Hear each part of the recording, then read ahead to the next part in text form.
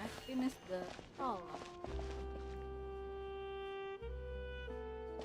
Go to the winglet.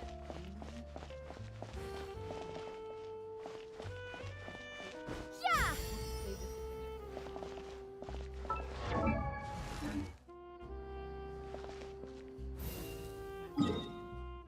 Oh. Huh. We are using the ship. No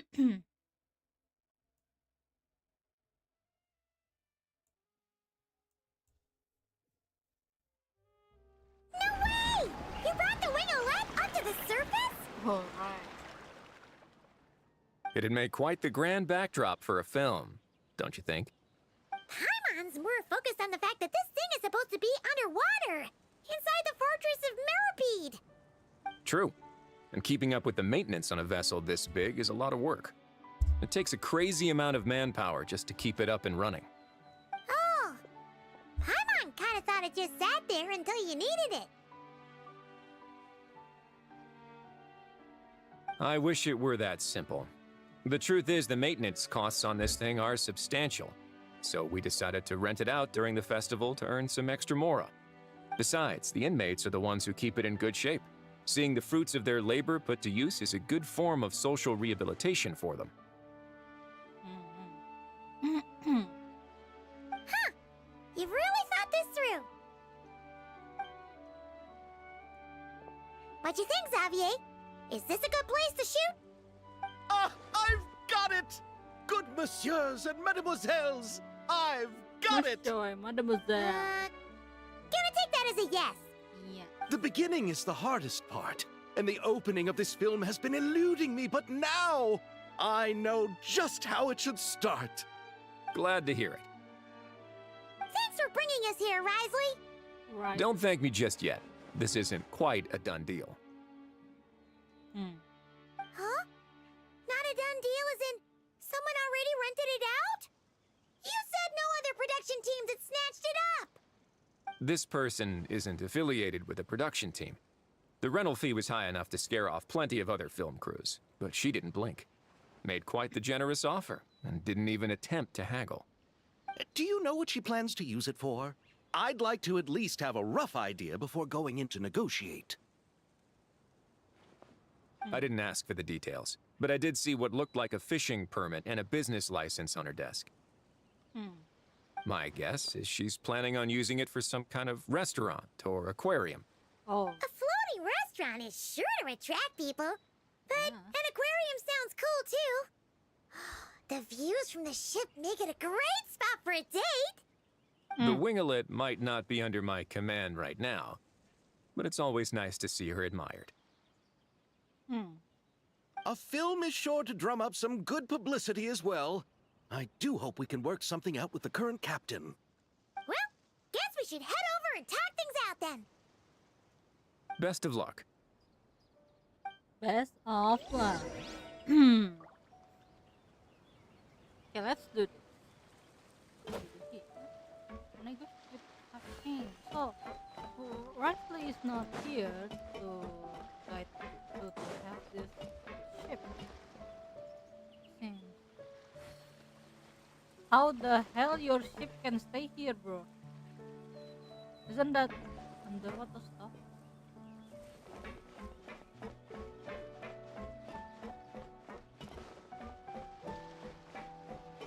Nicole, help me. Do I sense treasure? You do. Down there somewhere. Oh, that thing. Hello? Is anyone here? Hello?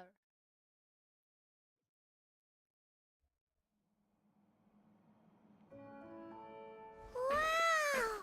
The winglet seems even bigger up close. The rooms are so spacious. Wonder who rented it out. No idea. Hello? Anyone there? Guess not. Perhaps the captain had business to attend to elsewhere. Too well. What Why rent such a massive boat just to have it sit here without even leaving so much as a note? Let's try again. Anyone there? Hello? Seriously? Right now? What? What is it gonna take to get some decent sleep around here? Is a nap too much to ask for? Sorry, the aquarium's closed for the... Huh? Hello? Sit Lolly? See Lolly? Traveler! Paimon! Hold on.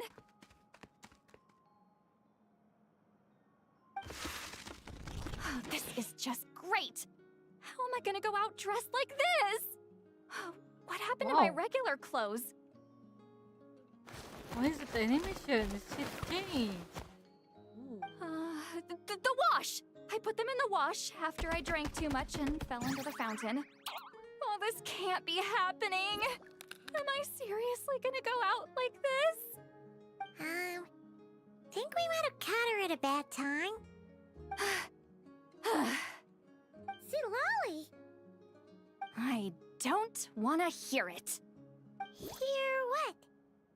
A single word about what I'm wearing. No comments, none. Is that clear? You. Oh, yep. Crystal. Ooh, what's wrong with it? It's look cute. Huh? You think so? Oh, you hear me? I forgot you could. No, wait, I told you not to say anything. I don't. I didn't. Then what was... Her thoughts. I heard her thoughts. How could I forget about that? Yeah. This is so embarrassing. I seemed a little too pleased to get that compliment, didn't I? Wait, the mind reading went both ways. Does that mean the traveler's hearing all this too? I don't. I didn't hear anything. You clearly did. I didn't hear anything. What did we do? Paimon's not following. Nothing. It's nothing. Let's just move on. Did you need something? You are rich. You're not here alone, I see. Hello, I'm Xavier, a film director and producer from Fontaine. I meant to introduce myself sooner, I just didn't want to, interrupt. No wonder we ran into each other in Fontaine of all places. You must also be in town for the festival then. Yes. That's right. We're helping Xavier with his film. In fact, we were hoping to shoot some scenes on this boat. Yeah. You're the one who rented it out, right, Seed Lolly? Me? Rent a boat? I wish I had that kind of spare cash floating around. Not to mention the spare time. Don't get the wrong idea, though. I'm not here to sail off into the sunset and live out some cushy retirement life, okay? I'm not that old. Then why you dress like... how did you end up staying aboard the Winglet? Well, I heard one of my favorite light novels was getting turned into a film, so I came to Fontaine to catch the premiere. Okay. Originally, I booked a room near the Opera Epiclese, but I'm quite particular about where I sleep these days. I think it's an age thing. And that bed? Oh, I just couldn't sleep in it. I tried to find a different hotel, but with the festival, everything was completely booked.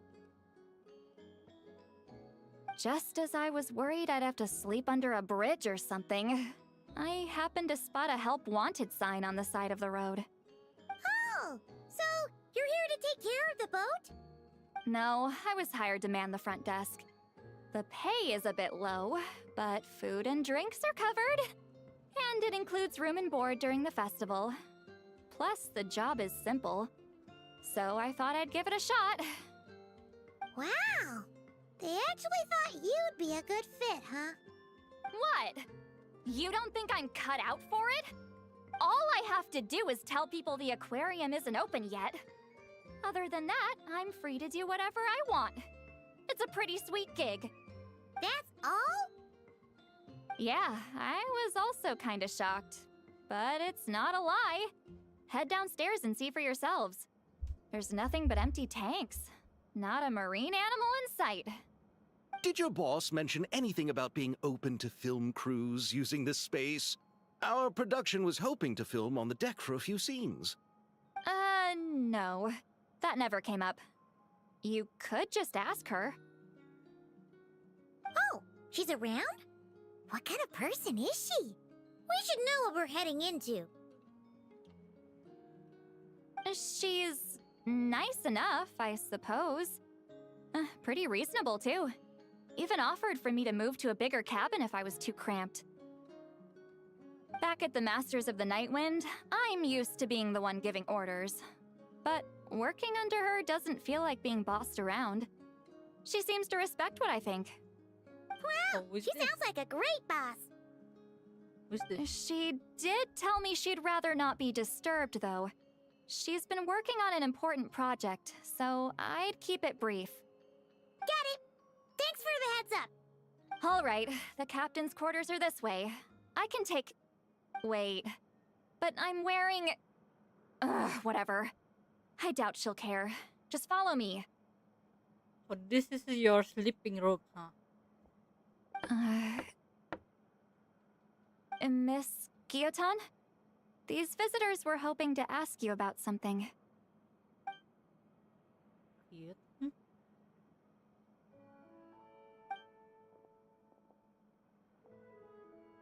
Lah, hidup lo. Choto. Did I skip one thing? I thought I said to limit the interruptions. Just tell them the aquarium is still...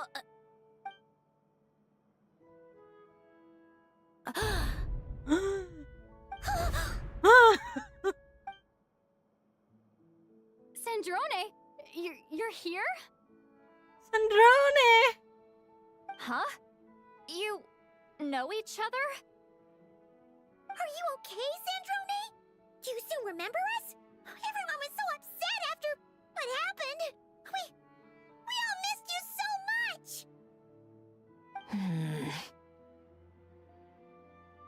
Aww. Miss Seat Lolly, why don't you escort this gentleman to the reception area for a cup of tea? I have something to discuss with these two in private. Ah, I see. Right this way, Mr. Xavier. I like the way they do her hair. Sandrone? Sandrone, you still alive? I really can't go anywhere without running into you two, can I? Are you okay?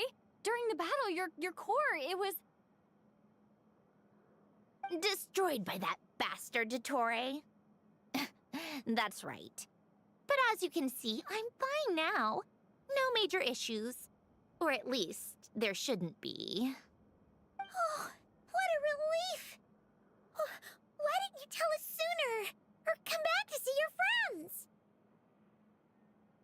Now that I have the chance, I just want to say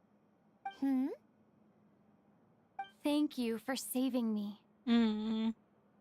Huh? Ugh, don't get the wrong idea. I only saved you so we could complete that formula and defeat Dottore once and for all. Lying. Even if he did crawl back from the grave to make us all miserable again. That doesn't matter. You're still a hero. All right. But it wasn't just me. All I did was lend my brilliant mind to the cause and take care of one part of the plan. Although, I'm not denying it would have fallen apart without me. You got that right. You're amazing. But how did you go from a, you Yeah, know, you practically From a died. lifeless pile of scrap to looking like this? well, The dragonfly. my mom was trying to put it a bit more gently, but yeah. Where do I even start? So we didn't help her to fix herself, but she fixed herself. I thought we're gonna go with her, with Columbina to fix her. But it seems I miss your skirt. Ah, like Noel.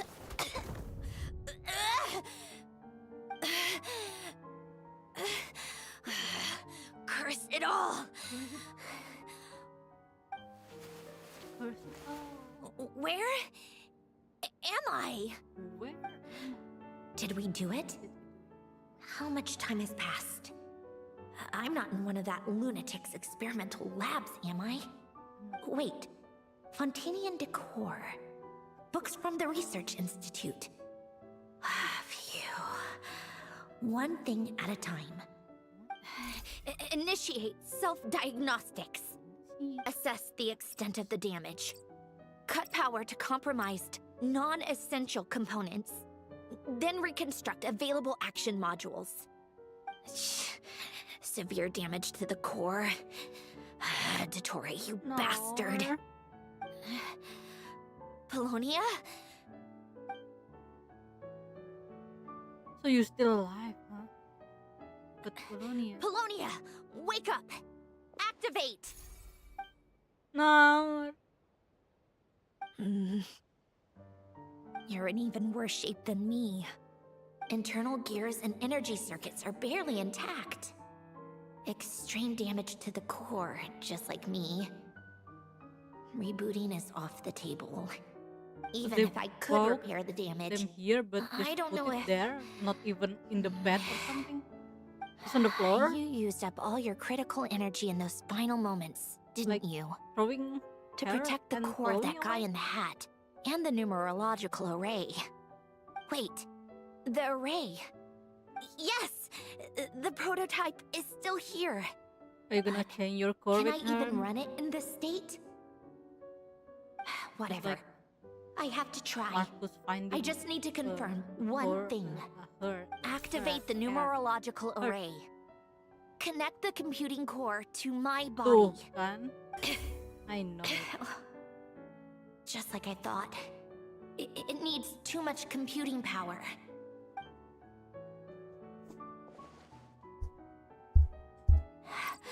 Cut off power supply to all functions except the thinking module.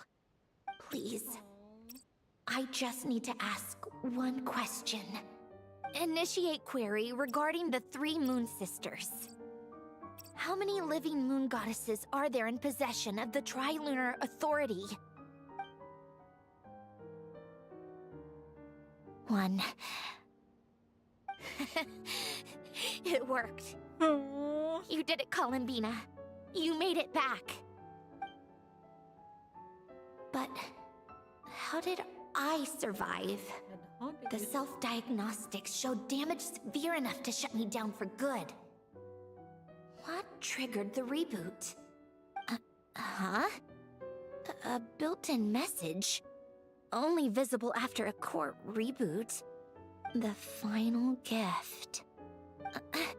Alen! Were you the one who gave me the second chance? But why now? What activated it? What is that? A vision? Wait, no. It's a stellar linchpin?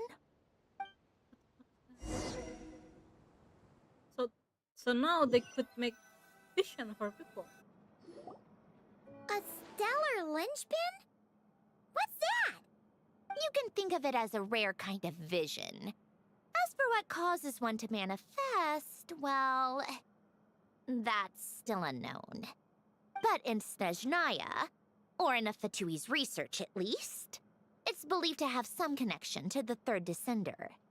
The third descender? We knew his remains were used to create the Gnosis, but this is the first we're hearing about a stellar linchpin. You knew about the remains? Right, of course. Look who I'm talking to. Yes. The heavenly principles used the remains of the third descender to create the seven gnosis as a means to consolidate the Archon system. Visions result from that same system, so extrapolating from there, it's clear that the manifestation of a vision is also, to some extent, related to the third descender. Still following? Yeah.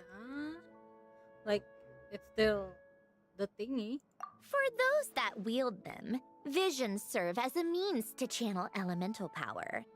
The same is true of stellar linchpins. The difference is that, when wielding elemental energy, stellar linchpin users often exhibit a unique kind of power that seems to come from beyond to that. It's believed that, when a stellar linchpin manifests, impurities from the remains of the third descender get fixed in place. Hence, the name. That's also believed to be the source of the strange power I just mentioned. We've heard that visions can appear when someone has a really strong wish or desire. Stellar linchpins sound kind of similar, so does that mean... Huh? Oh, don't look at me like that. I've never had any grand wishes or aspirations. Just a list of things that drive me up the wall. So if you're asking why this thing appeared, I have no clue. You sure? All I know is that without it, the gift Alen left me, this built-in second chance, never would have triggered. The damage to my core was too severe. But thanks to the stellar linchpin's manifestation, it did trigger. And after my core rebooted, I was able to repair the damage to my body. I also managed to import the numerological array, along with some of Polonia's surviving algorithms, into this form. Wait, does that mean Polonia is... Yes. Unfortunately, Polonia is... beyond repair. Now, Oh, we're so sorry to hear that. But you also mentioned something about a final gift? Yes. Alen often spoke to me about wishes and desires when he was alive. I suppose he thought there might come a day when I wished for something, and was willing to sacrifice my own life to fulfill it. So he left me a chance to start over. you never know, but No, never. Alen once said I was his proudest masterpiece. That might sound boastful coming from me, but it's also an undeniable fact. After Alen died, I started studying how Polonia and I worked. Polonia is essentially a computational machine, so it wasn't difficult to figure out the mechanical principles there. But when it came to my own structure, that's when Alen, the Lord Artificer's true greatness, struck me once again. I attempted to imitate it when I created Catherine, but in the end, she turned out to be nothing more than a superficial replica. What? But his creations go. Catherine Yeah. is super impressive. We were shocked when we first found out she was a puppet. No, she's nothing compared to what Alen was able to create. Some of the mechanical principles of my own core are still a complete mystery to me. Keeping that gift hidden wasn't even a challenge for him. Just a shame I had to waste it on fighting Dottore. I just couldn't stand the thought of him coming out on top. you give the war a second chance. It wasn't a waste. If you put it that way, the world owes me a whole lot then, doesn't it? Wait, but all this still doesn't explain what you're doing here. Risley said you rented the ship and even had some kind of fishing permit? That's because I'm trying to go back to the place Alen and I lived when he was alive. My former home, I suppose you could say. I've been there. The second chance wasn't the only part of the gift. According to the message, Alen left me a few other things that are stored in the house we shared together. I'm hoping that whatever he left me can help fix certain anomalies in my rebooted core. And help me understand why I received a stellar linchpin in the first place. Okay, so go back then. What does that have to do with fishing? And to think I'm talking to the saviors of Fontaine. Did you forget that the water levels have been rising for centuries? I can't just go back to the place I used to live because now it's underwater. Oh, right. With the rising water levels and changes in terrain, it's not just a matter of finding where it is, but also clearing away any sediment or debris. But Fontaine law prohibits unauthorized individuals and organizations from excavating underwater ruins. Amelazine caught me the minute I even made an attempt. Why not apply for authorization then? And face the endless slog of Fontainian bureaucracy. No thanks. Besides, I'm a Fatui harbinger. The diplomatic implications alone would be enough to give the gestionnaires at the Palais Mermonia a headache.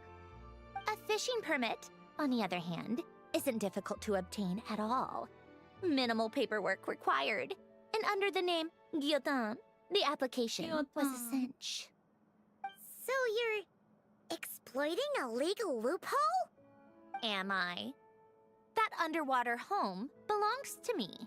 If I happen to chance upon it while doing some fishing, what's the issue with that? Of course, I do have to catch some fish to put in the aquarium, just in case the gestionnaires come to check up on things.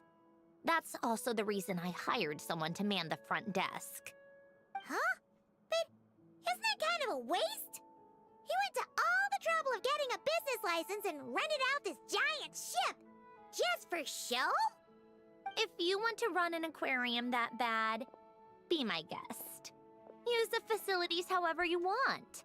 I'm certainly not going to stop you. Oh, this is All how I we want is to manage go back the home and see aquarium. what other gifts Alain wanted me to inherit. Hold on. Enough about me. What are you two even doing here? We I think we know where's your house is.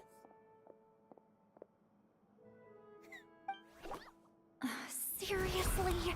They've been in there forever. The reaction when they saw each other was strange, to say the least. You're lucky I was nice enough to leave the room and give them some space.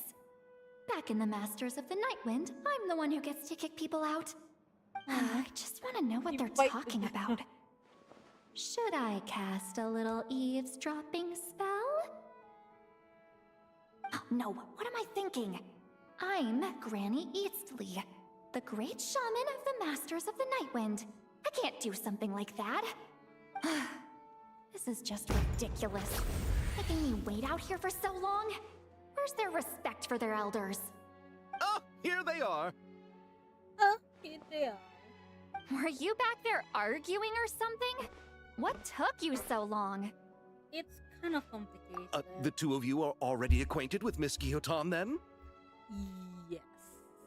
Oh, yep.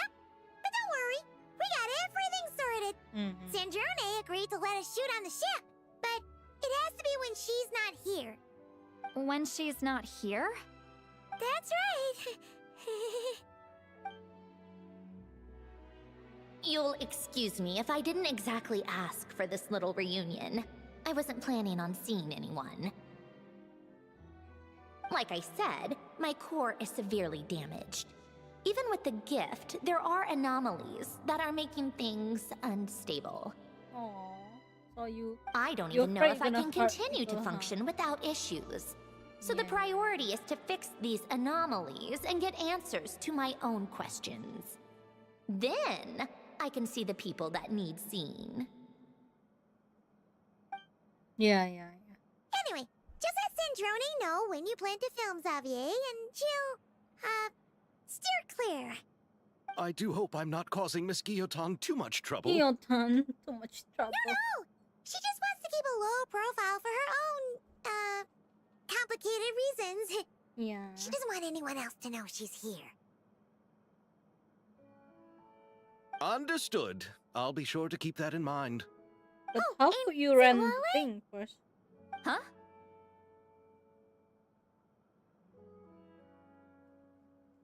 She wants to talk to you, You Silali. mean Miss Gyotan? What does she want? Oh, please don't let it be about the pajamas. What? The seventh of the Fatui Harbingers? Why are you telling me all this? I asked the traveler about you, and I've decided it's best to be open in this instance. I can understand if you would rather not work for a Harbinger. Regardless, the room on the ship is yours to keep. You're an acquaintance of the traveler, and I plan to honor that. Wait, she's actually nice? It's not a problem. The captain also worked for the Fatui, and he helped Natlan a great deal. We know that there are good people among your ranks. Besides, I've been around long enough to know what it means to earn one's keep. This isn't Natlan, and I don't expect special treatment. Besides, sitting at a desk isn't exactly back-breaking work. I appreciate that perspective, great shaman. Seat Lolly. Just call me Seat Lolly. That title makes me sound so... old. Well, Seat Lolly, the traveler and I are looking for something, so we'll be heading underwater together soon. I'll leave the ship in your care while we're gone. Together? How often? Not too often. We're heading out in a bit, but I'll be available if you need something. You couldn't, go alone? I wanted to, but she was concerned about my physical well-being. So she offered to come with. Sis! Guess my mental well-being means nothing then. Huh? Sis! Bro, are you loving me or something? Just be quick about the whole thing, okay? No? What? Why? Silly, you love me? Miss Gyotan is so generous. We talked it over, and she agreed to let our crew come over and do some test shots while you two are out. No eh. Ganda man to, Sandro. Okay. But can I go anywhere first? Ooh, what is this down here? Oh, this is the aquarium? Oh! No, it's not as big as I thought. Just like this. This is not big. I expected something more bigger than this. Like something more like this one. This one should be an aquarium here. How about this place? Oh no! There's a lot of place. Never mind. This is not aquarium. Ah! I could fish here? Is it a fishing spot?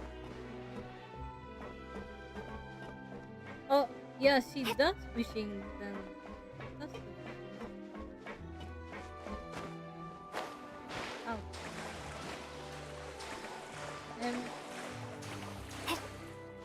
Oh wait, how to get out?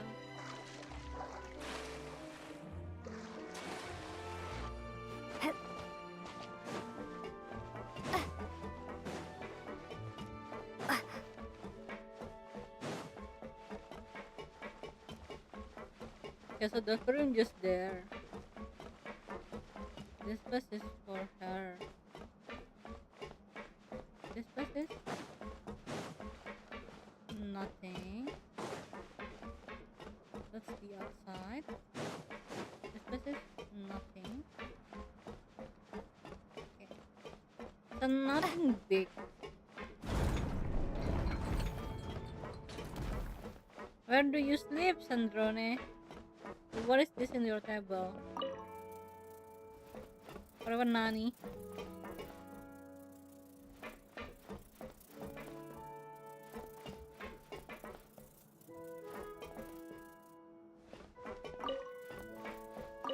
All right. Our first stop is Barrel region. After Alain left the Fontaine Research Institute, he lived in seclusion somewhere around there. Okay, let's go.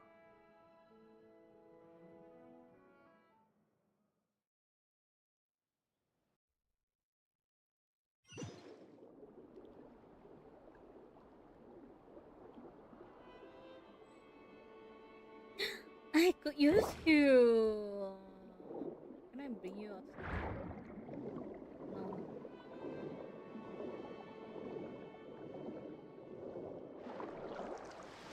What the fuck? Oh my god. Walk out. I could Come bring on, you. keep up. You similar to the one that Huh. I know. This place has changed a lot. Guess I really have been gone for a long time.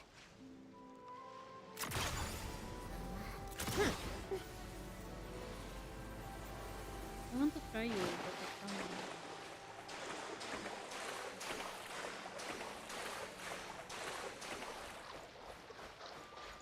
Ah! No!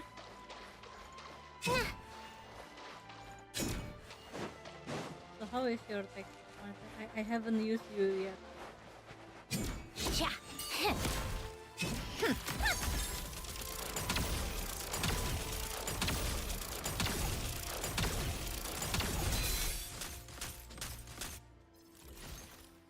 Come on, keep up. Yeah.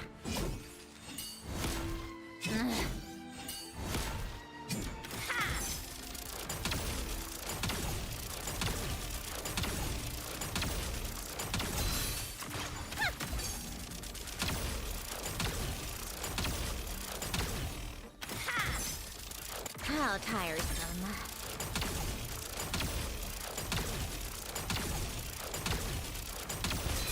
Take a break. What? You could do unlimited stuff, bro. How tiresome.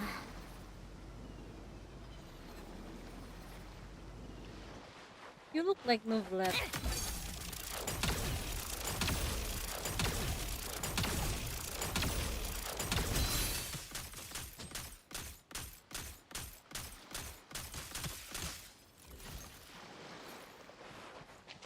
Come on, keep up.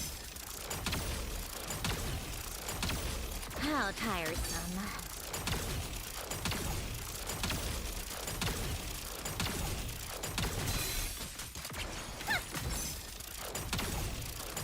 Why you could do unlimited stuff, bro? What the fuck? Fly. Let's look around and see what we can learn.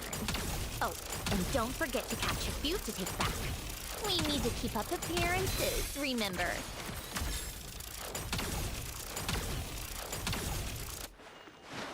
Now.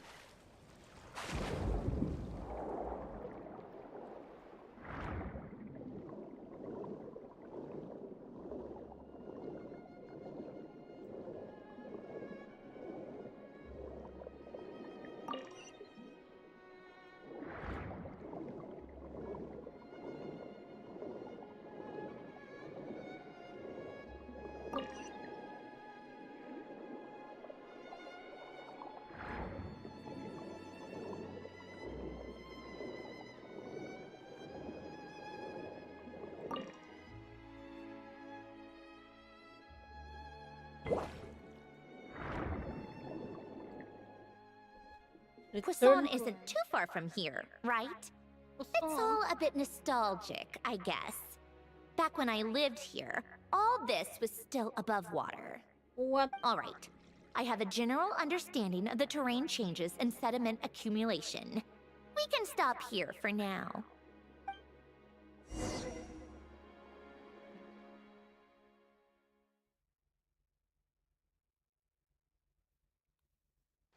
Why they make your skirt so short? That went smoother than expected. I appreciate the help. No problem. You doing okay though, Sandrone? Seeing your home look nothing like you remember, that can't be easy. I'm fine. Times change. People change. That's the one thing you can actually count on. I made peace with that a long time ago.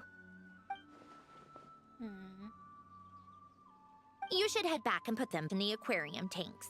We finished ahead of schedule, so your crew is probably still on the ship. I'll follow in a bit. Right. Xavier said he was gonna test out a couple of shots. Sure, the wanna come with us? I'm sure. I want to take another look around on my own. Okay then. Want us to let you know when the filming is done? No need. Columbina relies on Kuvaki to perceive her surroundings. In Nodcry, her senses are heightened because Kuvaki is everywhere.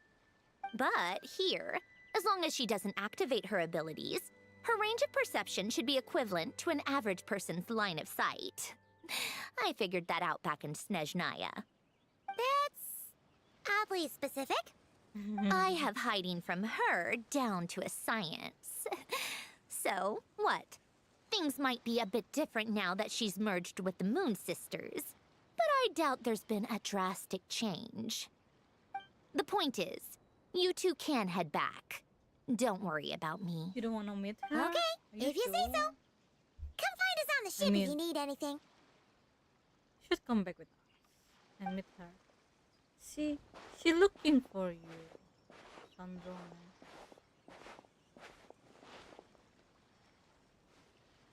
What did you leave for me, Alen? Did you know I would come back? Or did you make it so I would have to?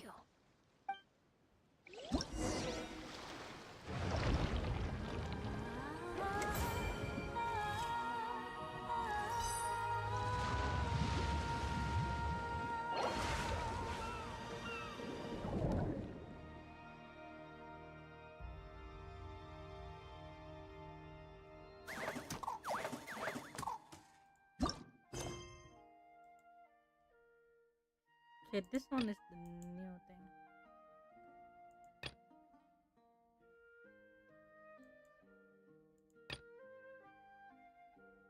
I think we should do one by one, huh?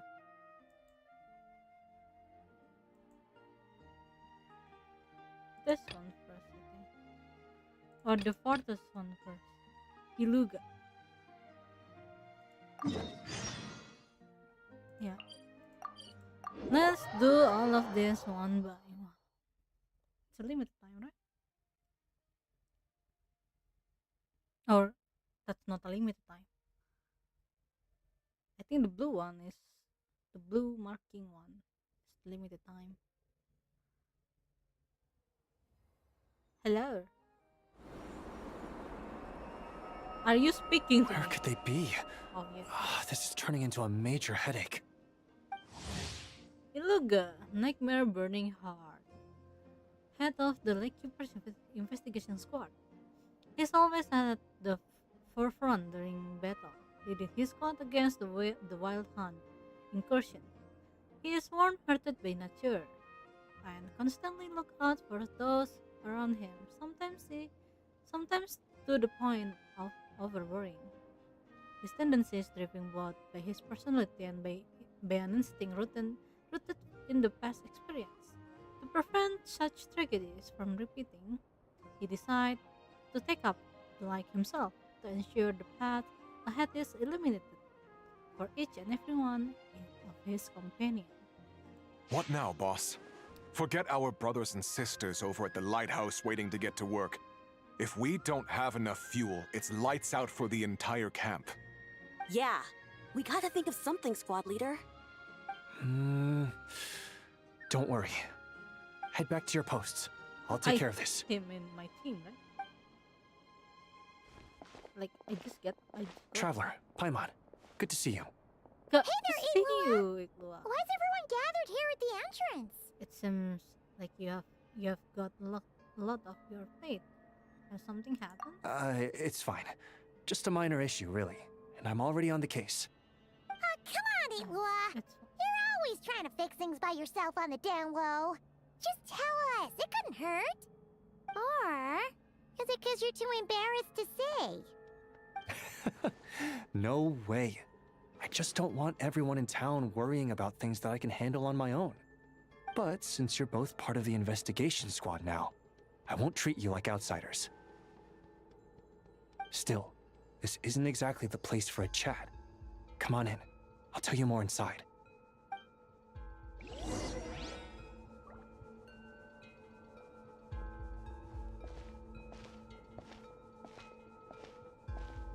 I would like to use Geo team though for this. Squad leader, I've compiled what data we have on the bases we can still control. My report is over at the command post. Got it. Thanks, Roland.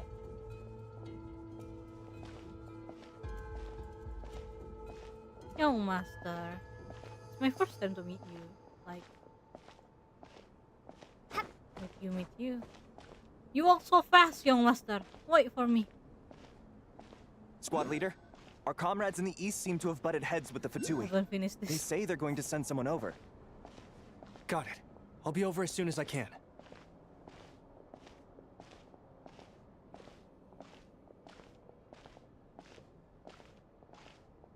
Jeez, Itlua. Are you always this busy? Recently, yes. There's just so much work to catch up on. You're so young, but you have a stable life, stable job. I think Flint's let you do all of this, right? He doesn't want to do anything. You know, Paimon's been wanting to ask for a while now. What are these vehicle thingies we keep seeing in the Lightkeepers camps? They kind of look like food trucks, don't you think? It'll be awesome if you really could cook up there. But Paimon has a feeling there's more to these things than meets the eye. Maybe it's a chef, but capable only of the finest hot cuisine. Maybe it can transform into a battle bot. For real? You mean the type that'd grab a spoon and start attacking you if you said you didn't like its cooking? Oh, these? Officially, they're called moon wagons. They're transportation tools we made by modifying Snezhnayan mechanical vehicles. You can think of them as Kuvaki-powered mobile lighthouses. They're not quick by any means, but they save us a whole lot of trouble and manpower when it comes to transporting supplies. As for cooking functionality, I hadn't actually given that any thought. But you know, if we did install a toaster in there... Relax, you don't have to take Paimon that seriously. That food truck bit joke. The food truck bit was a joke. Oh, no. Filling stomachs is a key part of a Ratnik's duties too. Thanks for reminding me of that, Paimon. Oh my god, you're so kind. A proper food truck would save us from having to build makeshift stone stoves just to eat a hot meal. Right? And that way, you could even hold your own bonfire parties too! Except, everyone does seem really busy. Not sure they'd be in the mood for that.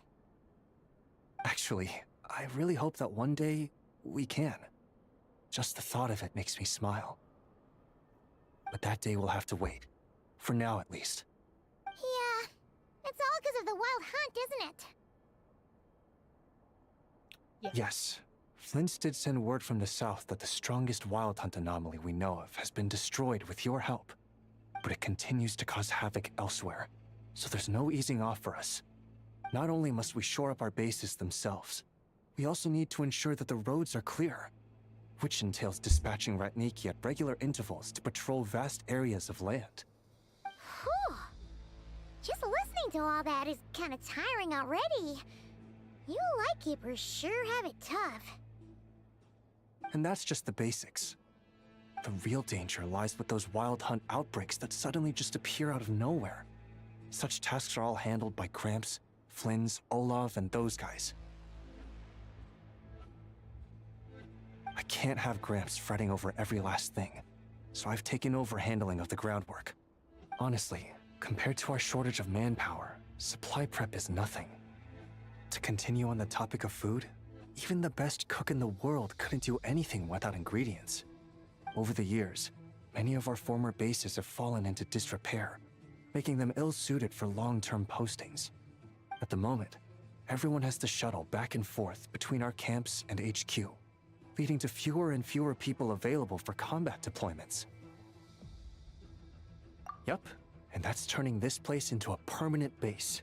And most importantly, what's a Lightkeeper stronghold without a lighthouse? So, you want to build one here? Exactly. We'll need it if we're to stand any chance against the Wild Hunt's attacks. Which is easy to say, but in practice, I think you've seen enough to know it's not going too smoothly. Oh, right! Paimon almost forgot that we were here to help. So, what's the issue? Well, building our encampment will require lots of fuel and supplies. Generally, we bring it all in on moon wagons, all the way from Pyramida.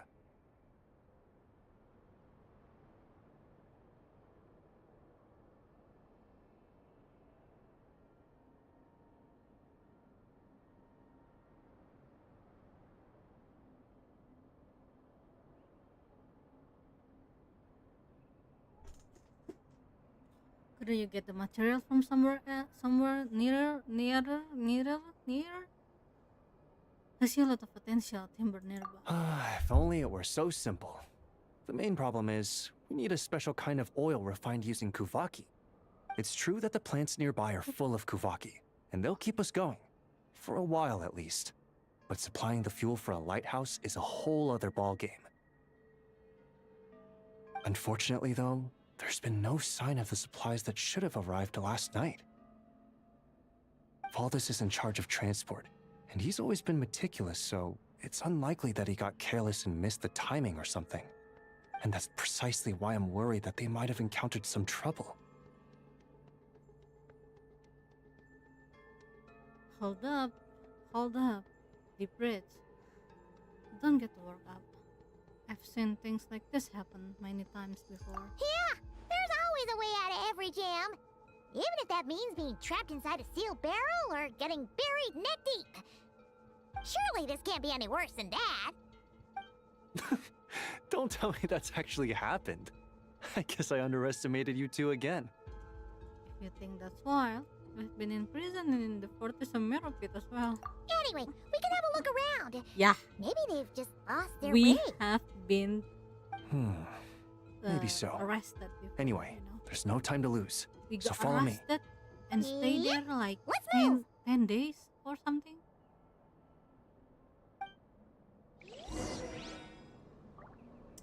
Look for the missing transporters.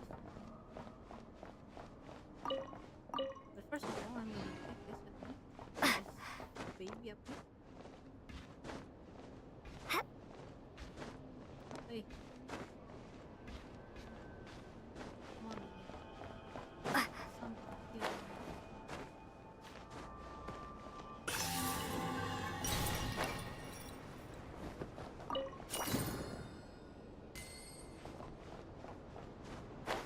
Where is it?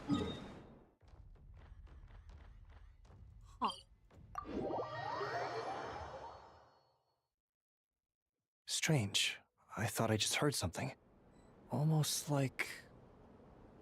Huh? Have you noticed something,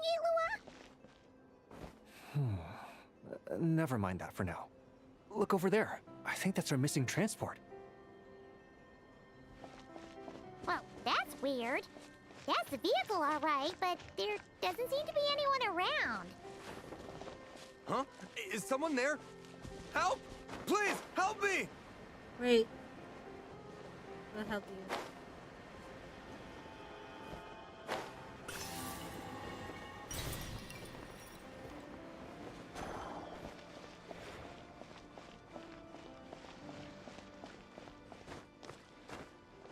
I will help you, sir. Just wait.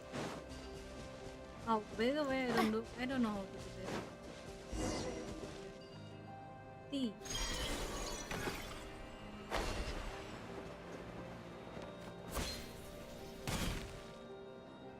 Huh. Squad leader! Thank the gods you're here! Please, help me! All this. Valdez, how did you end up here? It's a long story, but the barrier created by these mandragoras can't be broken from inside, so I've been stuck in here for almost the whole day.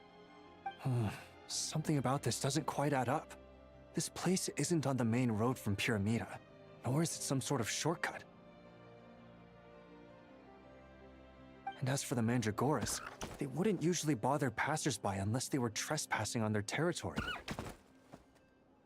In short, I'd like an explanation as to how you ended up here, and a reasonable one at that, or you might have to stay in there a while longer. Whoa! You don't usually see Itlua getting angry. Paimon's kind of scared now, too. Squad leader got to have some more imposing side after all. Besides, the Lake Keepers are known for their discipline. Oh, that's true. Guess being an adventurer really does have its advantages. It's a good thing we're only honorary squad members, or we'd be subject to his discipline too. All right. Last night, I found the path to our camp blocked by a large group of Mandragoras. You know how I like studying insects and plants, Squad Leader, and it was such a rare sight to see this many Mandragoras gathered in one place. Mandragoras? I didn't want to miss the opportunity, so I followed them all the way here. But then... I'm so sorry. I'll take responsibility for this, I promise. How about I cover Night Watch for the coming week? No, make that the whole month. Let's just rescue him first. You know, we already have the supplies, so... What do you mean? You're not just gonna leave me here, are you? Please, I know I was in the wrong. You know, he does look really sorry. Let's just save him first, alright? He's got enough punishment waiting for him as it is. You're right, Paimon. We can discuss the breaking of regulations after we get back.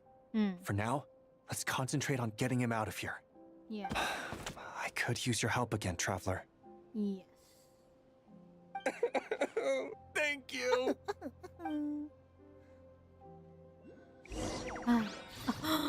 I'm Iglua now. Okay, so you must do something with this, right? Press the advantage. So if I take this from you and then I press E, is it gonna do something?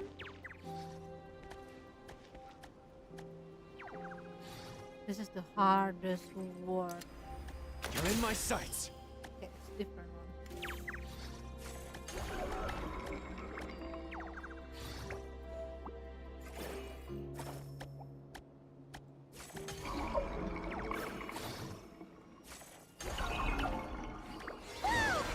Where'd all these monsters pop out from? Let our guard down. Prepare for battle, everyone. Target acquired. Huh? How to use you? I don't know, bro. Scorch him, but I think not. Our little secret. Watch out! The story has only just... ah.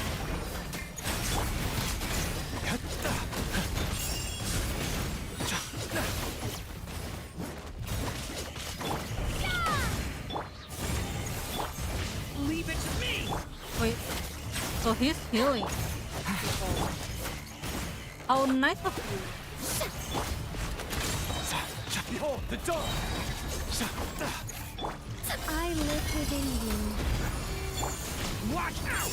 The turning point in... Let the world collide! While the light shines bright. Begone, shadow of darkness! Oh wait. I'm the one who healed. Oh. That's why I didn't feel anything. My everlasting flame! Yoo-hoo! Begone! You got this! Behold, the dawn! Heaven's will made mine. Turning point in... Such defiance. Time to shine! Shower me with praise! While the light shines bright, light compels you! Our little secret. Begone! Ah. How are you dying, Nicole?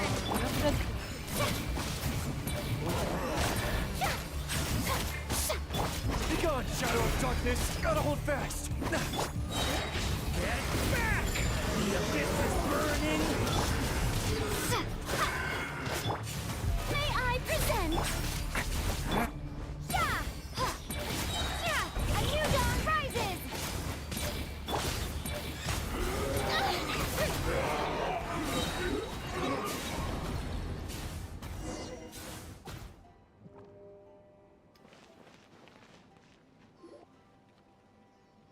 Phew! Finally drove off those monsters! What's going on here? Surely they couldn't have been waiting in ambush this whole time. The Wild Hunt. The Mandragoras. Huh, I get it. Huh? Have you figured something out, Iloa? Valdis, I think these Mandragoras trapped you inside the barrier to protect you. Aww.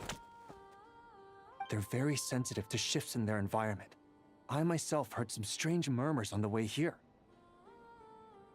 Come to think of it, it must have come from the Wild Hunt monsters, who had yet to manifest at that time.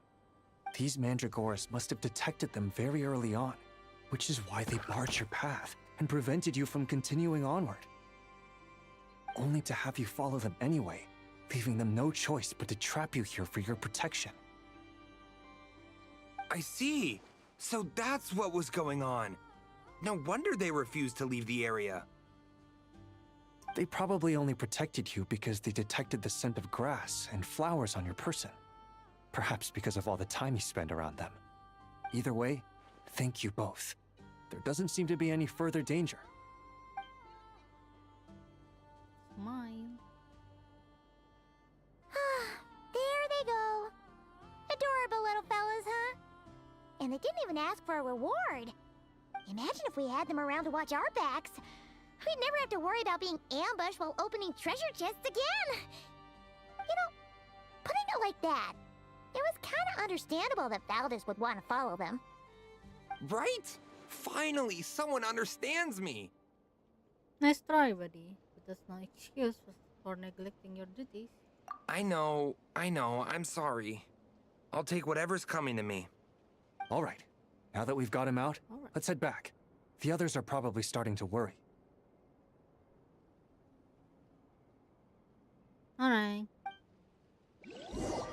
Is it the end of the quest? I wonder. Alrighty. That's the issue resolved and our fuel stocks replenished. Thank you both very much. Thank you. Don't mention it. We're part of the team, right? Speaking of the team, how felt this thing? He neglected his duty while escorting a supply shipment, which is a violation of our regulations. However, he did encounter a pretty dangerous situation related to the Wild Hunt, and we didn't end up suffering any losses. As such, as per his wishes, he'll be responsible for protecting the lighthouse throughout its next month of construction. Hope he doesn't start slacking off again. Now that she's a member of the team, Paimon's gonna start coming down to check up on him. Oh, and to see how the lighthouse is coming along, too. Speaking of which, Paimon wonders what it'll look like once it's all done. It won't be as impressive as the one at Final Night Cemetery, that's for sure. Still, it'll be bright enough to serve as a beacon to guide travelers through the night. So long as we're able to keep people safe, whether from the Wild Hunt or anything else, our efforts will not have been in vain. Anyway, I should go back to sorting through our archives. It's gonna All fall. that work isn't gonna do itself. No rest for Arachnic, huh? Just don't overwork yourself, alright? Don't worry, we won't be this busy forever. We should be able to put our feet up a bit once this place is up and running. In that case, we'll help you out. That way, it'll be done in no time. Your help would be most welcome, believe me. But I'm sure you've got a lot on your plate already. And asking you to come all this way just to do our work for us, it wouldn't feel right. How about this then? If you find anything useful during your adventures and you happen to be passing by, feel free to drop it off. Come on, it's no biggie. Like you said, we're squad mates now. Isn't that right, Traveler? Yeah. In that case, let me say again that it's an honor to have you as my squad mates. Okay, thank you. There's a Furin. Oh, that's me. Oh, this is the moon thing quest. Oh my goodness. Construct.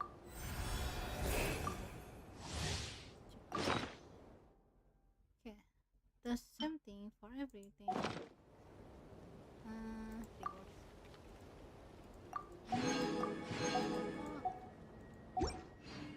Okay, so I do the wrong thing. That's so bad. That's really so it's not. I have two pulls. Can I pull now? I think I could pull here.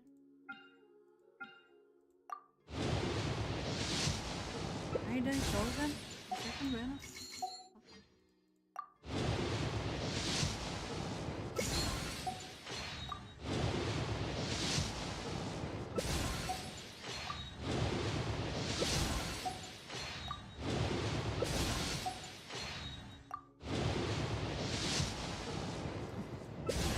Oh my god, it's fun news.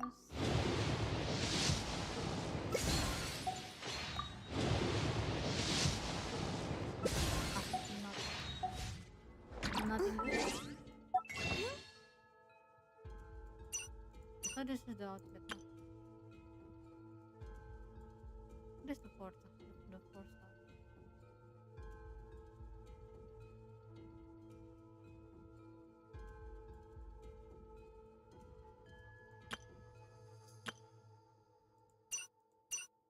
Oh.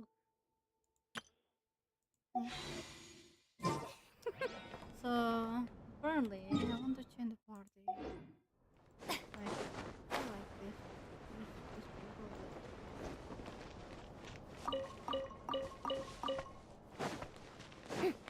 Yeah, change. Pick up. Something down there. So I think I want to make a team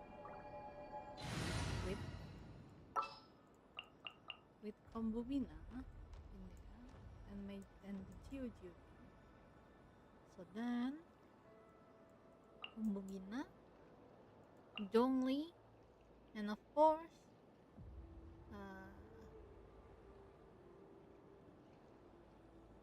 my lady gonna do this? No.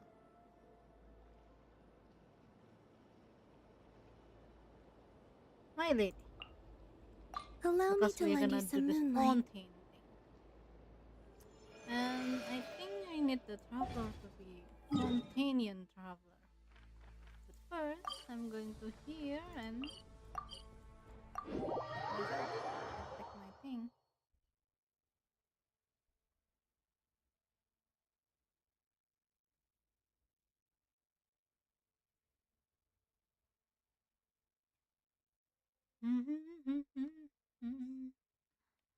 Take this crystal trap and make one again, and then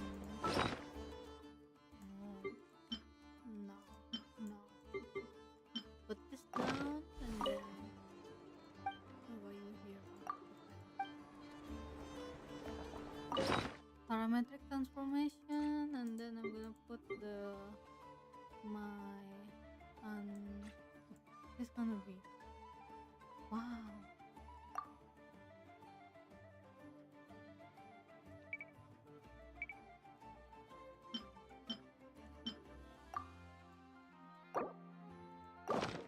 I have a lot of things. Wow. Navia.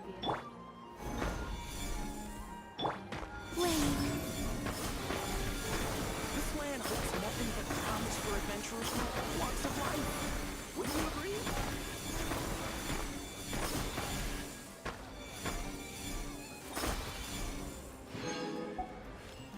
Add Astra. And this part is the thing. And then I'm gonna go back to the this, and then going to my island. My teapot stuff. Real quick.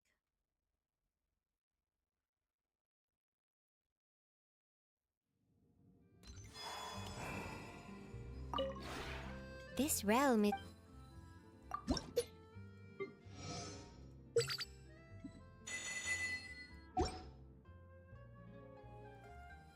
If you ever have... Okay, so the theme.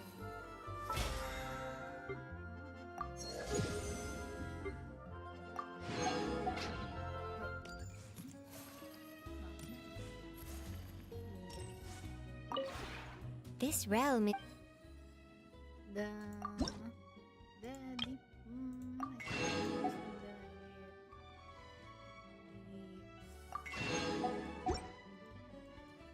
If you ever have...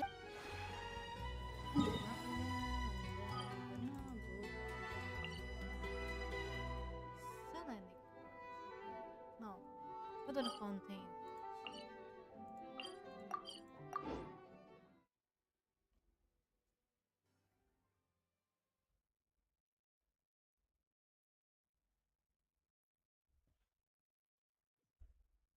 Fountain.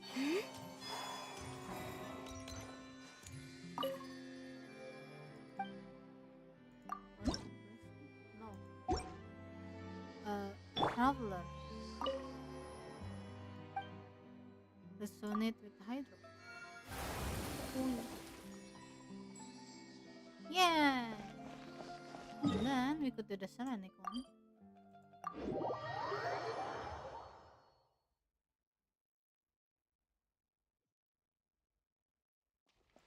And meet with all of them. Talk to him about that.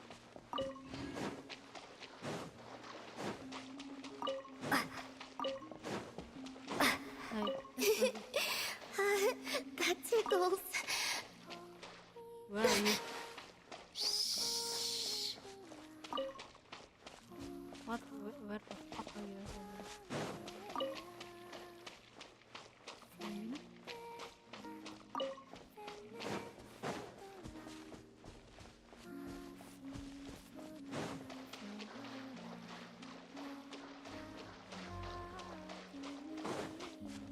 Hmm? I don't see her. Columbina? Huh. That's odd. Paimon's positive she heard Columbina's voice. Yeah, but I don't see her too. Yeah. Ah, Greetings. hello. Another jump scare? Not cool! If you were here, you should have just said so! I thought that since you were already so familiar with this game, I should increase the difficulty this round. Paimon's gonna get you next time, just you wait! Great. I look forward to it. What happened to your eye mask? What happened to your eye mask? Columbina. Oh, I guess the Kuhenki must have swiped it when we were playing earlier. I don't usually need to use my eyes, so the mask makes little difference. Let them play with it if they like. Oh, on that note, don't you want to go out more often? You no longer need to hide from anyone, right? Yes, I have plenty of time now. I can go where I wish, when I wish. However, I was concerned that you might worry if you came looking for me, but found that I had left without saying goodbye. This kind of situation, you can just leave a note. Yeah! After all, we only need to know that you're okay. I see. I will consider it then. You only consider it? Or maybe this is just where you want to be. Everything that has happened here, I find them to be happy memories. That said, I do have another reason for waiting for you here.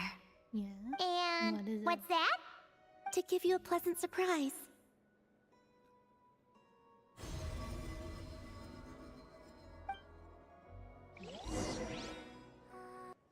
What did you give me? Where did you take me? Wow! What's gonna happen? This must be the place you were talking about, right? Paimon wasn't there last time, so she didn't get to Where see is it. it? Where is this? It's truly lovely. Can Paimon fly around and check it out? Of course. If it pleases you, I could bring you back again someday. Where is it? So, this the is story the that pleasant surprise the then? next thing? Oh? So this is enough to pass as a pleasant surprise in your eyes? No, the real surprise is yet to come. There's more? Come, let us paint. Wait, here? Paint? But Paimon doesn't see canvas, brushes, or paints anywhere. Oh, that's simple. The water's surface is our canvas, the moonlight our brushes, and the paths we take shall serve as the brushstrokes. With the moon's reflection to guide us, pure thought shall flow beneath our feet. Follow the moon Yes, guide good. and find the path. That's the way. Come, let us walk together a while.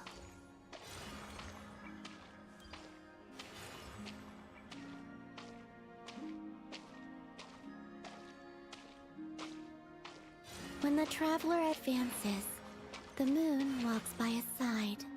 Where the traveler stops, the moon too rests its feet. There, it is finished. Oh, it's a rabbit?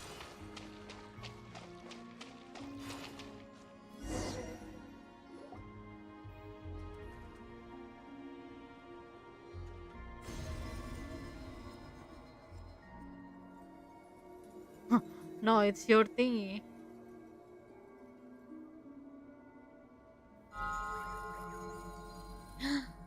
She's back! It's really you? You're back! In the silvery flesh! Oh, Paimon thought she'd never see you again! The painting we drew. We used moonlight to trace this child's form, and I poured new power and new blessings therein, causing her to be reborn. She no longer needs to bear my spirit. Her will is hers alone. Oh, her will is her own. Nani? Ah! She's flying over! She's here. Oh, you're back, Yes. Monotar. I have awakened all the memories of the time you spent together. My god. Happy pee, yay! Paimon's so glad to have you back, Luonatar! She promises to be nicer to you from now on. Paimon wasn't expecting the surprise to be this pleasant. Paimon loves it! Thank you, Columbina. It wasn't much. I, too, am glad to see her again.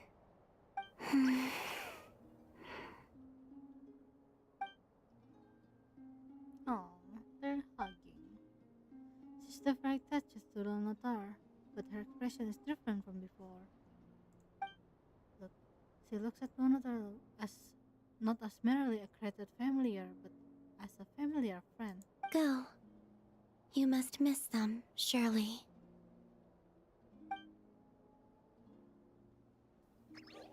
Happy pee, yay! You're welcome to come back anytime. Columbina can interact with Kuhenki and decide whether she wants to wear the eye mask. Okay. I think it's okay.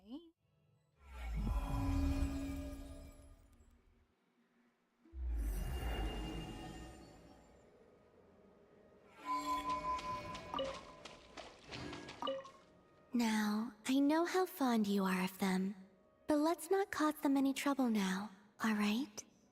Come back here to rest, should you find yourself tired from playing outside.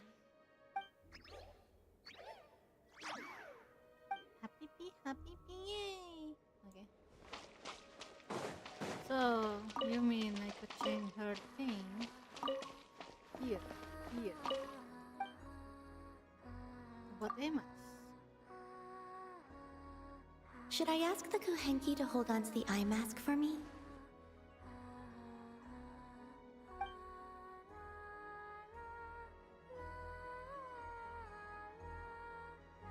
Could I lift this? Could I lift this with you?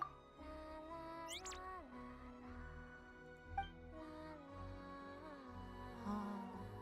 So, she's no longer wearing that. Cute! I love her like that. How about my Kambubina to?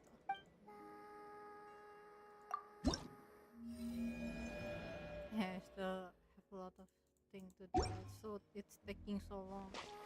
Rather than doing the quest, so boring. This one is making me feeling so bad.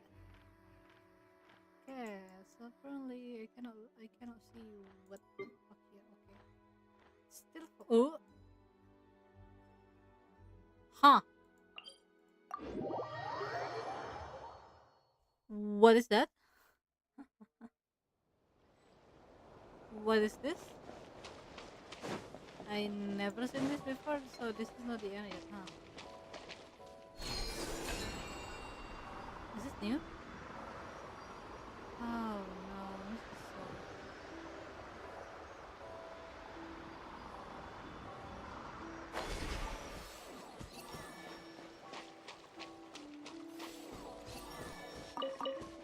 Is Columbina there? We've never been here before. Where is this exactly? Yeah. Where is Huh? it? Look! That person over there! Why Columbina. is she here? I thought she'd be at Silver Moon Hall. Huh. Funny how life works sometimes. Let's go over and say hi.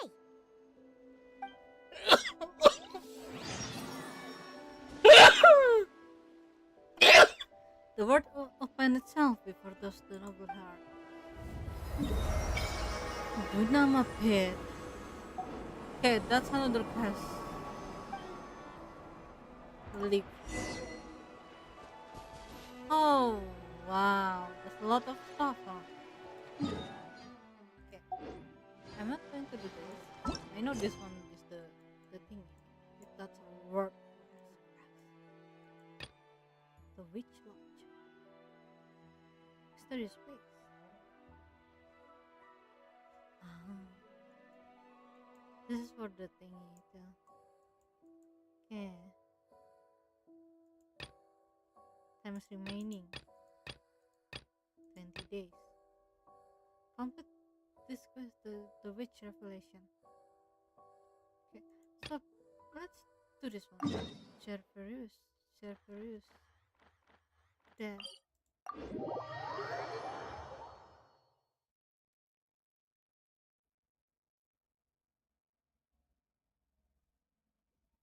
I think I make this pen by accident. Just say like that. Oh, wait, where is it again? Where is this?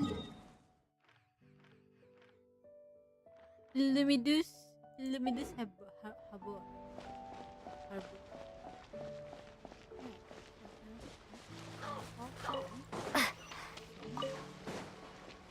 Hello. Middle basic and table, and this version is close to the ideal. According to assessment, what was mentioned? Mission Gunwardius apa? Lupa. Guardianage. Mason Guardianage. Weapons Bureau. Burao. Burao. Your weapon is so much. It's very much a cannon. It's just a shame that we need at least 2 teams worth of manpower to deploy your musket in the field. It's too complicated to use. Thank you for the approval, Officer Severus. Actually, I don't think the high barrier to entry a bad thing before I had the Soul Splinter ritual staff custom made by Silonan. We agree that the stronger the weapon, the stricter its usage standard should be. Apart from their difficulty to use, I've even considered placing a more moral cognition-based lock on such weapons.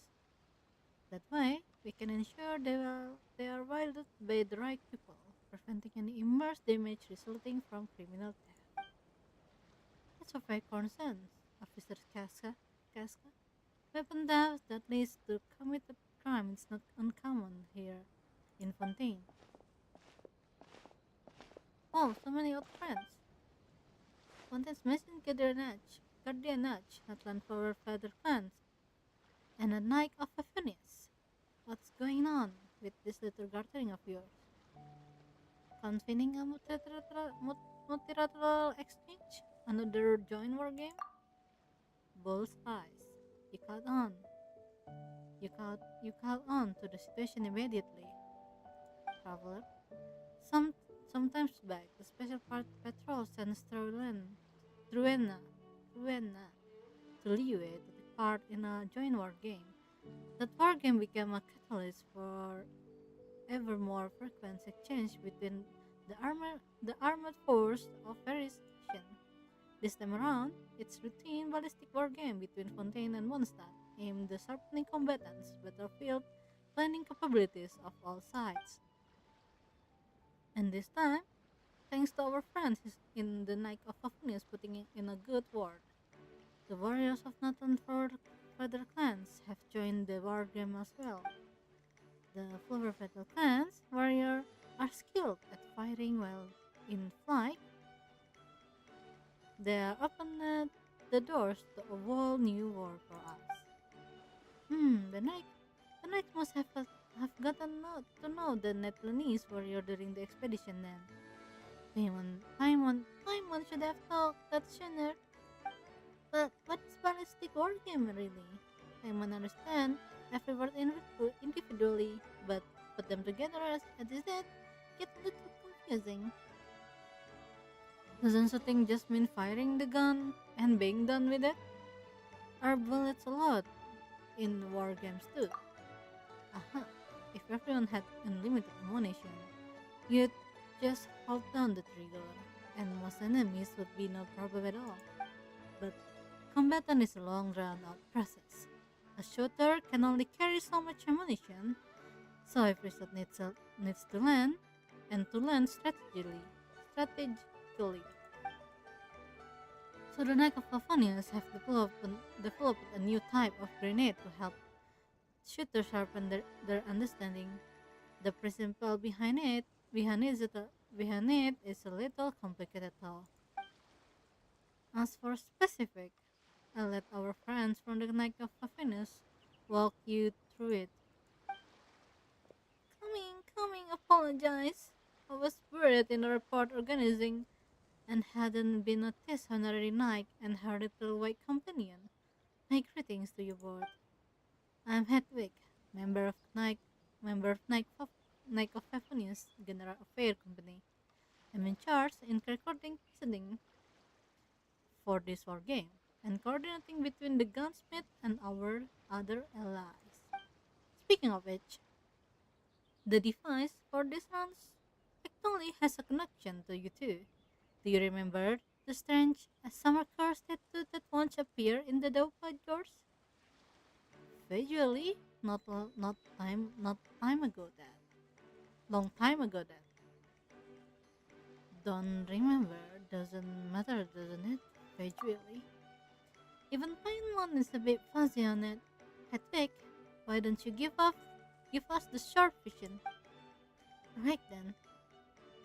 I'll skip I'll skip past of the old legend and scattered intel and cut to it.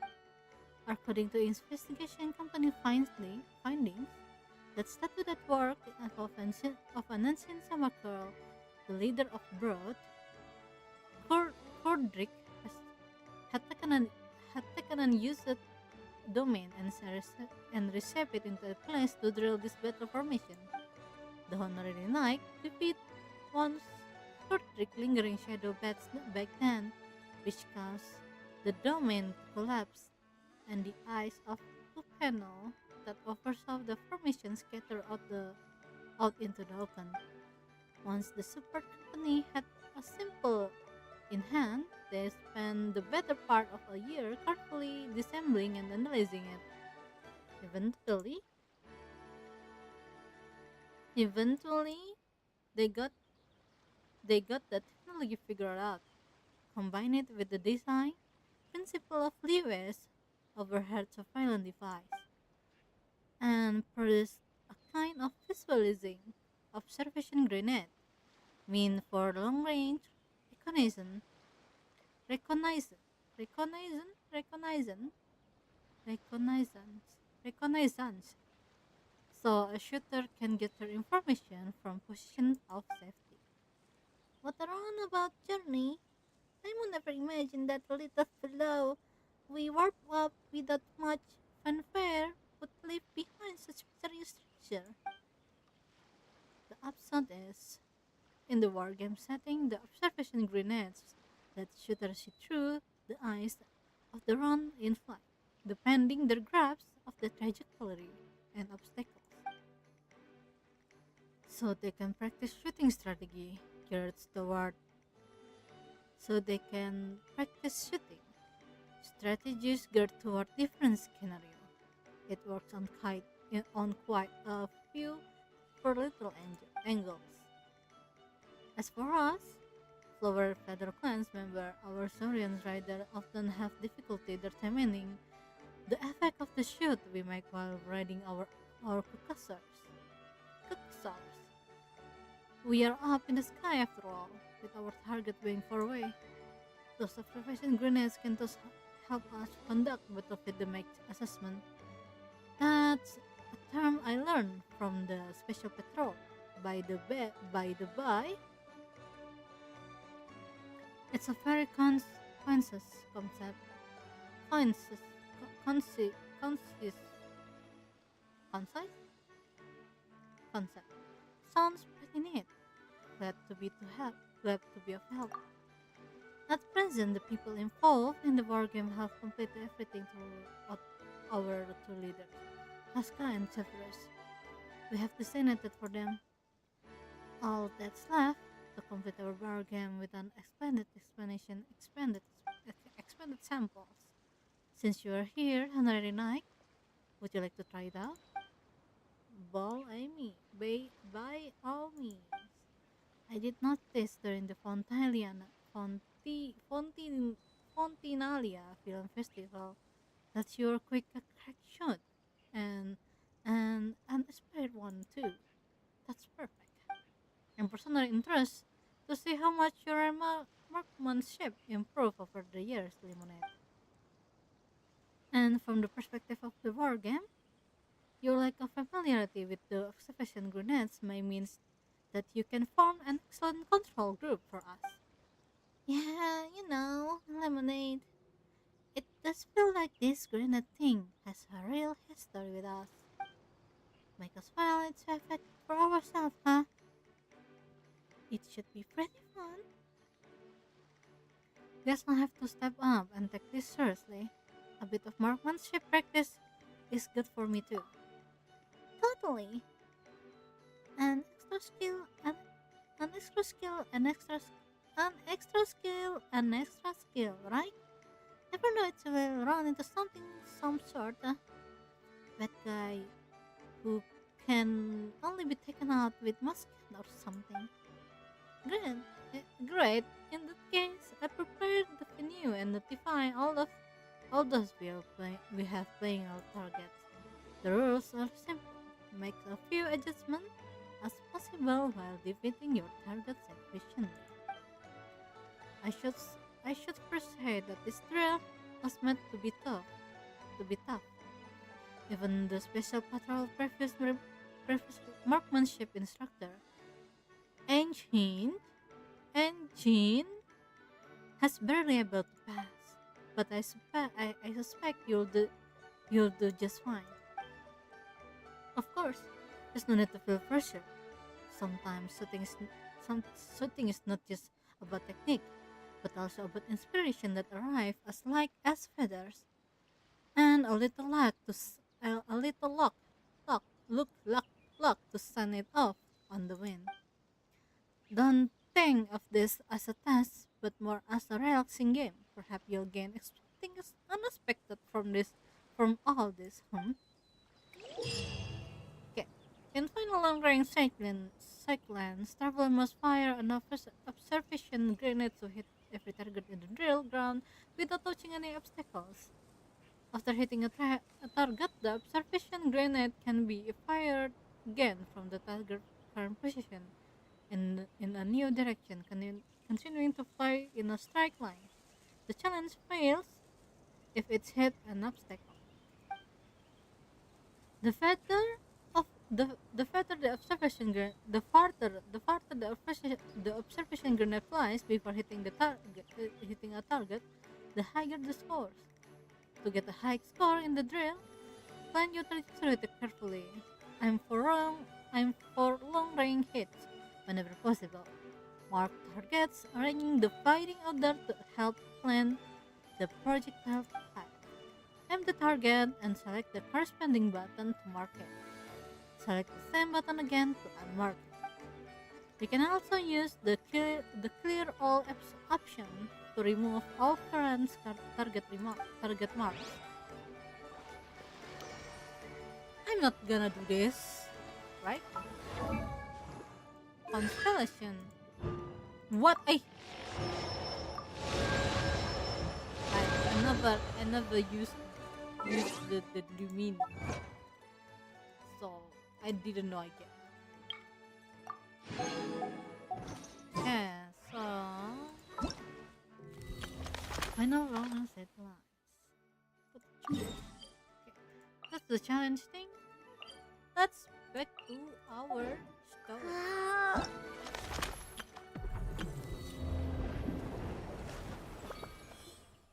Alright, satellite floats. Okay, I want that.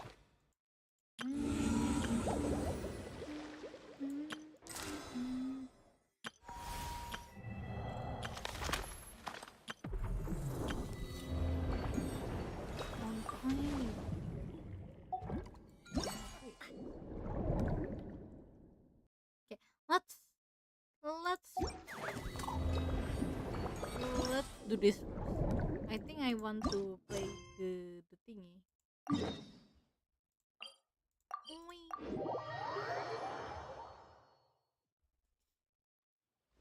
Head to the aquarium on the lower level.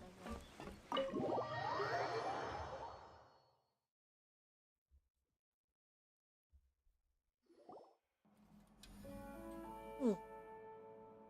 Xavier, we're back! Oh, this is the story, huh? Xavier! Shh! Quiet on set! They're filming over there. Oh, I'm Oops, sorry. sorry.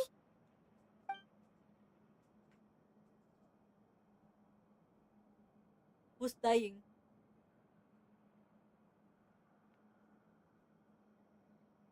What's your take, Detective? Bullet wound to the chest. Gunpowder residue on the clothes. The victim must have been shot at close range. You think it was someone they knew? Yes. It's possible the suspect arranged for them to meet at this very spot. A reasonable deduction. But you're overlooking a crucial clue. What? What? The victim's pocket watch is missing. And cut! I think we got it! Good work, everyone! Phew, finally. Yeah. Acting was nerve-wracking for me when I first tried it too. Just loosen up, and you'll get used to it in no time. Shivers! Charlotte! Charlotte. Oh, hello there, you two. I miss you. You're filming here too? Oh, so Charlotte's crew must have been the one that asked you to help out, huh, Shivers? Yep. They heard about a potential filming location and wanted to come check it out. But when we got here, your crew had already beaten us to it. Luckily, Xavier and our director, Lapine Pauline, go way back. In the end, we agreed to just share each other's filming locations. Considering all the last-minute changes, that's just what Musketeer Pictures needed. For sure! Based off the scene just now, you must be the star of the film, Charlotte! You bet! This detective costume really suits me, don't you think? Oh, for sure. You're already right at home lurking in the shadows taking pictures of this and that.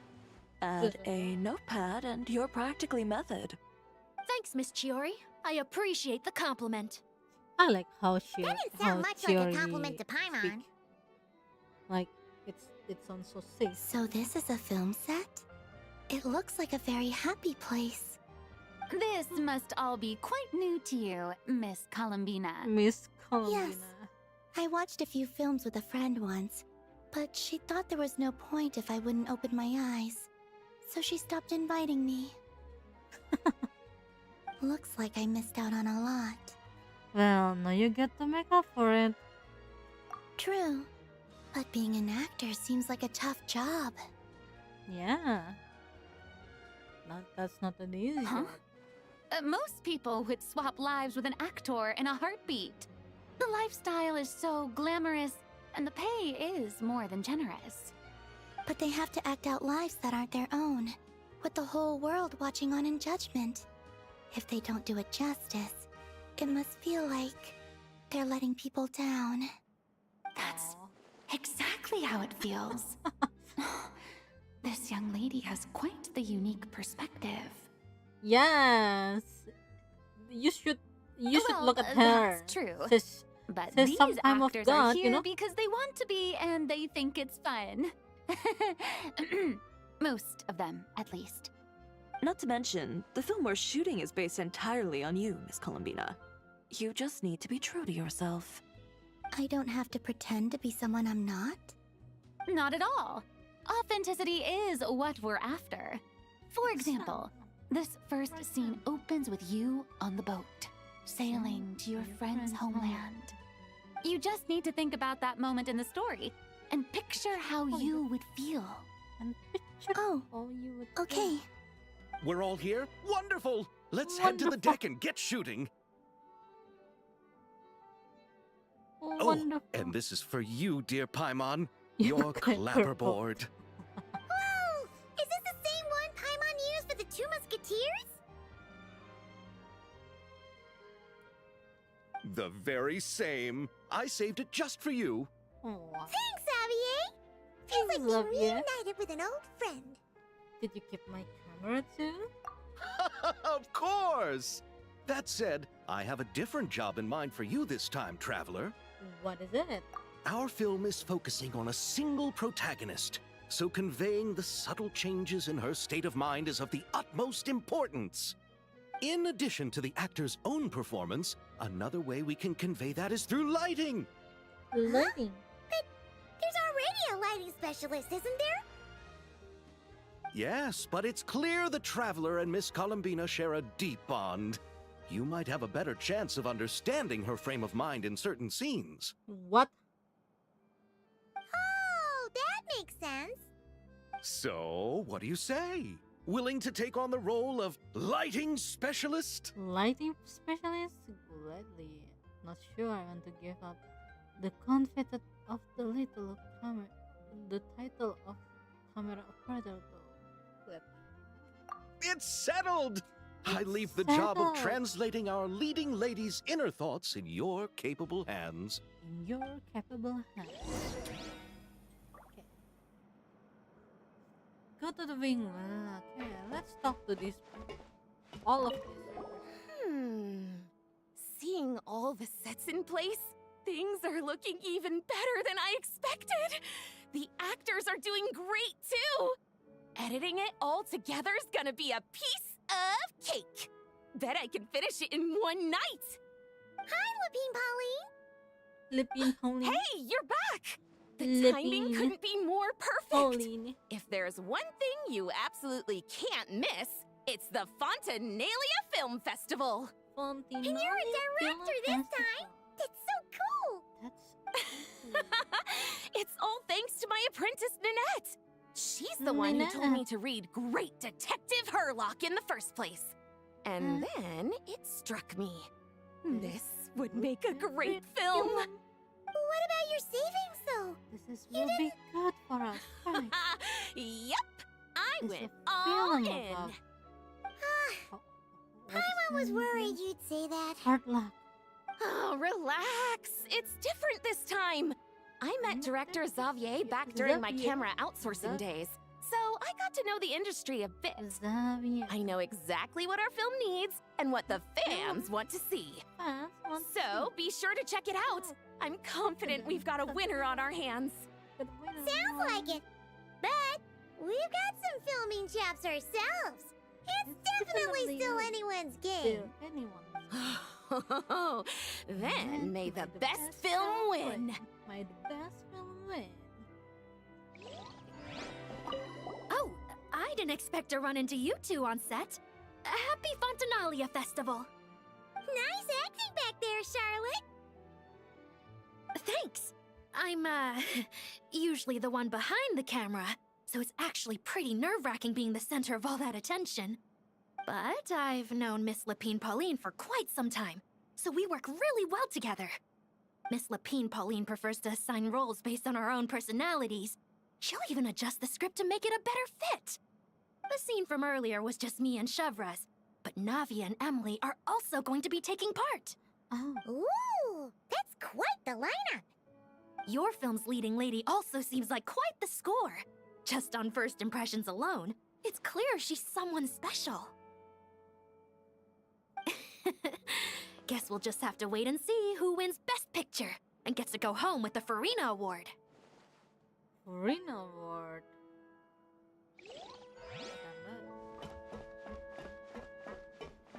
I see Silali here. Come on. I want to ask for an autograph so bad. But I can't do it dressed like this. An autograph from who? The cast of Great Detective Herlock. Duh! I came all the way here just for the premiere. But I didn't expect to end up on their film set. My laundry just won't dry. The weather here is too wet. Yes. Let's go to the aquarium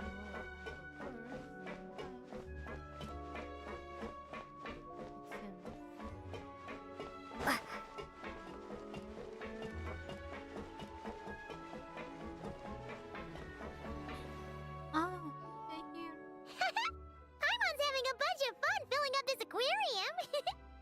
Since Sandrone doesn't mind, we should definitely catch some more fishies and make this place extra beautiful. Hey, you two. Come over here. Huh? Is everything all right? Here. This is for you. What is it? It's an underwater mobility device I've been working on. Huh? Wow! That's so kind of you, Sandrone. It's just a simple mechanical device. I saw the way you were catching fish and... how should I put this? It seemed somewhat... unsophisticated. To be perfectly frank, I found it quite difficult to watch. Was it really that bad? It was inefficient, unskilled, and completely and utterly inelegant. I'm sorry. We subjected you to that. Sorry, we subjected you to that. No need to apologize. Everyone has their own ways of doing things. But seeing as you plan to keep adding to the aquarium, it might be best if you use this device. The waters of Fontaine are home to more than just harmless ornamental fish. There are plenty of predators who could do you some real harm. This device will not only help you fish, it'll also help you flee. Thank you so much. I'll be sure to use it. All right. Oh, and if you're going for a swim, go now. And don't forget to tell me what you think of the device. I can always make more adjustments if you have any feedback. Alright, ma'am. Alright. Huh. In Operation Deep Dive Treasure, your main objective to defeat and capture Raid, dangerous creature, and as well, look for even more precious collectible, then surface within the time given. You can approach most dangerous creatures after stunning them. To do that, simply attack them until their HP is reduced to the minimum. Once they're stunned, you can capture them and store them in your treasure inventory. Do note that certain powerful creatures, marked with a special icon, are capable of dealing more damage. So be extra careful when you're dealing with them. Open the treasure inventory interface to move or rotate items to adjust their position within the inventory. Any, any nearby nearby items available for pickup will also display it on the left side of the treasure inventory interface. Arrange, arrange items and rotate them as necessary to maximize the available space in your inventory.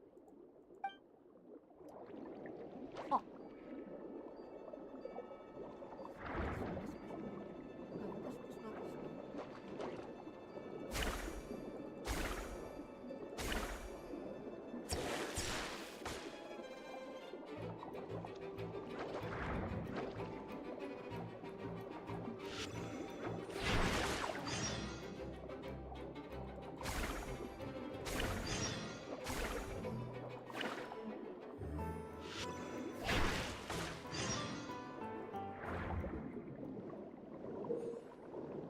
you may encounter various container well in the water,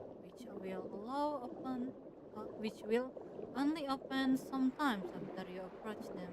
You have a chance of finding high-value items with every container type. The more container you find, the higher the chance that you will use your face with a variable haul. You may also find usable consumable items in this container.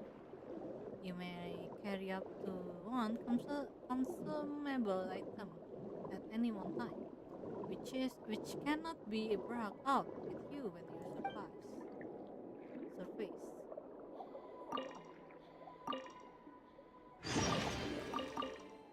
Dinner time. Play Memoria. You may encounter special xenochromatic container aberrants in the water. Attack this creature to obtain their abilities for a short time. Do note that while these creatures are more powerful, you will only able to use their abilities a certain number of times.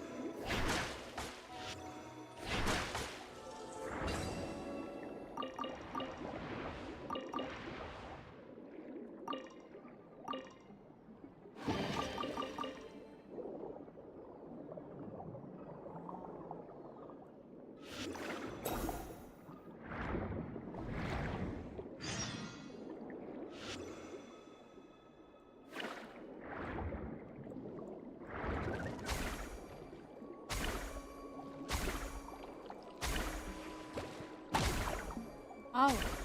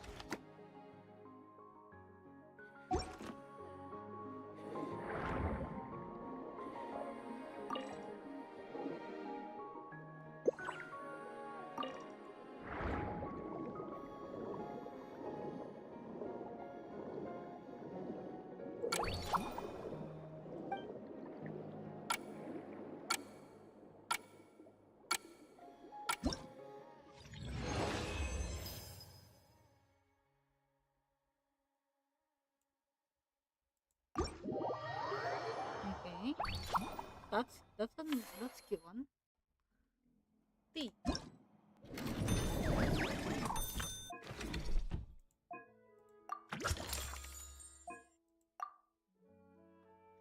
But I need money.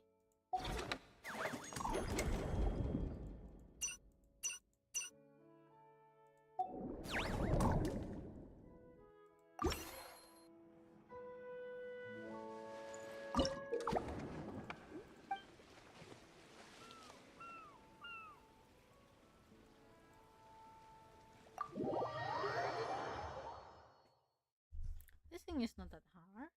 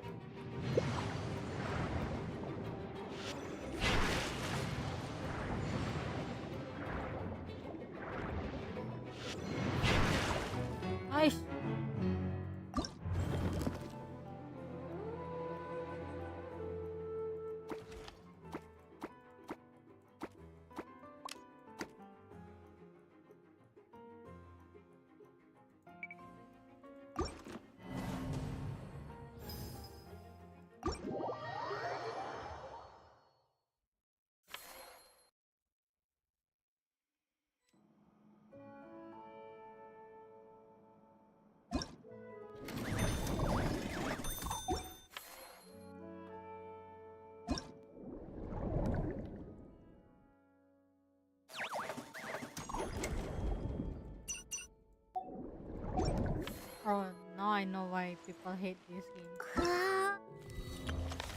So hard.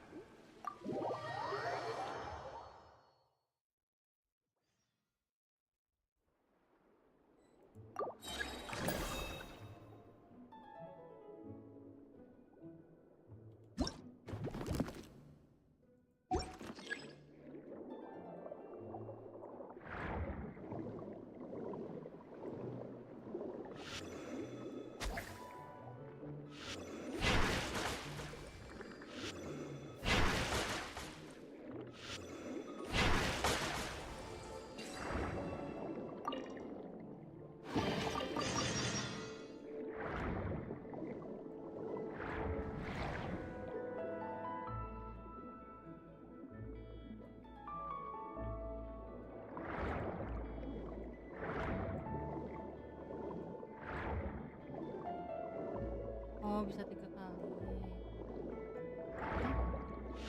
Ngomong.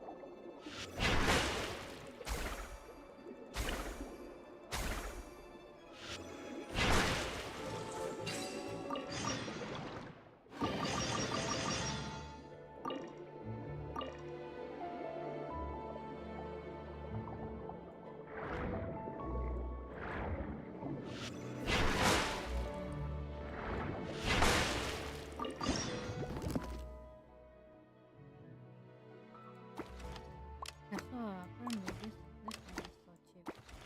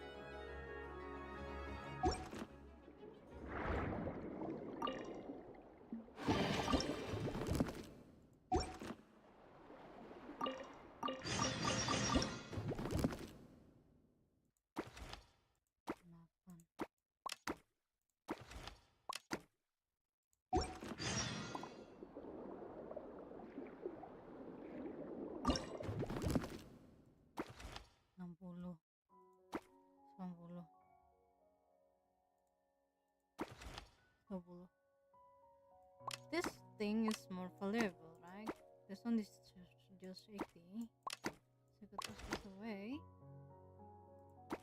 70, 60, and then 18, 85. Berapa? 63. 68. This one more. 55.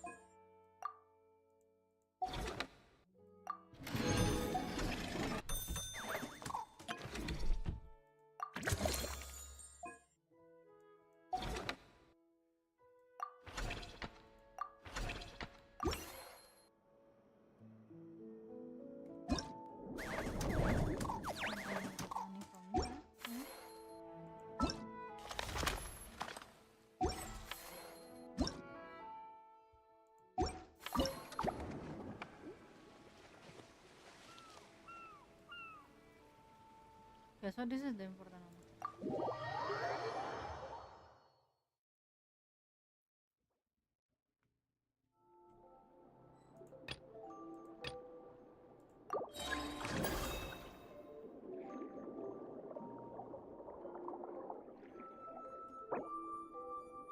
Hmm, set target.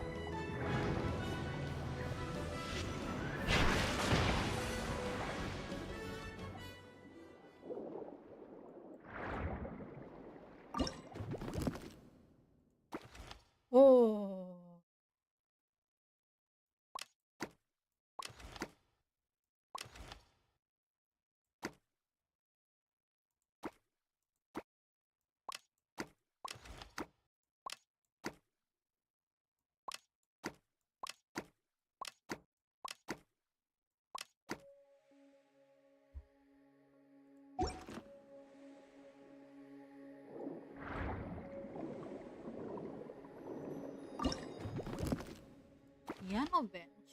I want this.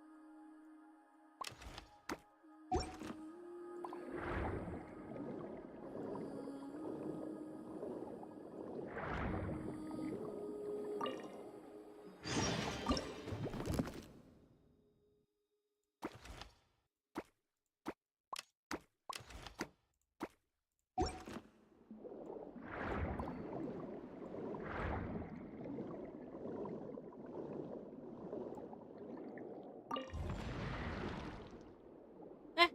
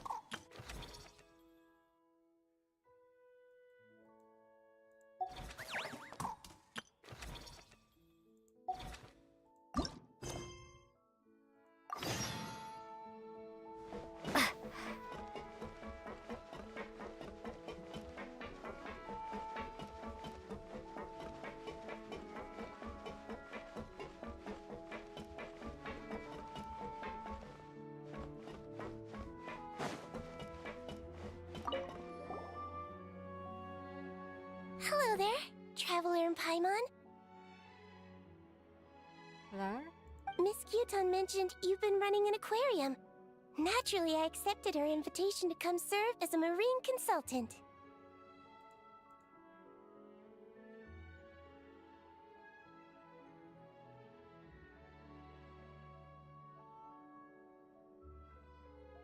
Happy to have you on board. We are so glad. Thanks for help. Great!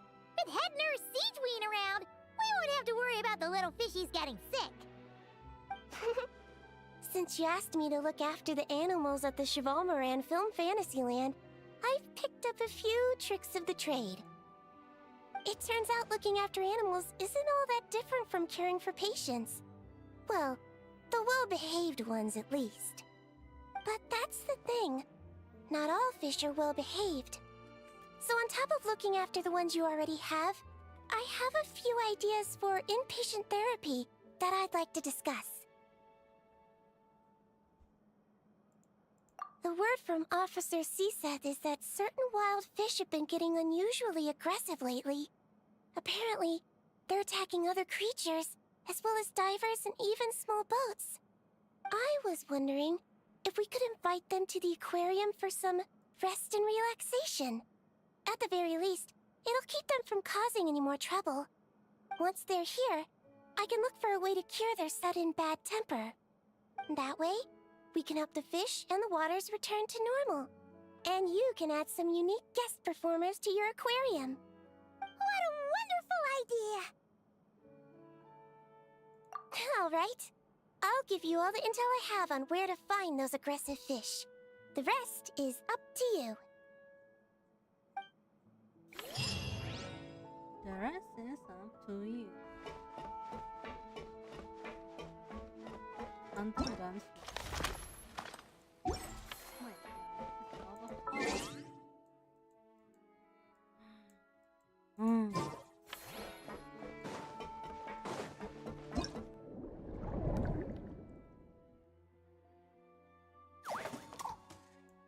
Wait, I have been attacked this one.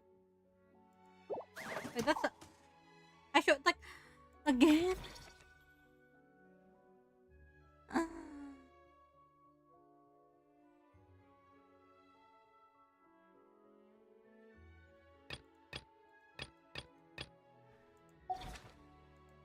It's same if we go.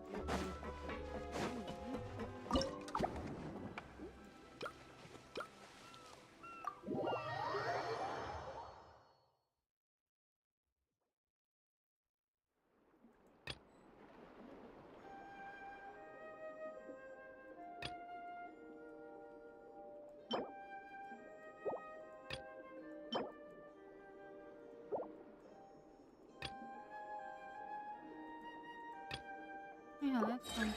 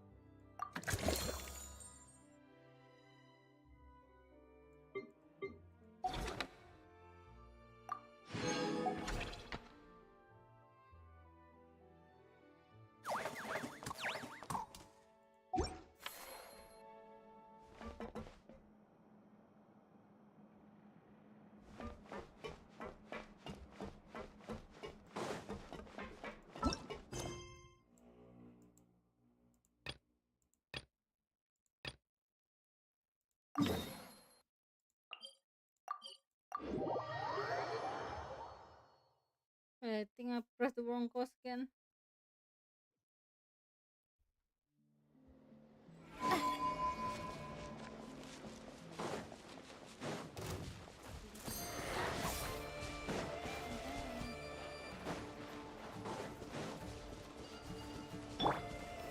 Stabilize!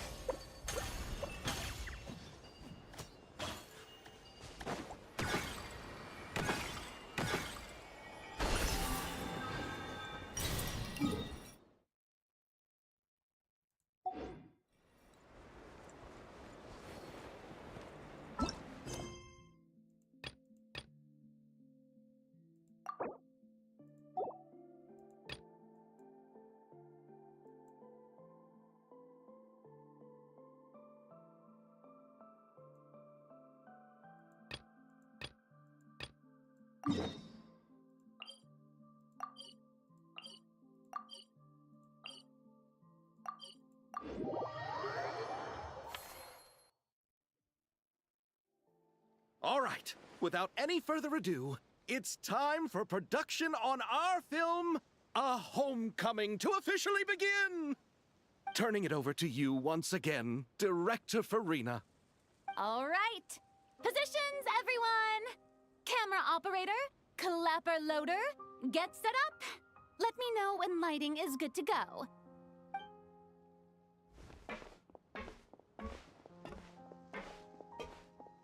All you need to worry about, Miss Columbina, is hitting your mark. Other than that, just focus on immersing yourself in the emotions of the moment. Okay. Good. Lighting, are we ready?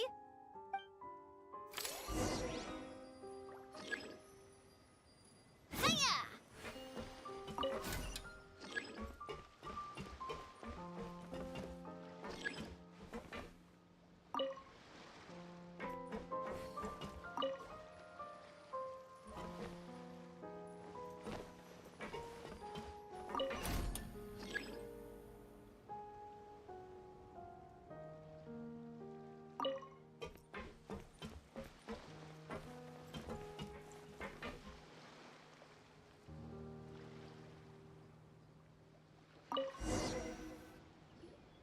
Ready. All right, quiet up! This is her homeland. Columbina. Oh my god. Cut! The emotions I'm looking for were definitely there. Let's just try to keep it a bit more natural. Oh, but definitely keep that gesture at the end. I loved how real it felt. You looked genuinely moved. All right, if you're ready, let's go for another take. Miss Columbina? That presence. It kind of felt like... Sandrone? Lah.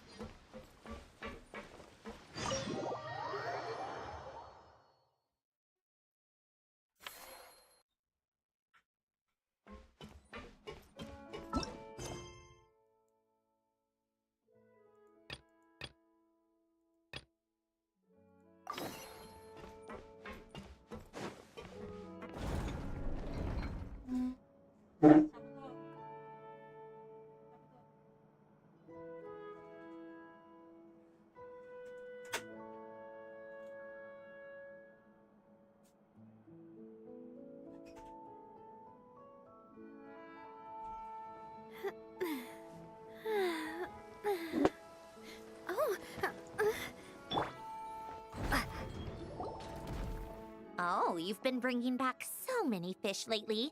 The aquarium is starting to look like a real ocean habitat. We're practically pro fishy fetchers already. You appear to take great pride in your work. You betcha. But behind the sense of accomplishment, there's something else.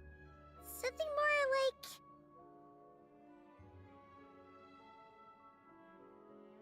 Loneliness? Yeah, that's it. That's how Paimon's feeling underneath. Why's that?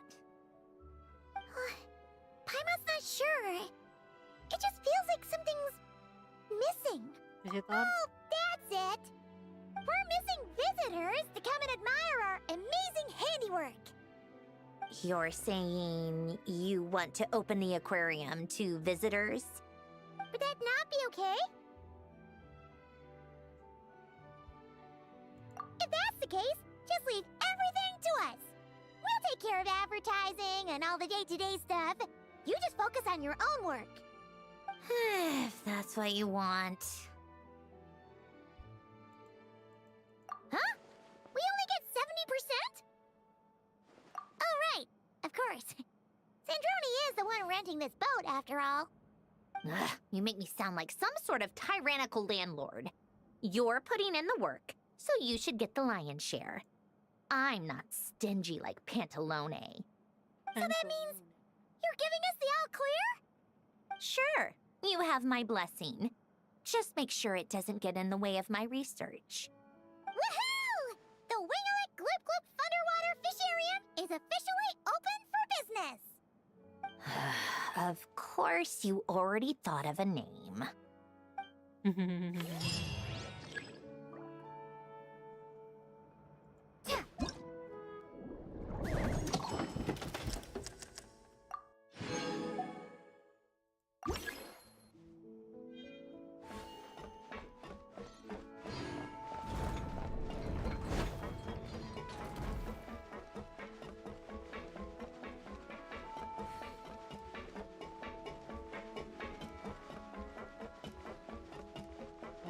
People is here.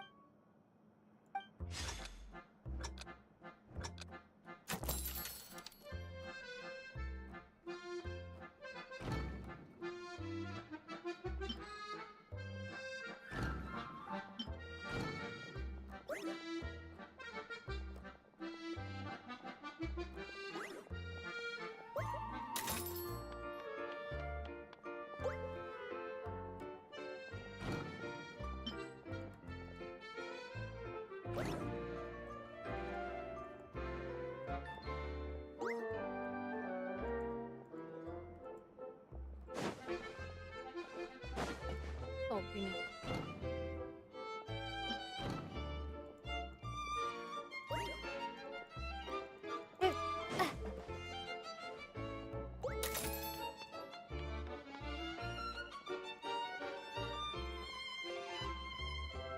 Huh?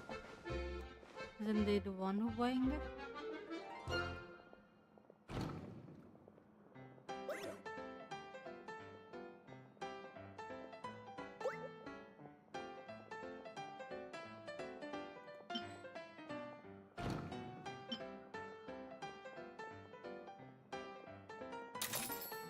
Oh, ngomong.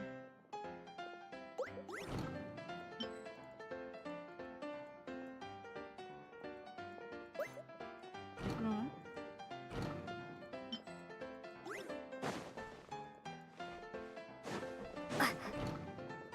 I don't understand.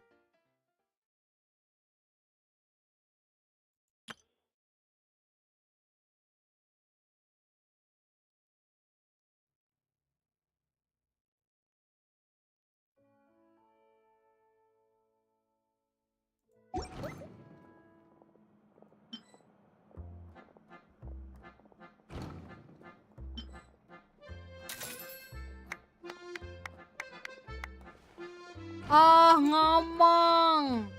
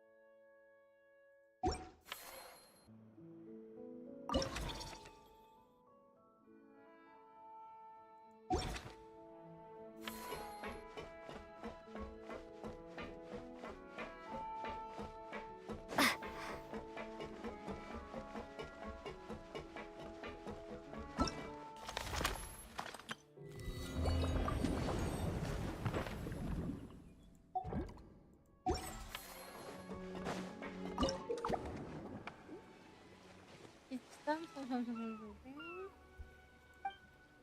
masuk your name.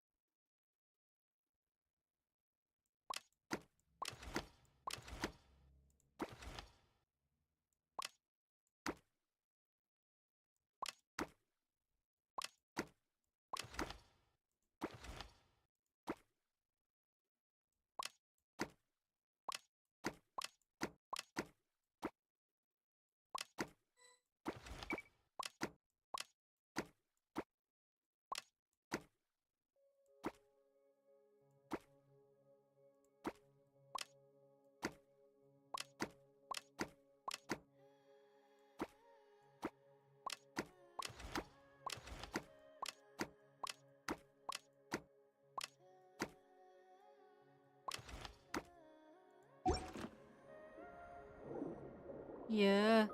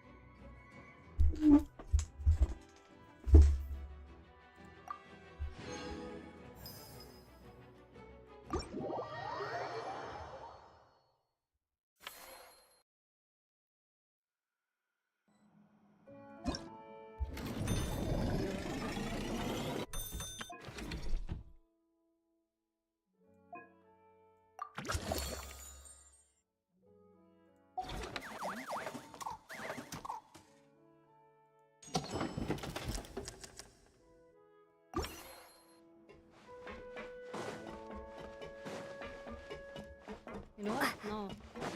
I'm going to do this until I'm dying. This one, eh? Let me see.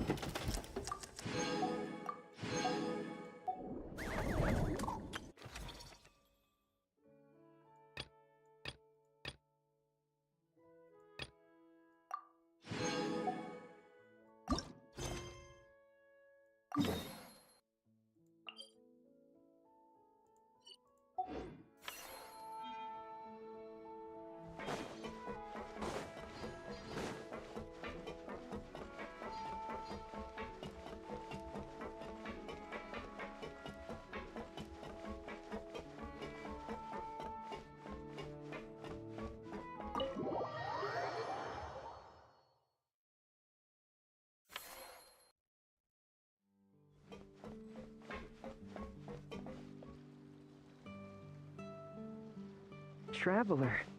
Paimon. It's been such a long time. Fremini! Why are you wearing your diving helmet? Mm-hmm. Things down there have been a bit hectic lately. There are so many more divers right now, all in a frenzy to salvage sunken cargo. All I can do is try my best to lend a hand. The sooner we finish cleaning up, the sooner these extra divers can go back to their day jobs, and the sooner the seas can go back to their usual peace and quiet. I see. It must be really hard for you to adapt to all the commotion, huh? Thanks for your concern, Paimon. It's not all that bad, though. I've actually made a few extra finds. Things like unclaimed jewelry and antiques. Father said that if I salvage any pretty or valuable things, I should bring them here. She said you'd be able to find a use for them. Huh. Arlecchino sure is thoughtful. If you've got any pretty-looking ornaments that nobody wants anymore, we could use them to decorate the aquarium. Or even better, why don't we go salvaging with you? Are you sure? I wouldn't want to waste your precious time. Don't you worry about that. You already said we can keep any ownerless goodies you find. But how can we let you do all the work yourself? Taking the fruits of someone else's labor while we sit here twiddling our thumbs doesn't sit well with Paimon. In that case, I'll share everything the other divers have told me. Hopefully, that'll help narrow down your search. If you find anything that takes your fancy, feel free to make good use of it. However, some things are wanted by their owners, so if you find one of those, you'll need to return it.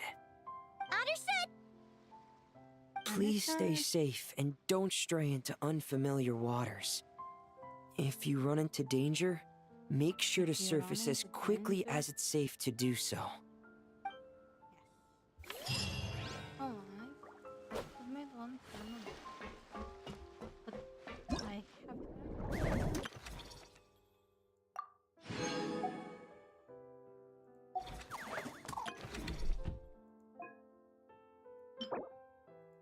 Okay, let's find it then.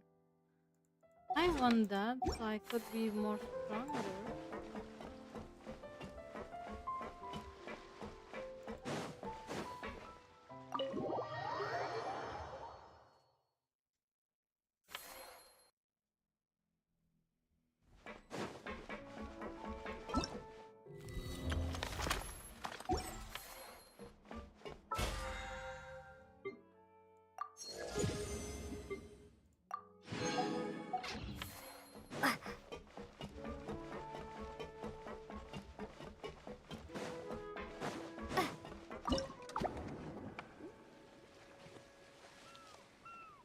I need clear gold, something, something.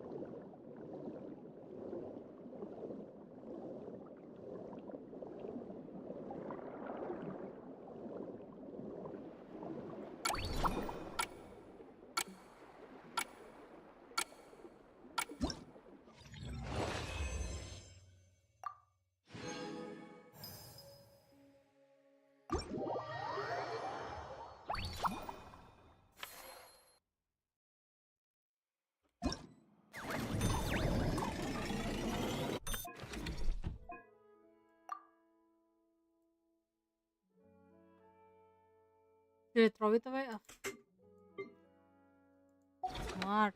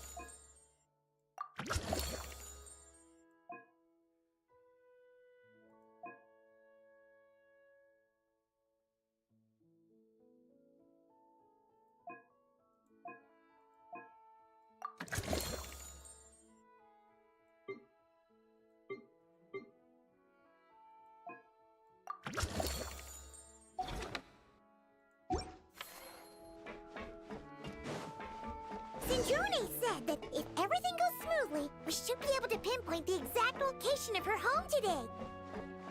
Let's head to the Wing-O-Lette and meet up with her.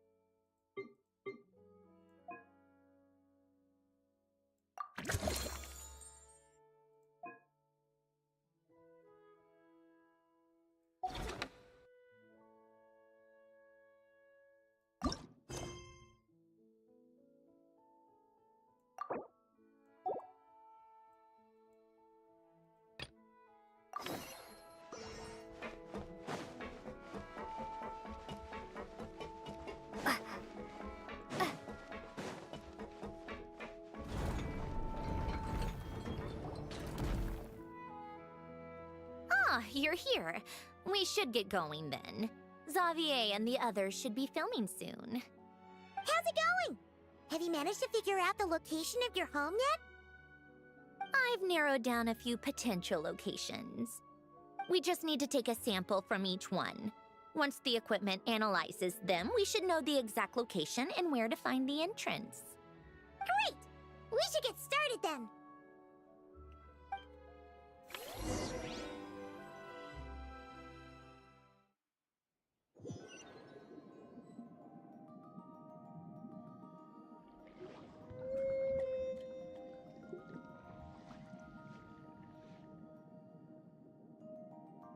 All right, let's get a move on. That should do it. Let's head back. The filming should be just about done. We made good time. We might even know the location by the end of the day. You sound pretty happy about that. Do I? I suppose I've just had enough of these anomalies I've been dealing with. The sooner I can fix them, the better. Anyway, enough chit-chat. We have work to do. Oh, but let's head in through the side door. I don't want to run into the crew on the deck.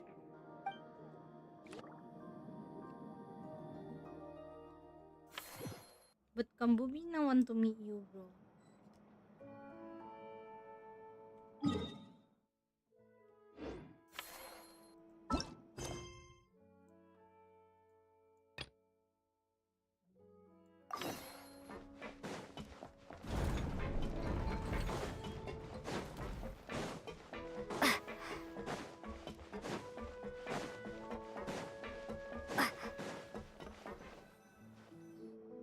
Huh?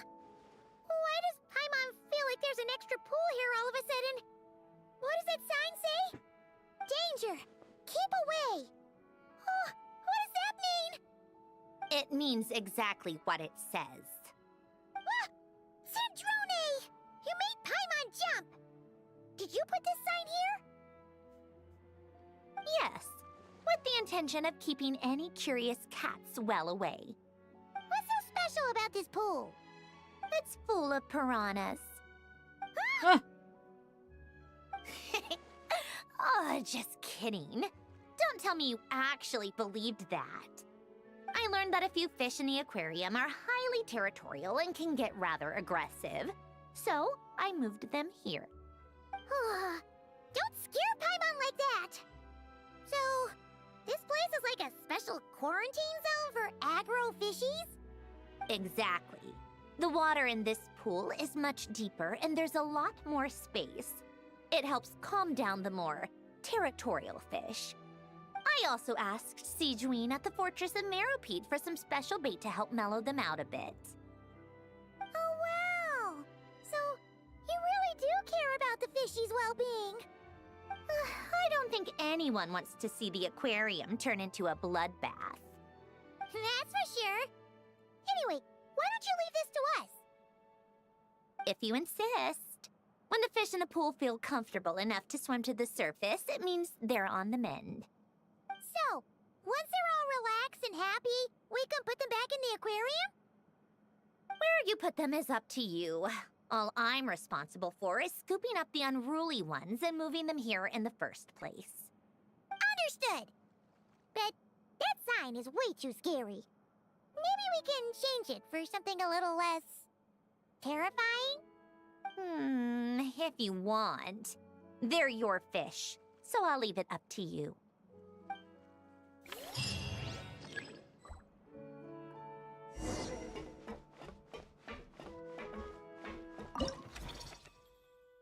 Oh.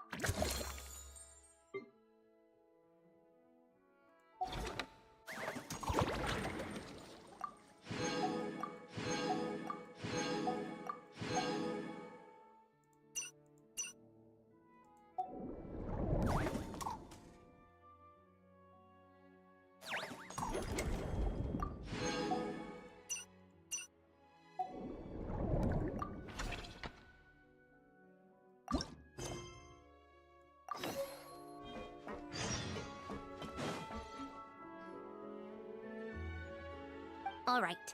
Now we just need to wait for the results.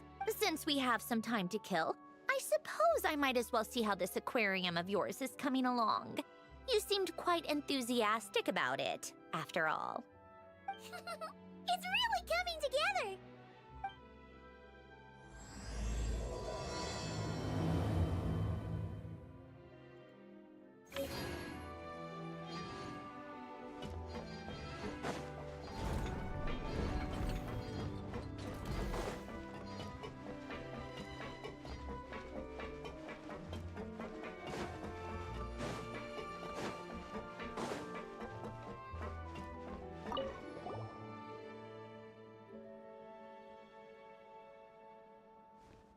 Thank you for all your hard work, Traveler in Paimon. I have a pretty good understanding of our patient's condition now, so I've mixed them up some special melazine medicine. Adding these herbs to the water tank should help calm them down. So, you're basically turning the whole tank into a giant health spa? Huh. That really is a plan that only you could pull off, Siegeween. You're spot on. I'll need to invite a whole variety of different fish here for physical examinations before I can determine exactly what's wrong. I'll put together a list of patients to check based on the characteristics I need. I'd appreciate it if you could keep a close eye out for any fish that meet the criteria.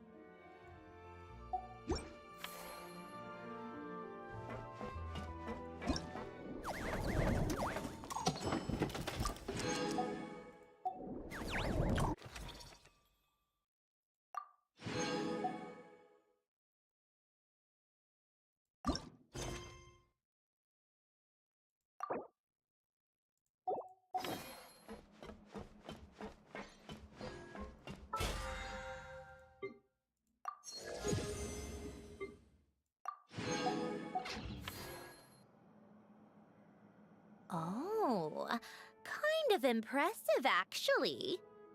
These must be the ones we caught the first time we went underwater. Like it? It's fine, I guess. Nothing special. Come on! It sounded like you really liked it just now! You're that proud of it? Is this a sense of accomplishment or something? Well, yeah. And it's pretty! You know it's gonna be gone soon, though, right? What do you mean? After the festival, this ship will be returned to the fortress of Meropide, and this aquarium will be no more. What? So? So, no matter how much work you put into this place, once the festival is over, it's all just going to disappear. But not making the most of it when we have the chance is an even bigger waste! But if you know it's all going to be gone one day, why even bother? Well, because Because you still get to keep the things you gain along the way. And those are things that can never be replaced. Doesn't that make losing them even harder? well, if you put it like that... But more glass half full perspective. Not to mention, everything we do here is gonna be on film, so it'll still live on in some shape or form. And when you look back on it, only happy memories will come to mind. Exactly! So it's about finding joy in the process itself. Traveler! You're back already? What's wrong with that? You say that like it's terrible news or something. How did you get here? I didn't see you on the deck. Oh, never mind. We need to help Miss Guillotin hide ASAP. The crew is heading over here to shoot any second. What? They should be done by now. There was a mishap earlier that cost them some time. I was waiting on deck so I could warn you the minute you showed up. Anyway, you should head back to the captain's cabin right away. They're gonna be here any minute now. Finally! That's a wrap for the scenes on the deck. Wouldn't have taken half as long if the wind hadn't snapped our equipment in two. No? Too late!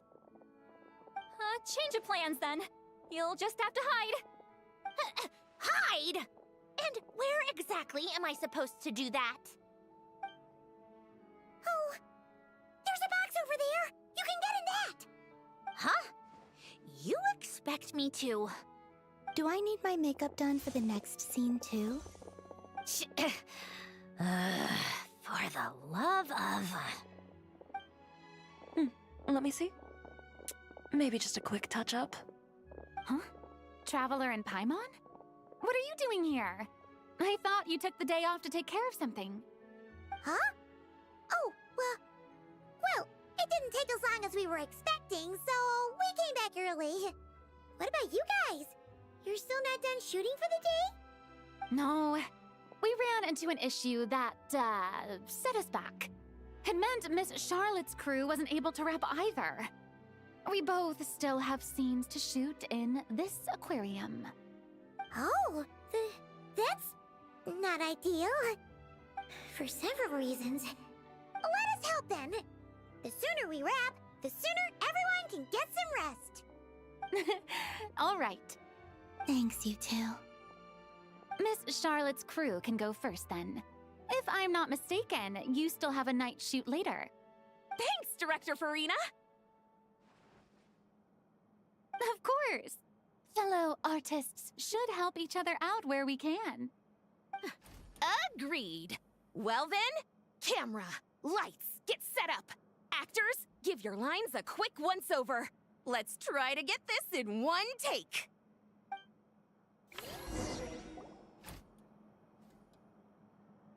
All right, places, everyone! And 3, 2, 1, action! So, the story ends like this. But when Duke Saint Germanus departed, he clearly said that everything was beyond redemption. Huh? That sounds familiar. Wait, it's from that novel I came across while researching the numerological array. He's only a genius when it comes to mechanics, and everything else, he's just an ordinary person. Huh? What was that noise? Whatever, I'll just fix it in post. Miss Jacoba, please don't speak as if I were the accomplice. Not so hard.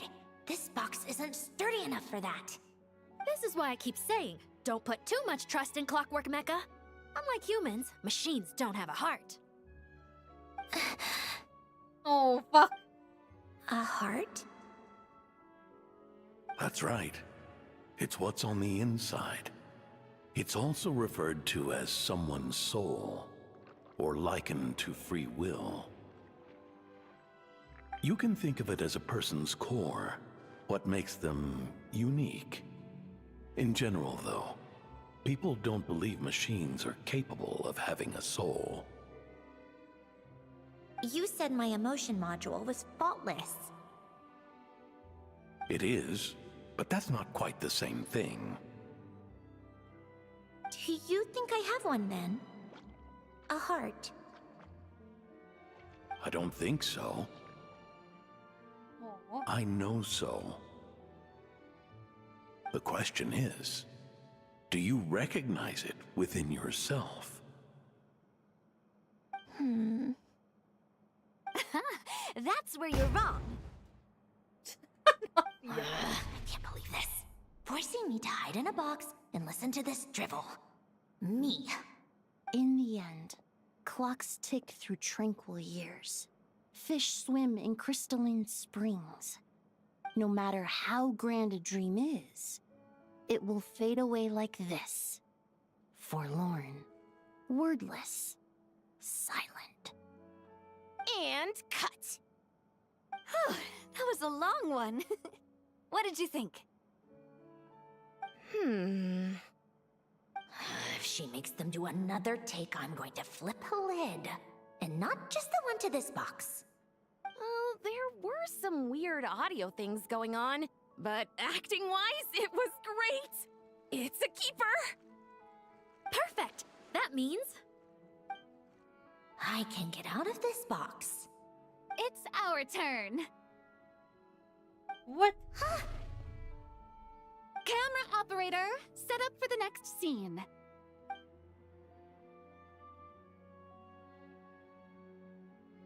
In this one, our protagonist peruses an aquarium in a foreign land and gets swept up in memories of her friend. So, in terms of lighting, that's the vibe we're going for. Got that? Shoot. Paimon thought there would be a break and Sandroneeee could slip away. What are we gonna do now?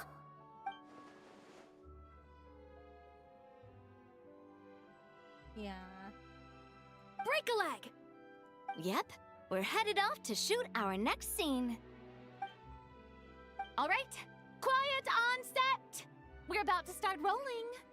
Ready, Miss Columbina?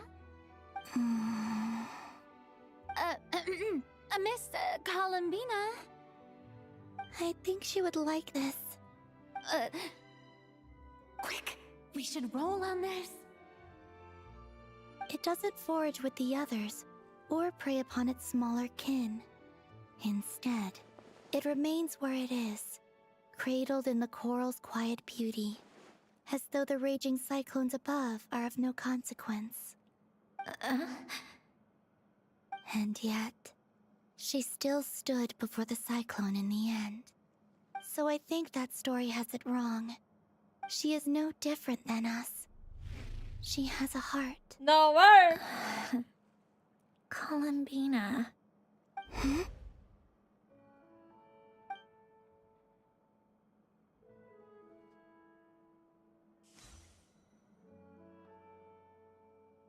Uh-oh, is she onto us?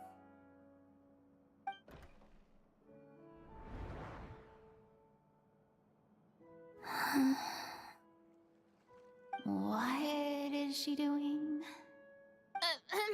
Cut! You okay, Columbina?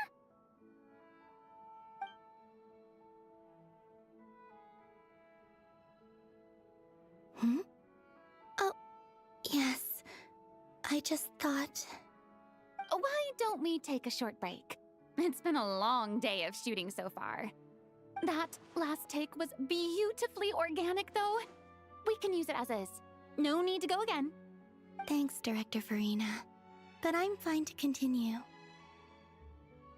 You're sure? In that case, let's shoot some quick B-roll. Then we can move to our next outdoor scene.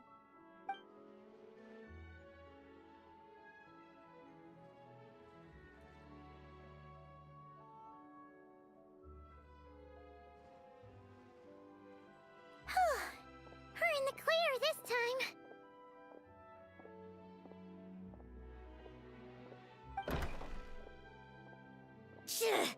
Ugh! Absolutely suffocating. You okay, Sandroneeee? Right as rain. Come on, let's go check the test results. It's time for me to go home.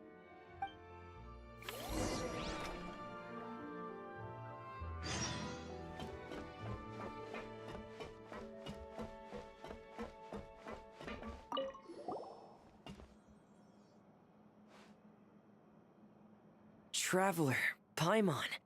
Don't worry, I know what's up.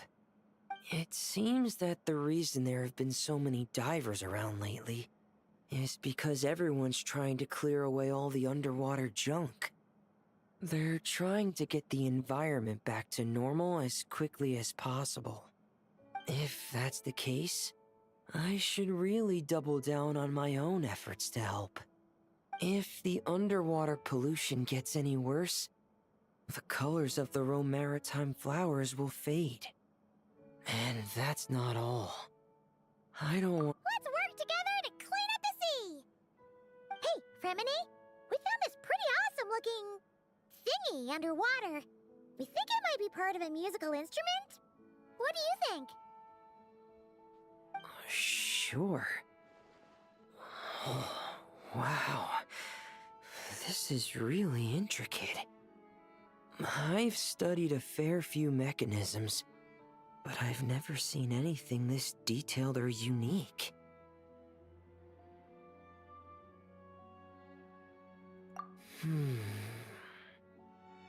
Looks like it's missing some components, though. You'll need to find the rest if you hope to restore it to working order. That's alright, we're not in a hurry. Though, Paimon is curious to see what it looks like once we've put it back together. Alright, I'd better head back down to help with the cleanup. You two enjoy your rest. We will. Make sure not to work too hard yourself.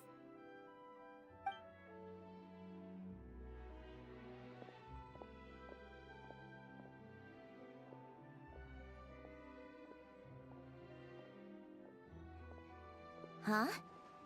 This thing. Did you fish it out of the sea? We sure did. Do you know what it is? More than that. I know whose it is. I used to sit in the garden and play this thing every day. Huh? So, does that mean it's yours? It was once. It's a mechanical piano that Hélène invented. It can be played by hand, but it also works automatically. Wow! That's incredible! But why was it...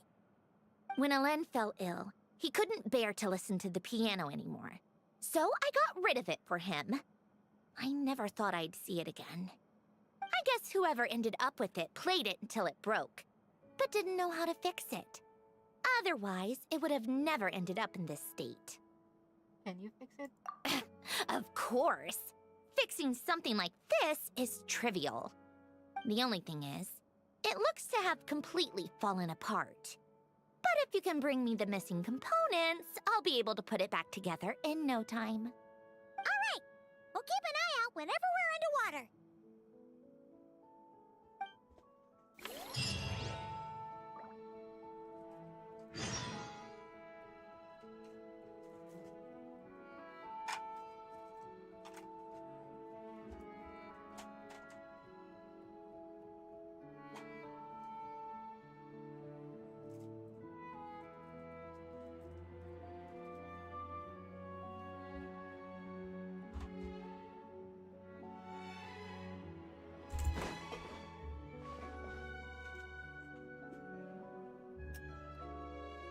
Le Gris de Faux Palais Sword. The glass.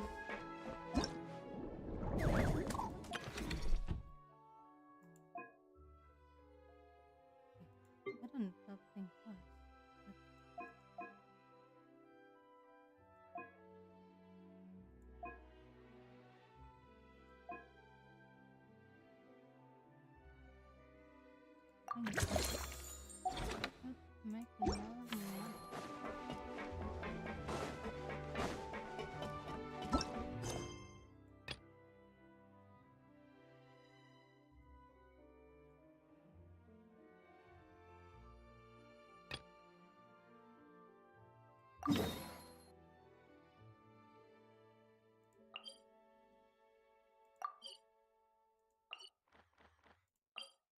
Oh, ¿dónde?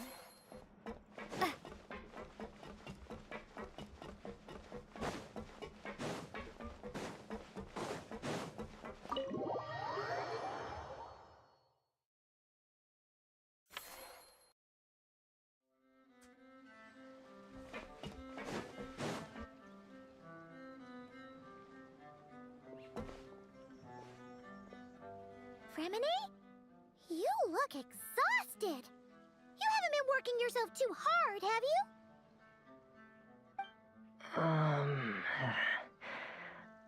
Hey! Don't you go hiding inside your diving helmet. We're your friends. You'll feel a lot better if you let it all out. I guess you're right. I bumped into a real piece of work while diving just now. A real piece of work? Yeah. How can I explain it? According to Fontanian law, if an owner of sunken cargo accepts an insurance payout, the cargo becomes unclaimed property. Because of this, some people see diving as a way to get rich. They salvage things others have lost and sell them for more back on dry land. This line of work doesn't require much skill, which means there are plenty of divers who are, well, the sort who only care about money. They often resort to barbaric means to drive away fish and blubber beasts, just to gain access to valuable salvage. It's largely because of people like them that I don't pick up certain commissions. So that's what's bothering you. Huh. Paimon can really sympathize with how you feel. Just now, while I was diving, I ran into someone driving away the wildlife. I mustered up the courage and managed to stop them, but it ended with them saying some pretty unpleasant things. Oh, it's awful. You did the right thing.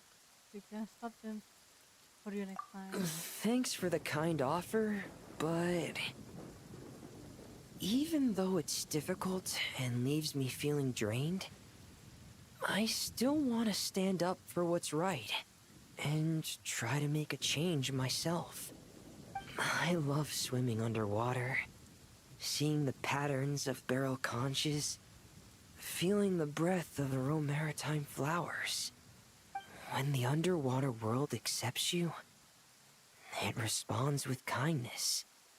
I believe that's how we should interact with nature, rather than just selfishly taking whatever we want. Wow, Remini! Paimon thinks everything you just said was great. See? When you have something you really want to say or do, doesn't it feel much better to just get it off your chest? Remini? I'm sorry. I'm still a little bit shy. But don't worry. I'll keep working on it. Oh, I almost forgot. Here's the latest underwater survey data. Please take it.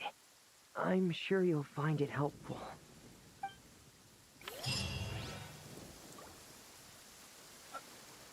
Okay.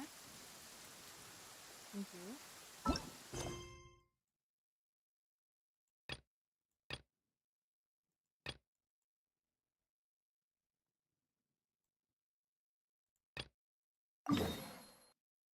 Huh?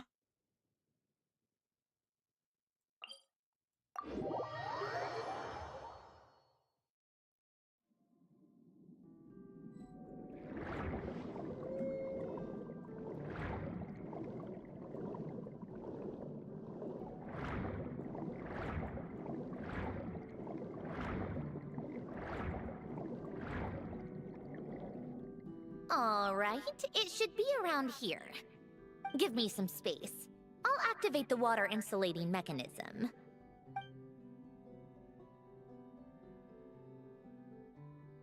The what? Alain, much like Renee, had long predicted that the water levels in Fontaine would rise. Thanks to his expertise in mechanics, he was able to implement a few simple measures to protect our home from flooding. I told him there was no need, that I would just move when the water rose too high. But it would seem he knew a day like this would come.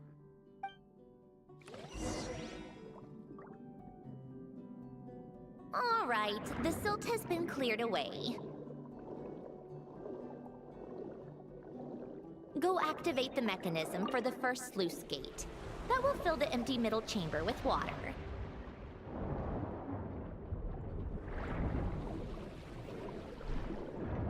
Alright, now turn on the drainage mechanism in front of the second sluice gate, and this chamber will become empty once again.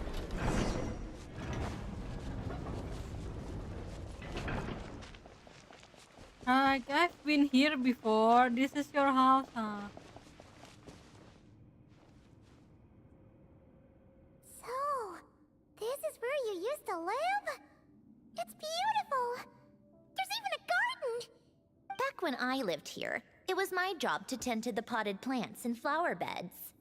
Still growing strong even after all this time. Who would have thought? If the weather was nice, I would take Alen out in his wheelchair and we would go for a walk.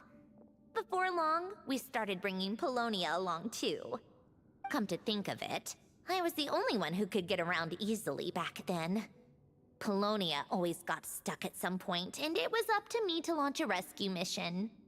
That sounds like a happy man. Happy? I suppose they were. Uneventful, but pleasant. Repetitive, but peaceful. It was like living in a world where time didn't exist. Of course, that was all just an illusion. Death still awaits all of us at the end. Oh. All right, enough standing around. Let's head inside.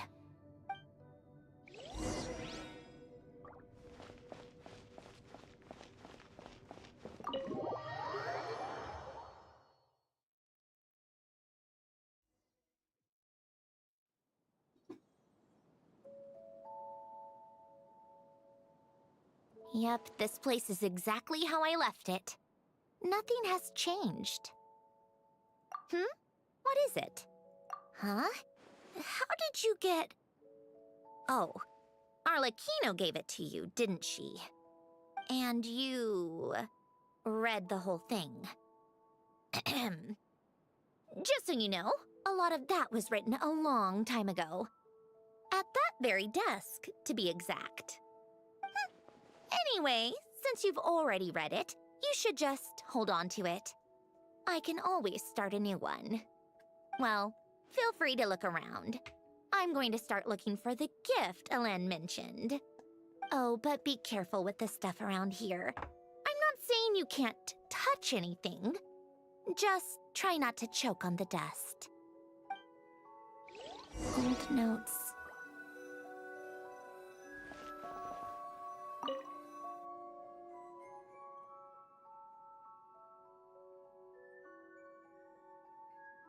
Oh, I played with these when I was little.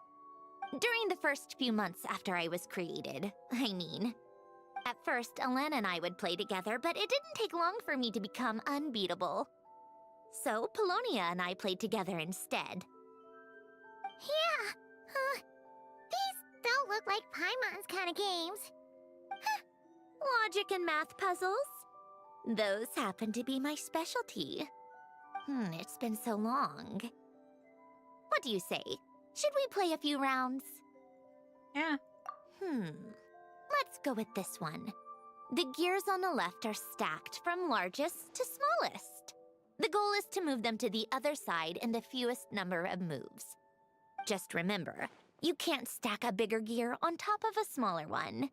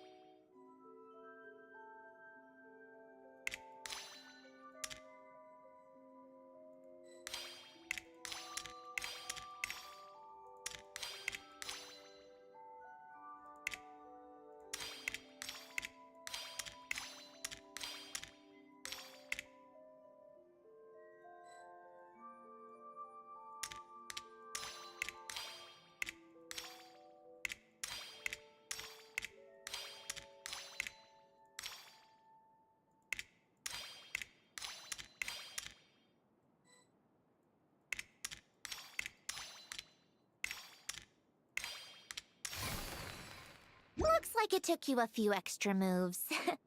My first attempt was the same. You'll get better with practice. Well, what did you think of the game? It's kind of hard. Well, these kinds of puzzles aren't for everyone. I suppose my upbringing wasn't exactly conventional in that sense.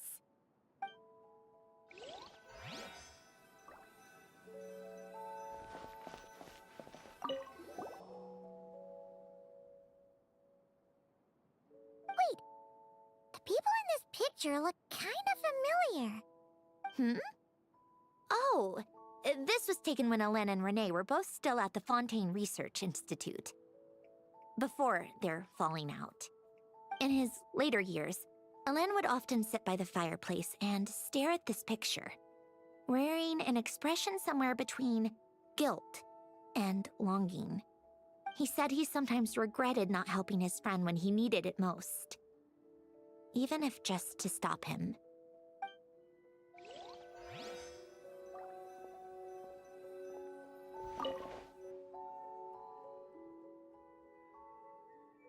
Oh, these are some of Hélène's drafts from his later years. Just casual doodles, really. And these are just some unimportant letters. I couldn't be bothered to sort through them before I left.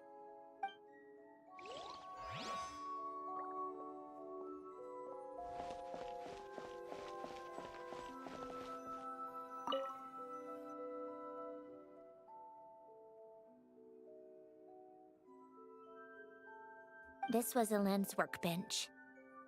Later on, of course, it became mine. It's where both Polonia and I were brought to life. Before Hélène was bedbound, this is where he would teach me about mechanics. I would sit and listen, chiming in with questions here and there. Later on, when he got too sick, I took over and would work on Polonia here. Wow! This house is filled with so many memories! It's so cozy and charming! You should have seen it in its prime, when people actually lived here. A lit fireplace, a steaming cup of coffee. That's the real deal. You know, we also used to have a mechanical piano that Hélène built. Oh, how chic! Hélène never played it much. He probably wasn't able to at that point. But I managed to teach myself. Music theory is essentially math after all. Once you learn the patterns, it's not really that difficult. I loved perusing Hélène's collection of classical music. The chords and harmonies felt like individual mathematical puzzles. It was fascinating. So I did some composing as well. But as Hélène continued to deteriorate, even the sound of music began to grate on his nerves. So I got rid of the piano. Aww. Back then, I assumed a piano was like an ordinary clothing rack, commonplace in every home and easily replaceable. It was only after I left that I realized how hard a good piano is to find. Enough about that. Hélène's gift should be just in here. The only things undisturbed before I left were a few of his personal belongings.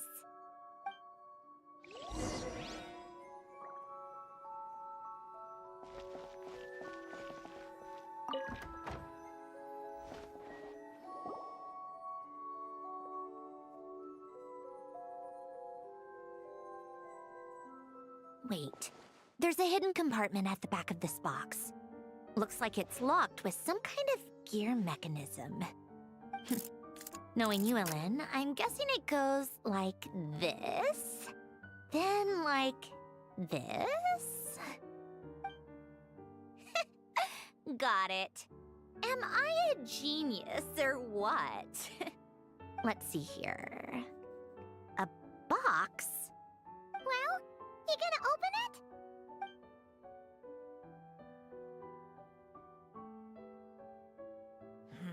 It's heavier than I was expecting. Just how much stuff is in here?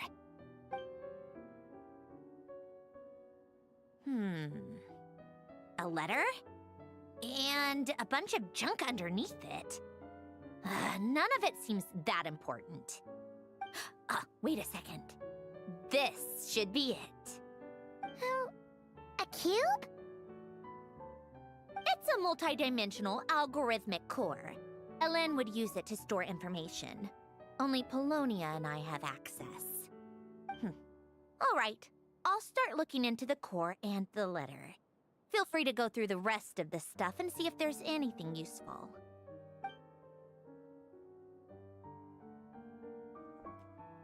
Okay. Hold on. There's another picture in here. This one has writing on the back. A snapshot of you playing among the plants shortly after you were born. You seem to like these flowers a lot. May you grow and flourish just as they do. Huh? Wow! Look how happy you are in this picture. You've changed a lot since then, huh? What's that supposed to mean?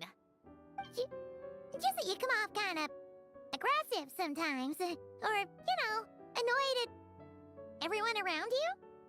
Well then, people should stop being so annoying. It's not like I'm the one with the problem. Of course not.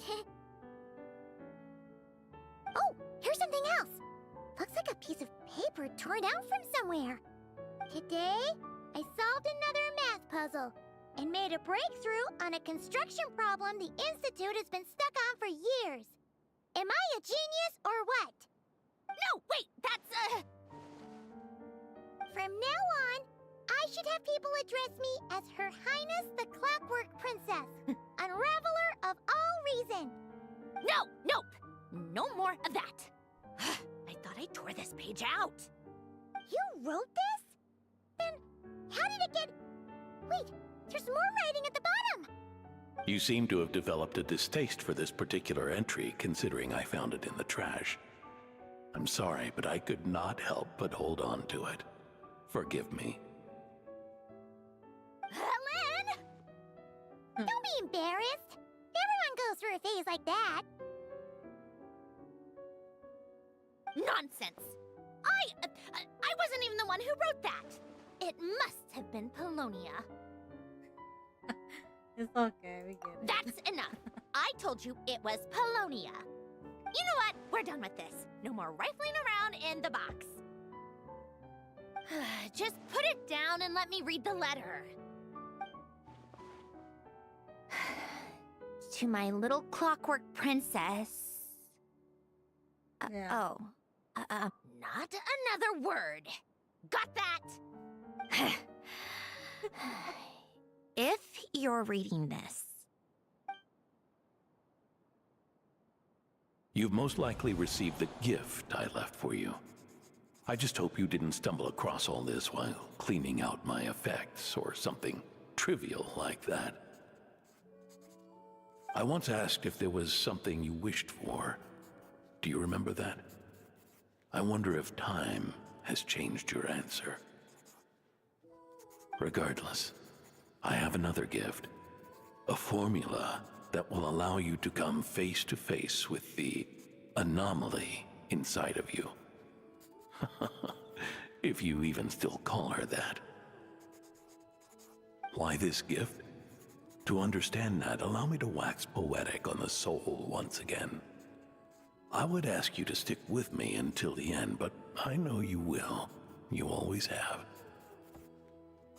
I believe a person should be born twice over in their lifetime.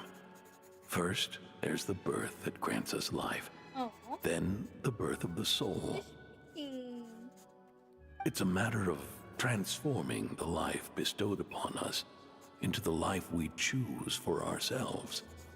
And to do that, we must look inward.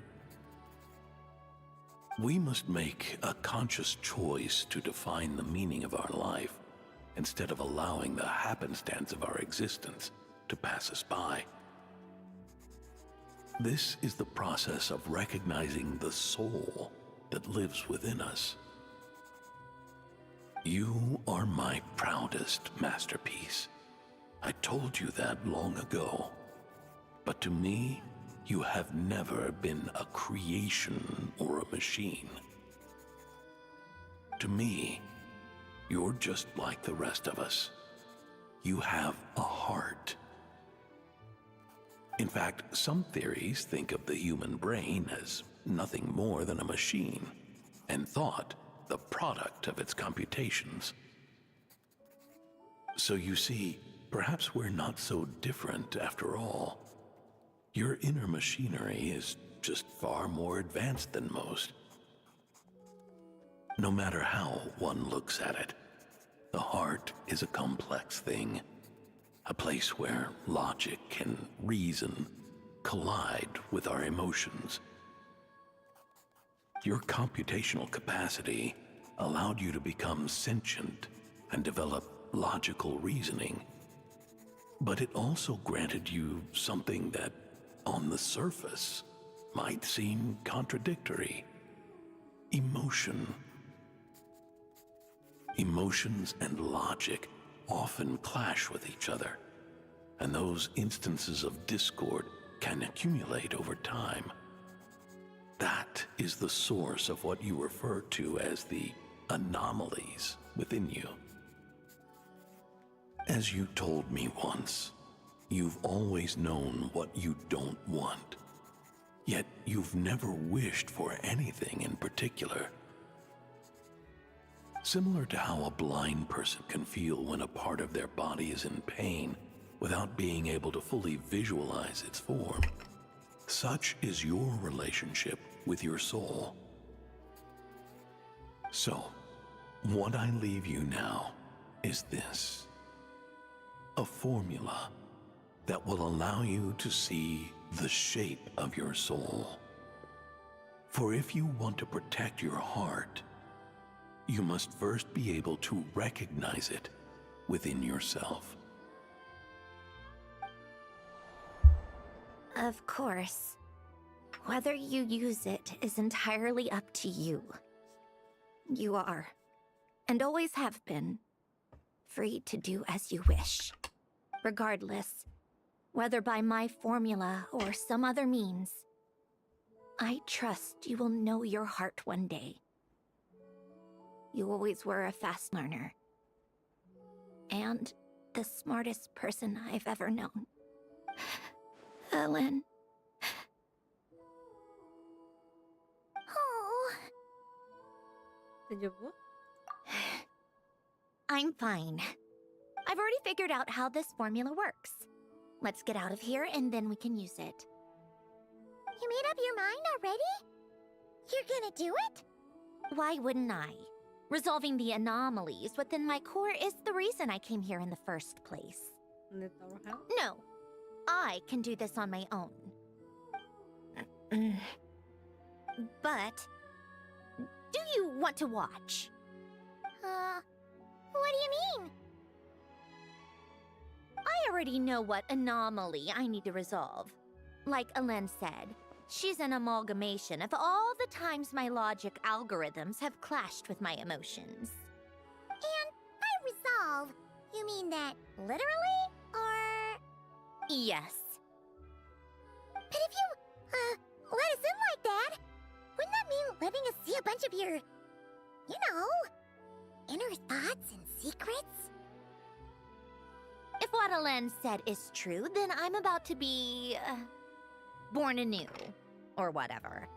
This is your chance to be lucky enough to witness it. Besides, you already read my whole diary. When it comes to keeping my innermost thoughts to myself, well, I think that ship has sailed. You're really sure about this? How many times do I have to say it? I finally let you in as, friends, and you want to question it. Aww. I'm not gonna offer a second time. Then we'd be honored. And thanks for saying that, Sandroneeee. Enough with the mushy stuff. Just follow me. Alright. Here we go.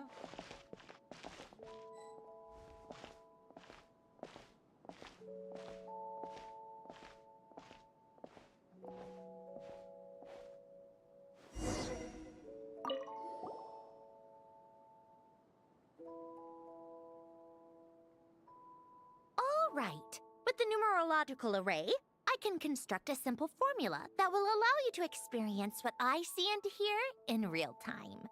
Oh, just like St. Lolly's scent-sharing technique. Been there, done that. Huh! Sounds like that shaman has some tricks up her sleeve. The arcane and the mathematical are both fundamental laws of this world.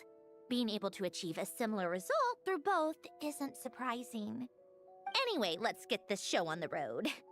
But no comments from the peanut gallery, okay? I know I offered, but I still don't want any interruptions. Alright.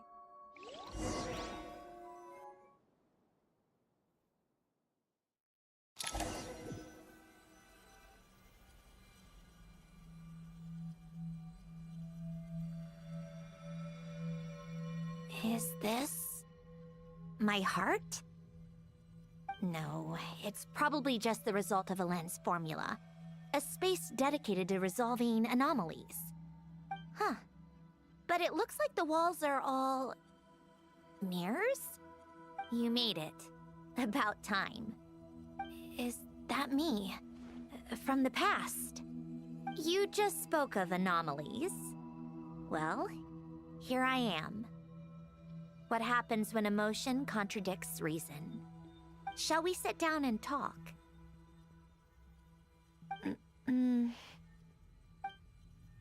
Sandrone versus Sandrone. Sit. Teman-teman.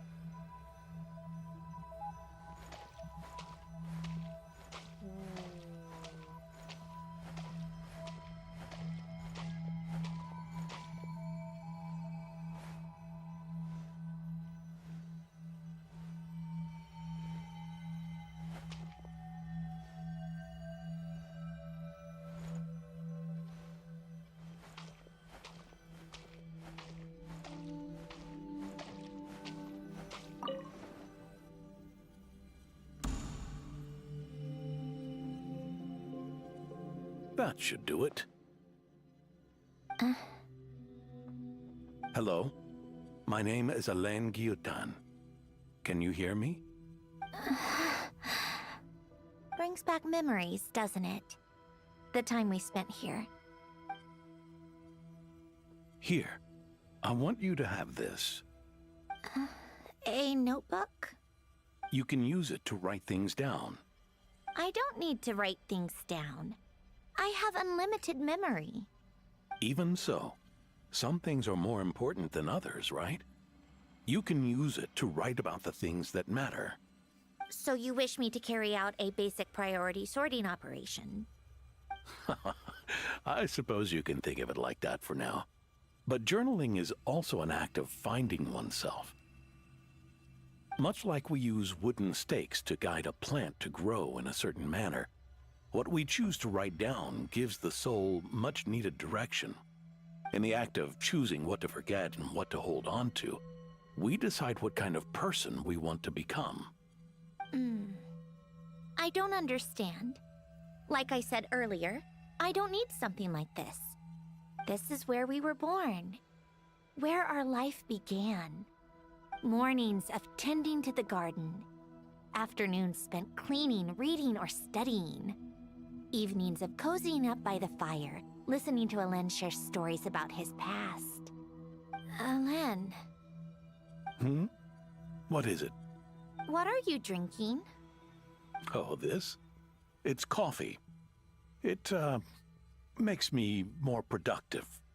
I want to try it. Oh, okay. Here.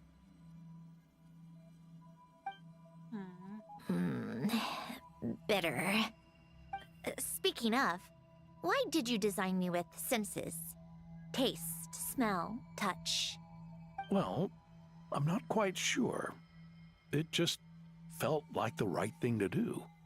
I suppose I hoped you might have a life of your own one day, and that you deserve to experience all life has to offer.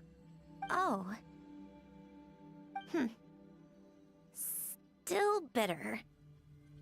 But the smell is nice. I thought those peaceful days would go on forever. You know that's not possible. Maybe. But how was I supposed to know the end was just around the corner? That was just bad luck. Was it?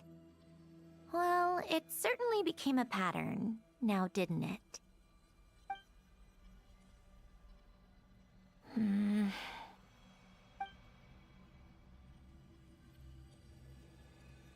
Over time, one of the habits we picked up from Elen was a love of coffee.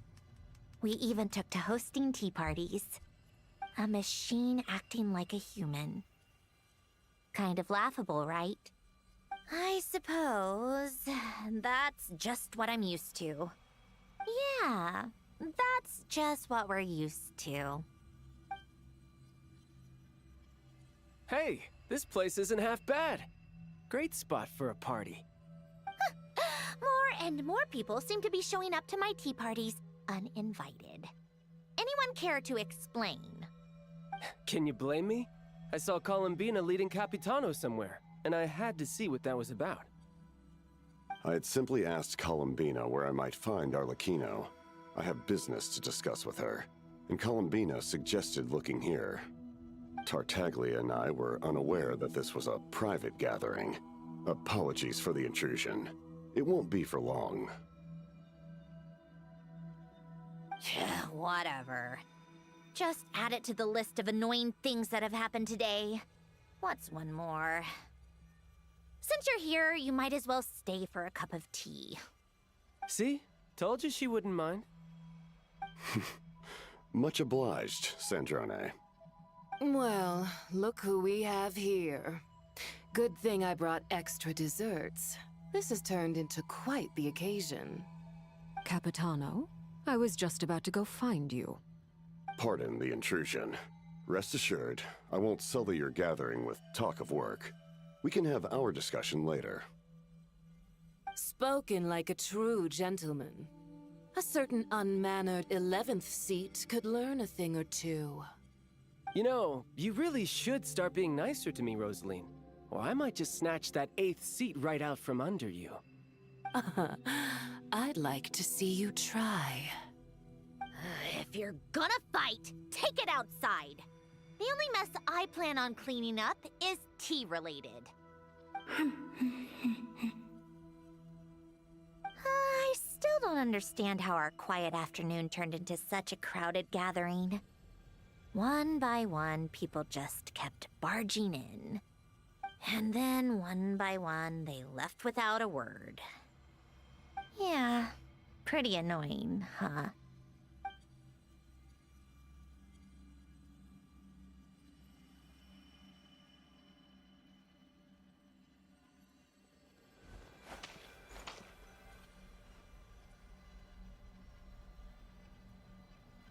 Of all my days with the Fatui, the times I spent with you, Arlecchino, and Rosaline, they were my favorite.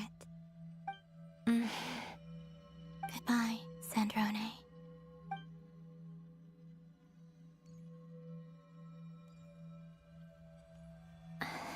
Don't go, Columbina. We should have just said that. Why didn't we? If we had, would the story have had a different ending? She couldn't stay. There was no future for her here. She would have just faded away. You're right.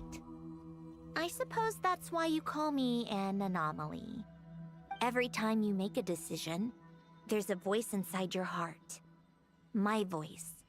Asking to contradict all logic and reason.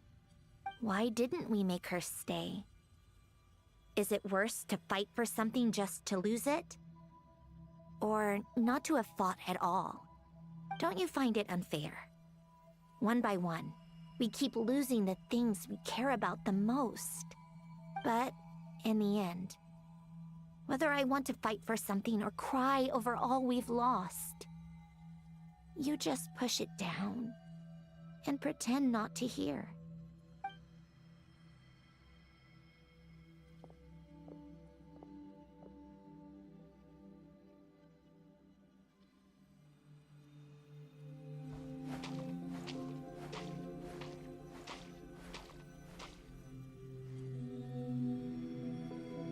And now, even Polonia. The other half of Alen's legacy. The last remaining member of our family. Even Polonia is no longer with us. I did everything I could. But it's just like Alen always said.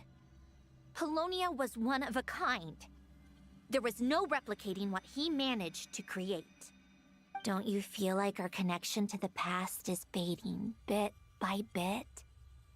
Like, even the things we have left are slowly slipping away. I suppose. But you can't move through life without having to say goodbye. And even as we experience loss, there are always new things to be gained. Ever so logical. What's your take, then? It feels like...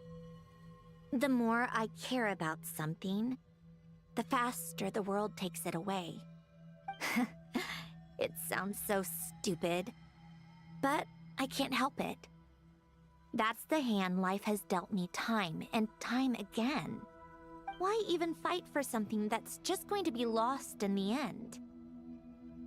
Better to never have had it at all. Better if it would all just disappear. Dark, I know. But the heart wants what it wants. Maybe the stellar linchpin appeared because of me. Because of what I wish for. I don't think so. Yeah, probably not. What an anomaly wants goes against all logic and reason after all. Well, go ahead and do what you came for. You're here to resolve the anomaly, aren't you?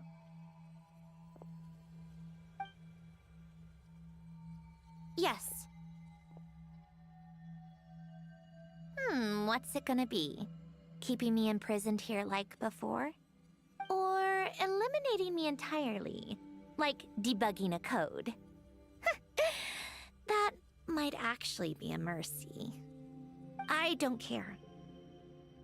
I just don't want to experience the pain of loss ever again. Go ahead. I'm ready.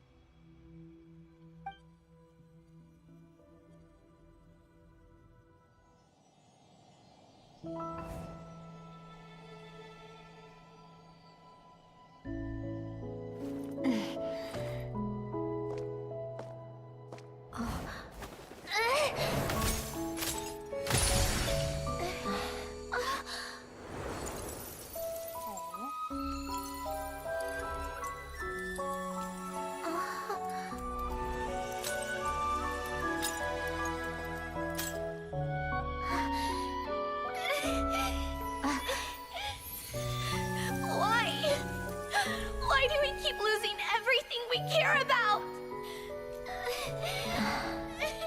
I know it hurts, but that's life. I wish... I know. I've always known. Because we've been one all along.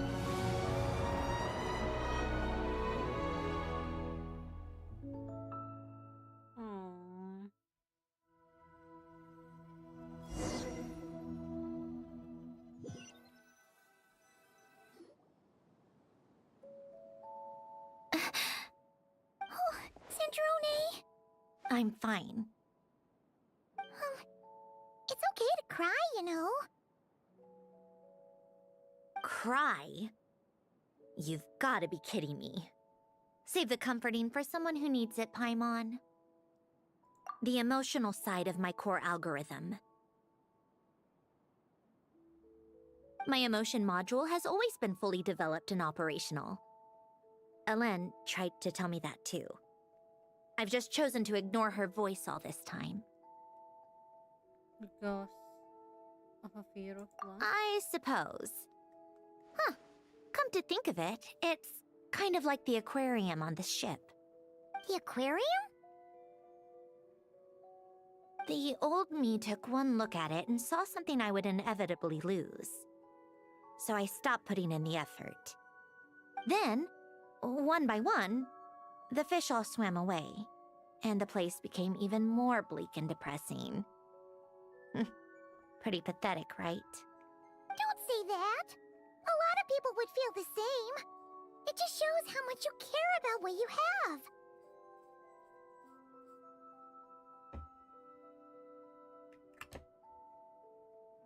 Now? After seeing what you've done with the aquarium, I have to admit, I think it's beautiful. It's like you said, we get to keep the things we gain along the way. And those are things that can never be replaced, because we choose to hold them in our hearts. Well said. Besides, I've already died once. I'd be stupid not to make the most of this second chance. What wish? Right. Earlier you, or your inner self, mentioned something about her wish. What was it? You think that's something you can just ask, and I'll tell you. Think again. I may have accepted my emotional self, but I'm not about to go all soft and mushy on the inside and pour my heart out. Yep, still the same old Sandrone. That said, taking a step in the right direction couldn't hurt. Starting with cleaning some old aquarium tanks of my own. Huh? Metaphorically speaking, I mean. Come on, let's head back to the ship. I need to talk to that shaman.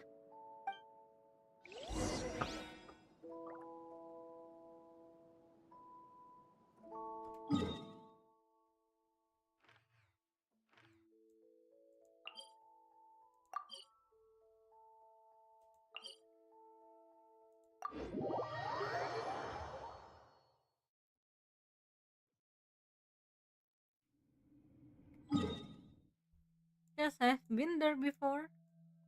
Like, yeah.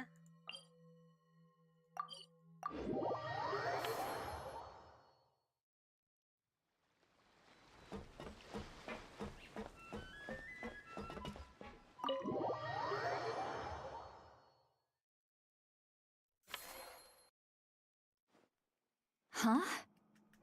Resentful lost souls? You couldn't get comfortable sleeping near the Opera Epicles, right? Well, I bet that's why. The Fountain of Lucine is where all the water in Fontaine gathers.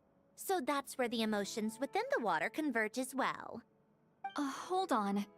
If it's souls we're dealing with, feeling uncomfortable should have been just the beginning. I should have been able to hear their voices or something. And under normal circumstances, I'm sure someone of your talents would have. The problem is, these souls are no longer complete. Remind me how they ended up like that again? You mentioned something about them being split apart? Yes, it's called soul severing. Renee of the Nartsitzenkreuz Ordo came up with it. After learning of Fontaine's impending doom, Renee thought if he could find a means for the soul to live on in perpetuity, it might ensure the world's salvation. Soul severing was the first step of his research. Unfortunately, his theory of the four orthants was imperfect at the time, and a failure along the way caused his physical form to dissipate. Jakob, another member of the Nartsitzenkreuz Ordo, sought to carry on Renee's legacy and restore his physical form. He even used some of the people who stood in his way as test subjects for his research. By severing their souls? Yes. After Renee successfully awakened, the two continued their research, and all the severed souls ended up merging into Renee's consciousness. After you saved Fontaine by turning Fontainians into true humans, these souls returned to the ley lines. But the souls severed before Renee awakened had nowhere to go, doomed to forever wander the waters of Fontaine as listless spirits. Almost as if they exist outside the bounds of this world. Unrecognized by the ley lines or fate. No wonder I couldn't sense them.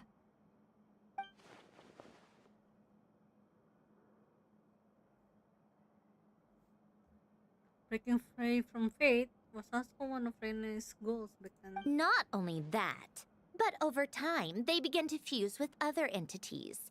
Their inner resentment lured in all sorts of evil beings, which corrupted and defiled them into nothing more than accumulations of filth. But the full transformation must have been recent. Otherwise, the Udex surely would have noticed. Wait, no, he must know already.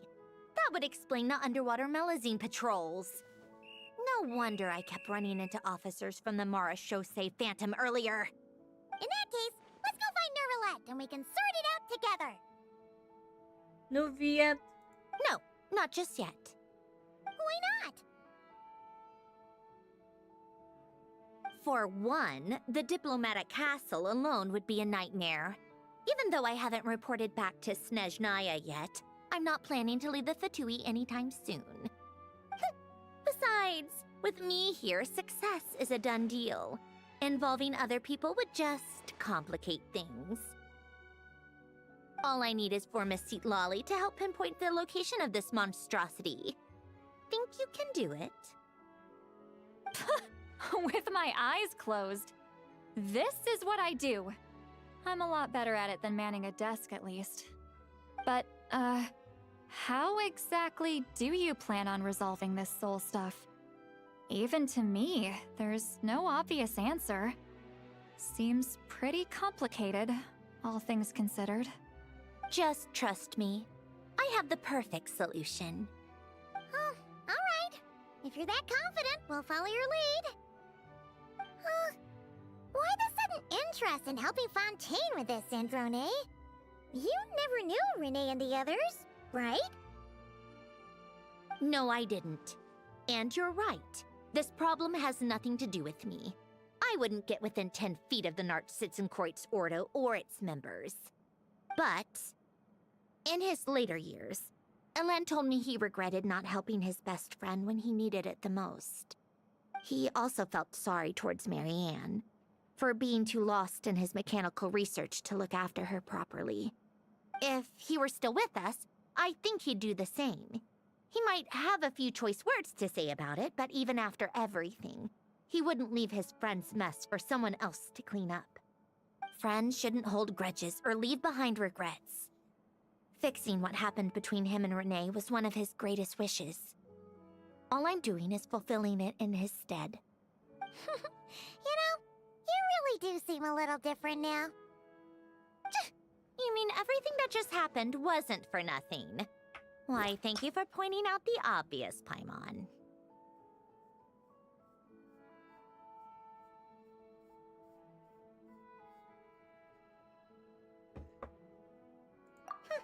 Just washing off the grime of the past.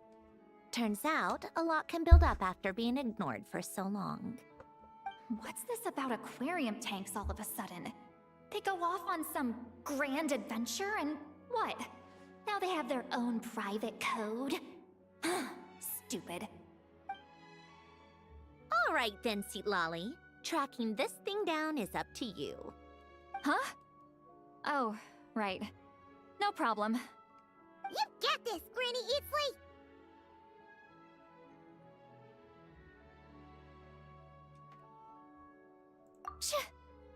You! Come with me to Hotel de Boer for a drink. Right now. Why? Why? Because I said so! Miss Guillotin, I'll report back on the location tomorrow morning. Just need a drink or two first to bolster me up. Well, don't let me keep you. All right, you. Time to go. I've got scores that need settling. Huh?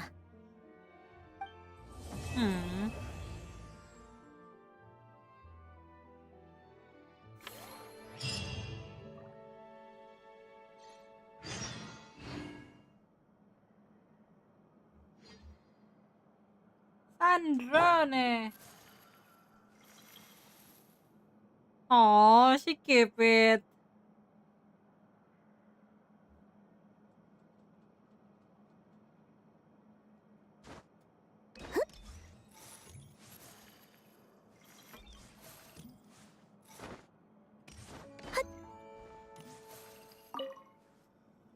Aww.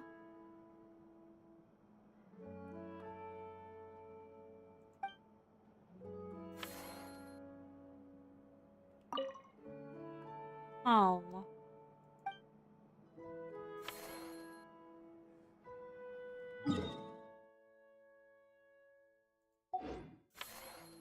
Surge.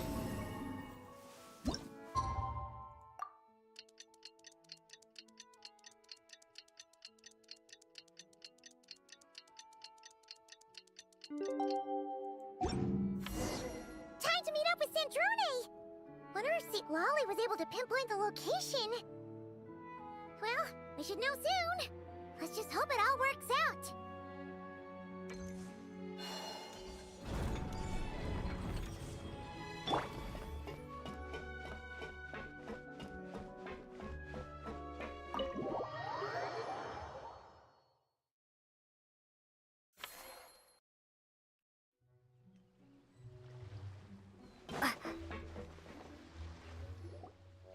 St. Lolly sure drank a lot last night, huh?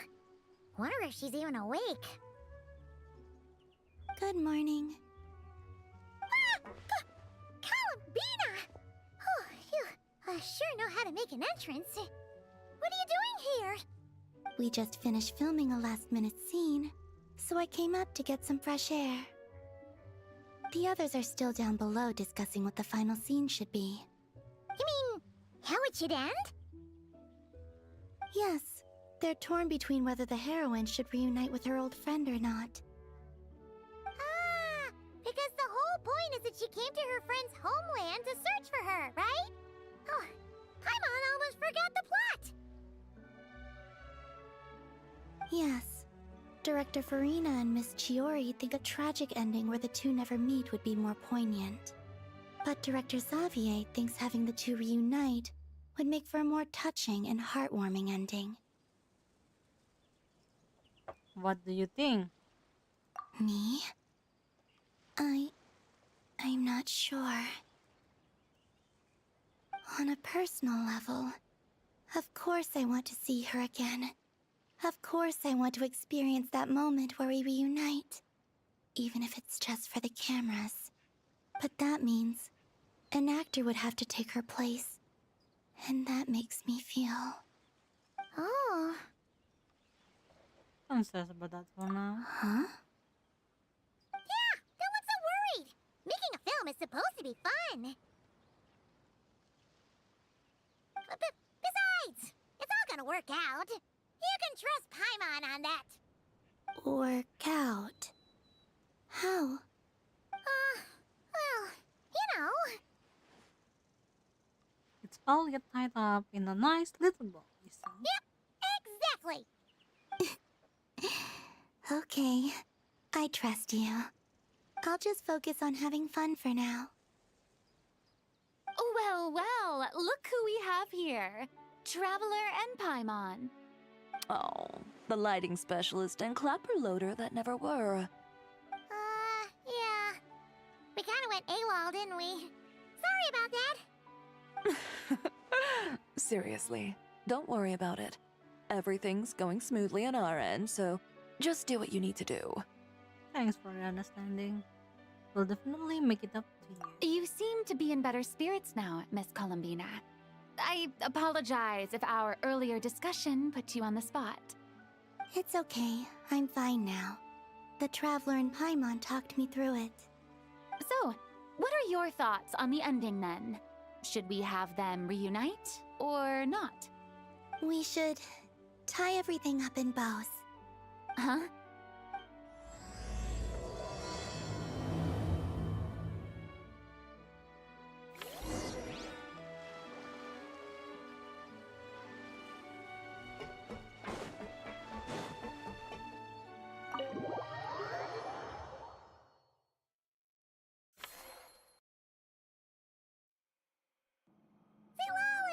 We're here!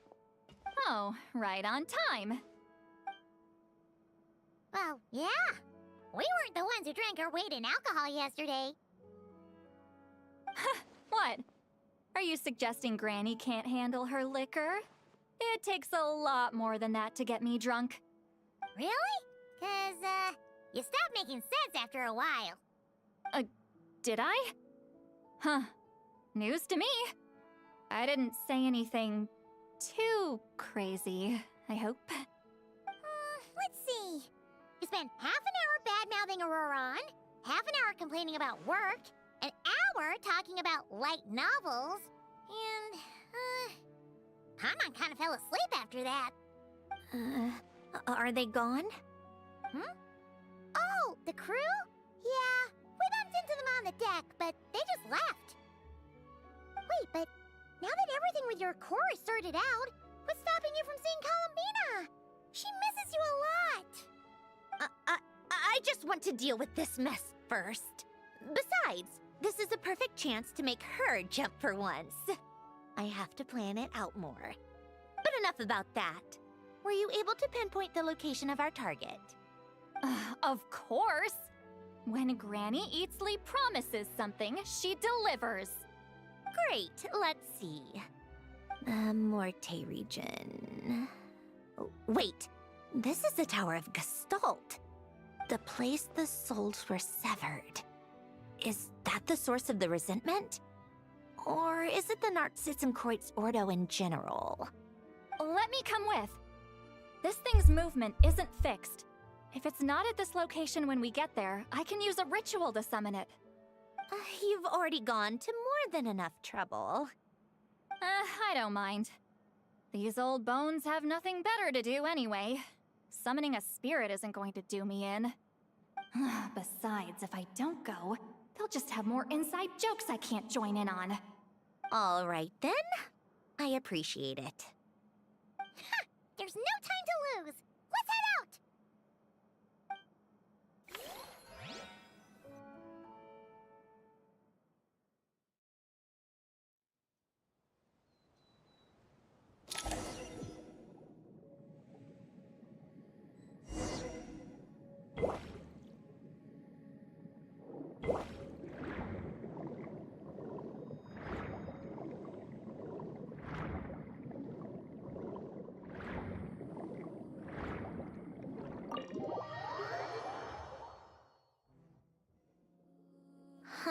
No sign of it so far.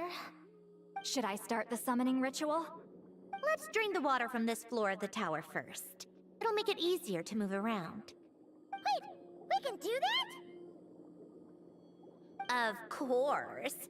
Alan and Renee both saw the future that awaited Fontaine, and even shared a few methods for waterproofing buildings.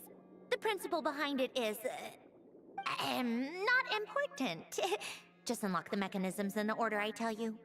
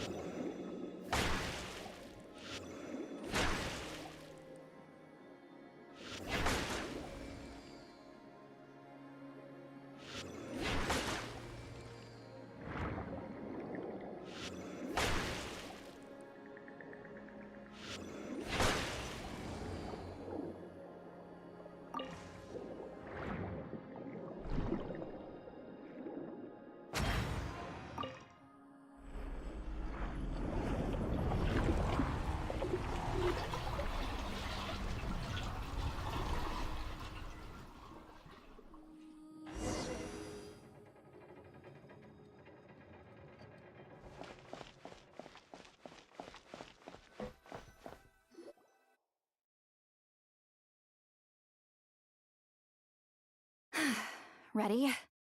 Yeah. When this thing appears, I'll try talking to the souls inside. But more than likely, they've already been driven to madness. If communication fails, we'll have a battle on our hands. In that case, Paimon better find a hiding spot. If a fight does break out, I should be the one to deliver the final blow. Trust me on that. Understood. All right, I need quiet. Wandering spirits drifting along the tides. Hear me now. Broken souls, silenced, torn apart and forsaken. Follow the traces of the past and return to us. Let resentment recognize resentment. Let vile entities be drawn together. And in this place, take form once more.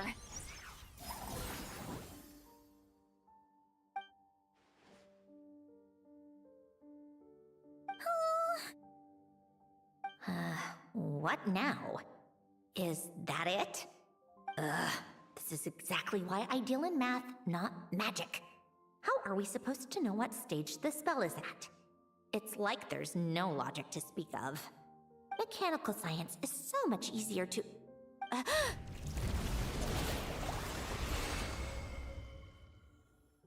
Watch out!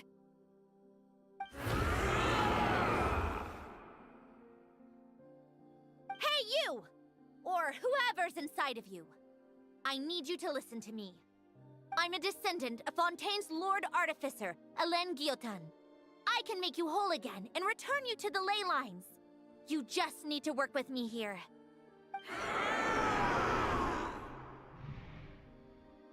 Sandrone! Shh. Looks like talking this out is off the table. All right, plan B. Time to blow off some steam. You're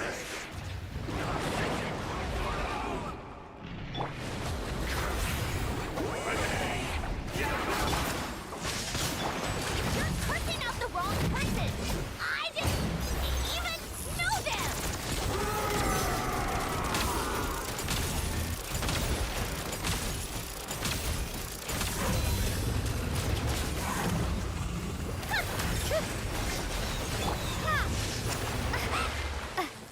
Get to work! Incoming! You two! Time to end them! How tiresome.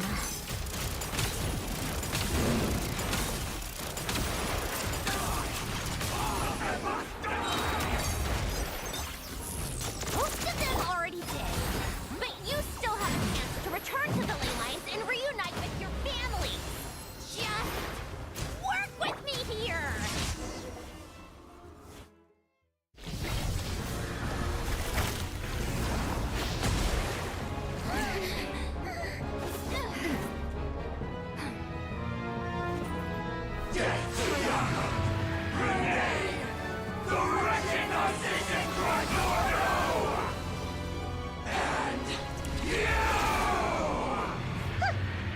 I told you I'm not like them.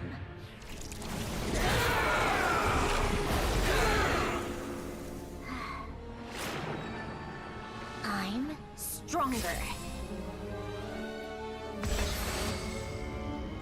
Inverted. World formula. Reversion.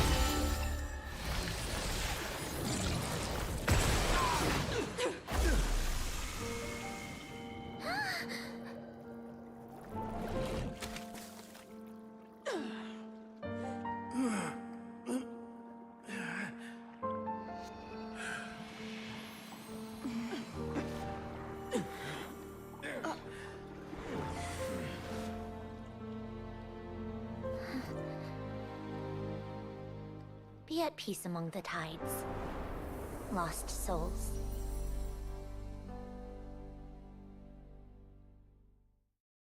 Is it over?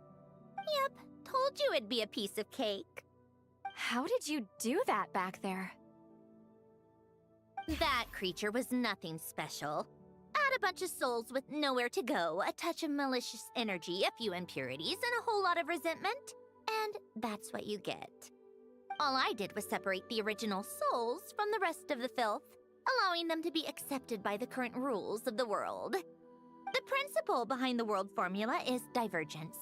Starting from a point of origin, it deconstructs and reconstructs the possibilities of the world to find certain answers. So, it would follow that reverse calculating the world formula allows us to achieve convergence and restoration instead. Using a numerological array, I was able to do just that. It's similar to the concept of homological reduction in mathematics. I reduced them to the basic fundamental essence of their being without changing their underlying nature. That meant... never mind. Judging by all the blank stares, I'm guessing you don't actually care. I think I finally understand how Outlanders feel when I ramble on about shaman stuff. Point is, it was super impressive! You really are amazing, Sandrone! You're just realizing that now?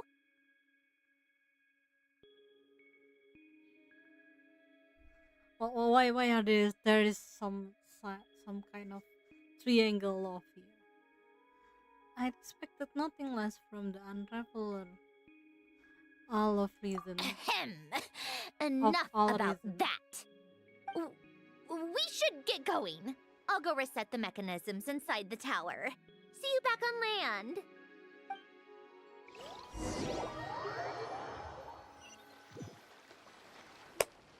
Well, that's one old mess for the books. Glad to have that over and done with. Feels nice to do a good deed every once in a while. You helped everyone out a bunch and not cry too. Kinda seems like you're just a good person at heart. Yeah. I wouldn't be so sure. I'll be heading back to the Fatui soon enough. You two are too trusting sometimes. Well, at the very least, we know we can trust you. Fine. Just don't say I didn't warn you when it comes back to bite you. Well, where to next? Back to the ship? Yeah, your personal business, the Narcissism thing, it's all resolved. That means you can see the people that need seeing now, right, Sandroneeee? Oh, everyone's gonna be so happy you're back! You wouldn't catch me dead admitting to this before, but... yeah, I really have missed everyone. Columbina's a special case, though. This time, I'm definitely getting her back for all her annoying antics over the years.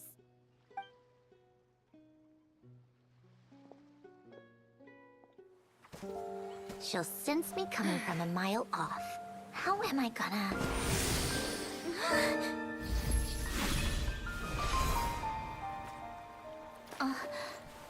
Oh no. He brought you here. Sandroneeee? Is it Aw. really you? Oh. You're back? You didn't tell me. You avoided me. Why? Aww. Sandroneeee?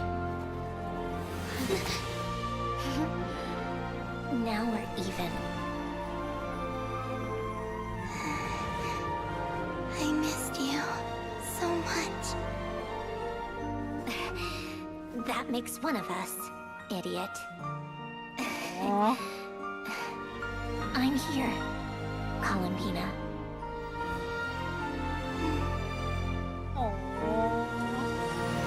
The fact that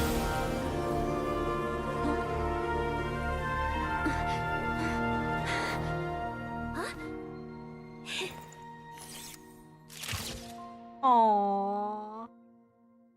That's a nice one though. No. Yeah.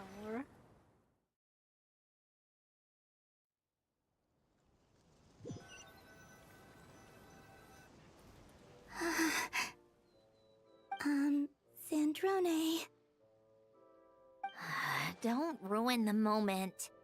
Or I'll start thinking about how you teleported me to a random location after I explicitly told you to stop doing that. And scene! Bravo! Bravo! We got it! This is exactly the ending I was hoping for. Huh? Where did you just go, Miss Columbina? You vanished! And then the next second you were back hugging this, new friend here. That was all on camera? Yeah. Well, the camera was already rolling and it happened so fast, so... yeah. Hold on. This must be... Yep, my best friend. The one I was looking for. I never thought I'd actually get to see her again. I'm just... so happy.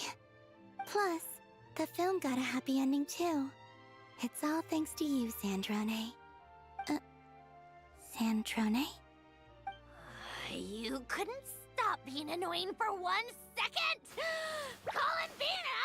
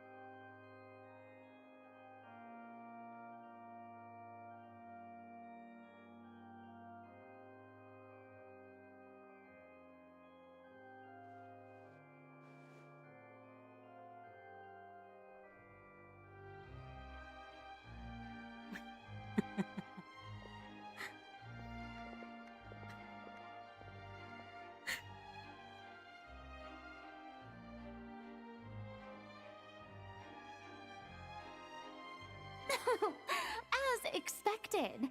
Going to the opera house is the true way to enjoy a film. You get to see the audience's reaction in real time, too. The endings seem to be received quite well. Paimon can't believe you let us include that in the final cut, Sandrone!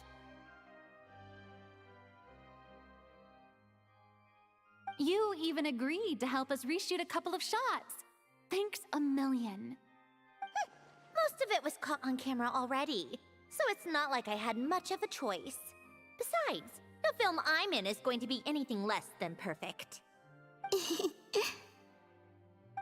What are you laughing at? Nothing. It was just interesting to see us on screen together. I'm glad this moment is going to be preserved forever. Just a pity we didn't take home the Farina Award this time around. Well, artistic films can rarely compete with commercial ones. You should have prepared yourself for this the minute you changed the script. True. Oh, did I hear someone mention the Farina Award? Come on, don't gloat! I won't. Our crew winning the Farina Award was a team effort after all. Costume design, script adaptation.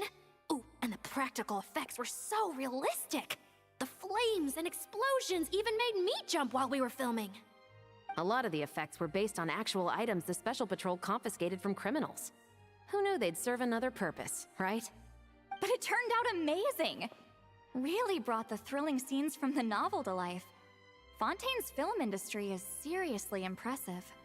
Which film did you vote for, Silali? Isn't it obvious? Great Detective Herlock, of course! That's the whole reason I'm here! You all should be proud, though. A lot of critics are saying really good things about your film, too. Longing and loss? Searching for something even after it's gone? It's a film that makes you think about life, and how important it is to explore those themes. Well, that is what the art of storytelling is for. Watching a film with friends is so much fun! There's so much to talk about! Ooh, let's throw a celebration later then! We're all old friends! Oh, we could find a place and chat to our heart's content! How about the Winglet? That's perfect! Friends and family are more than welcome too. So if you want to bring people, don't be shy. You all can head over first and make yourselves at home. I'll bring over some refreshments in a bit. I just have one more stop to make first. Can I come?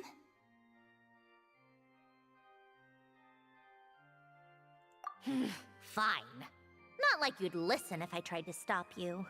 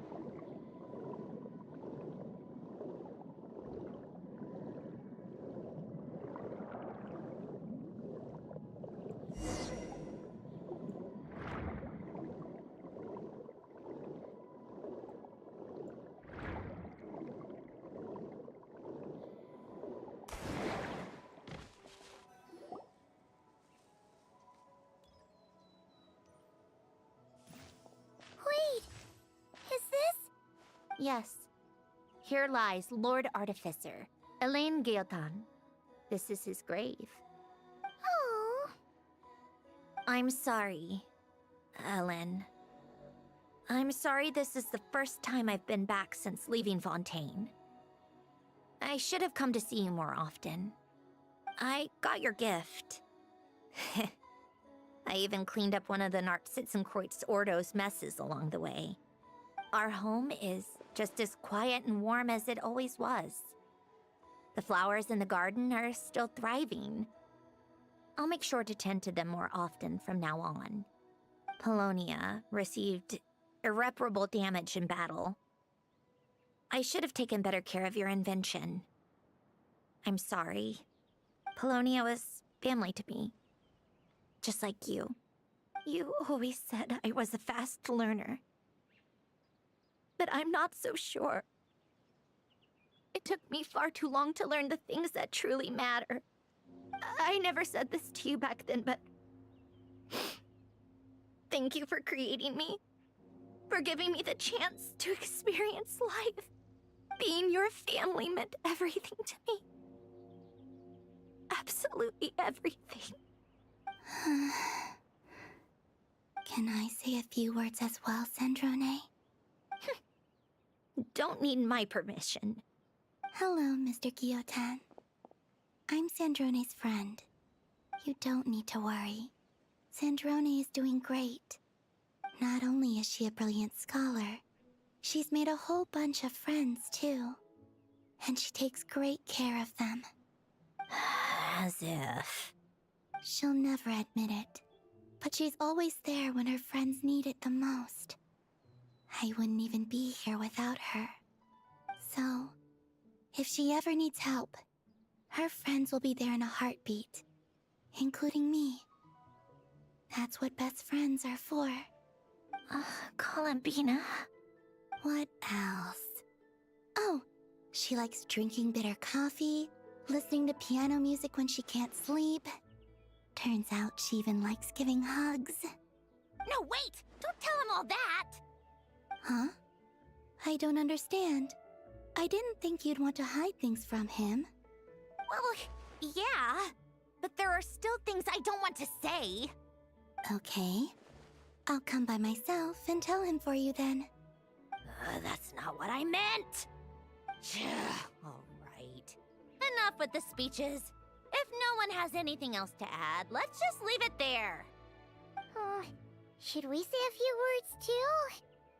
Kinda seems like Columbina said it all.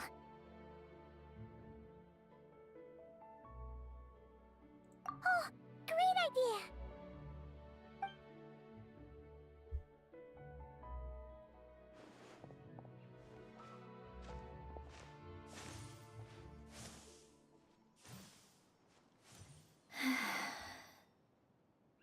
Goodbye, Ellen.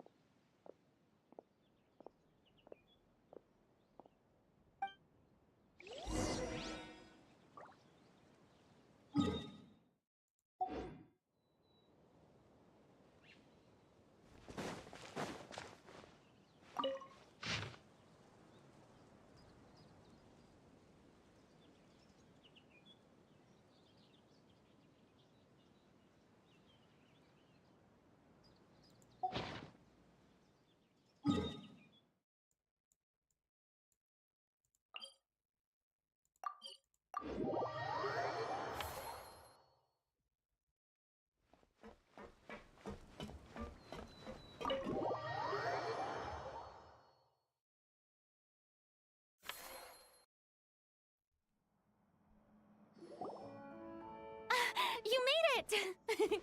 The party's already started. Oh, but, you didn't bring anyone else along? I thought you headed out to invite some friends. We did invite a friend, actually. She'll be here soon. She's even bringing some desserts to have over tea. You should join us later, Miss Farina. I do love a tea party.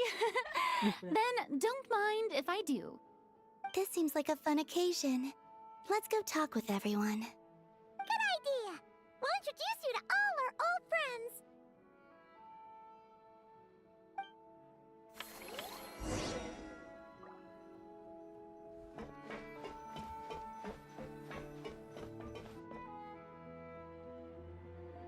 Wait a second! Mr. Baptiste and Veronique! You're here! Friends of yours? Veronique is the prop manager for Musketeer Pictures, and Mr. Baptiste is the author of The Two Musketeers. Yeah, former prop manager. Now we're just two criminals serving our time. Thanks to Duke Risley and Nurse Sijwin looking out for us. Not too bad, actually. You make it sound like I'm giving you special treatment. I just think the method of justice you chose to pursue is one people can respect. You are far too modest, Your Grace.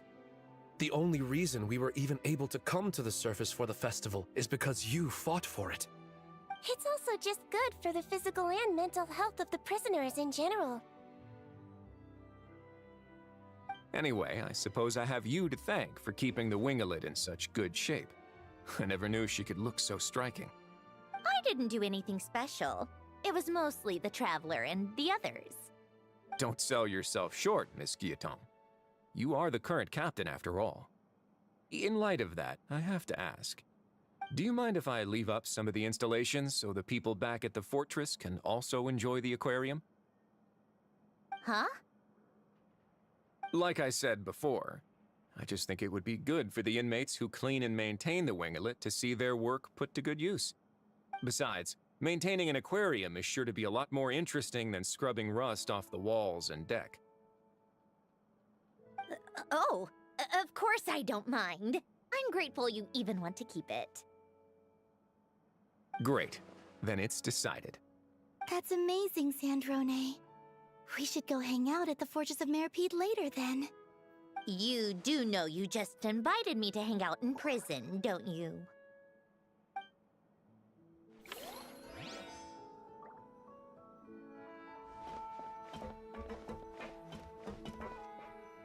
You're gonna just stand there? Granny Eatsley, you're really not going to let us borrow these cute little stuffed toys for our magic show? First of all, Seat Laline and Eats Papa are Chi-Chi meal. They have inauspicious stars sealed within them, and they're my helpers, not toys. But the Grin Malkin Cat and Boggle Cat box are Linny and Lynette's helpers. And they still make good partners on stage. Agreed. We've never had a Chi-Chi meal pop out of our hats before. It would be quite the surprise. I think the audience would love it. If this was the Masters of the Night Wind, these kids wouldn't have even had the guts to say my name, let alone pester me like this. I'm terrible at dealing with requests like this. Oh, Traveler, quick, save me!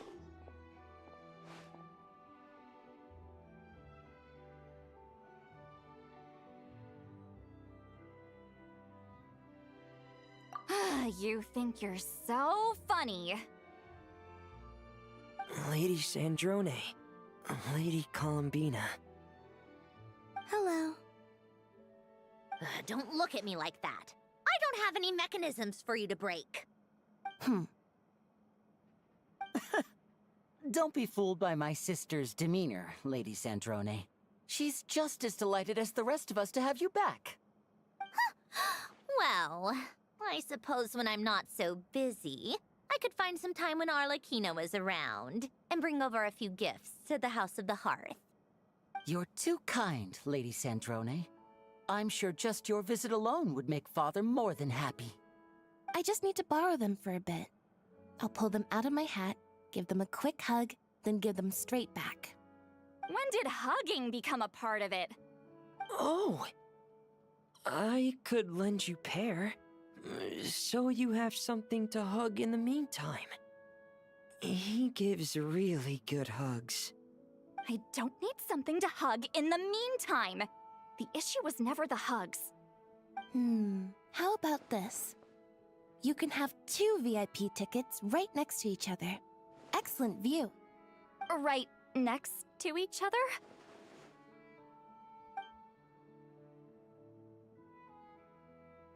Yep, super quiet. No one will bother you. I'm sure you'll have a great time. Fine.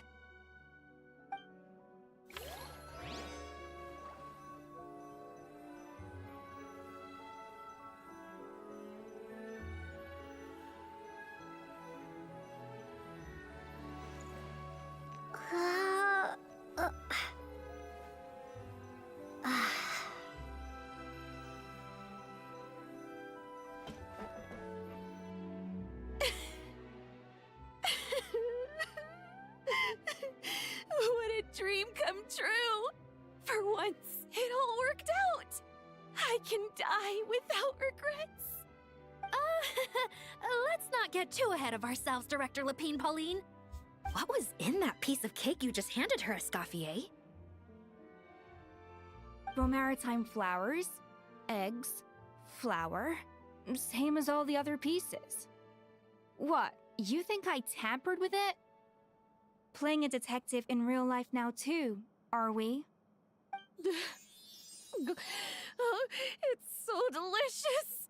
I'm so happy. My life has peaked.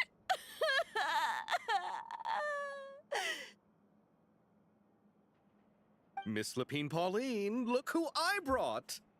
Master! Wait, what happened to your face? Why are you crying? Never mind my face. Here, let me introduce you. This is Miss Charlotte and Miss Escoffier. Things are sounding lively over here. Oh, look who it is! Perfect timing. I was so busy with the shoot, I feel like we barely got to talk. Ah, and the elusive Miss Guillotin. It's great to see you. Thank you so much for letting us use the boat free of charge. That was so generous of you. Oh, right. Introductions. This is Miss Charlotte and Miss Escoffier.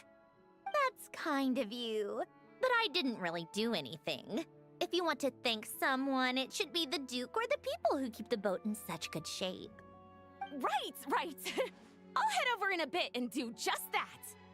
Miss Columbina? Yes? Could I interview you sometime? I'll treat you to some gâteau de bord for the trouble. There's only a limited amount available each day. Oh, but it's an absolute must-try when you're in Fontaine. Oh, sure. Bold of you to use my own cake as a bribe right in front of me. You know what? When else are we all going to be together like this? Come on, everyone! Grab your drinks!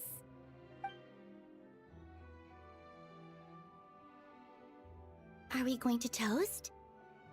Yup! Come on! Sante!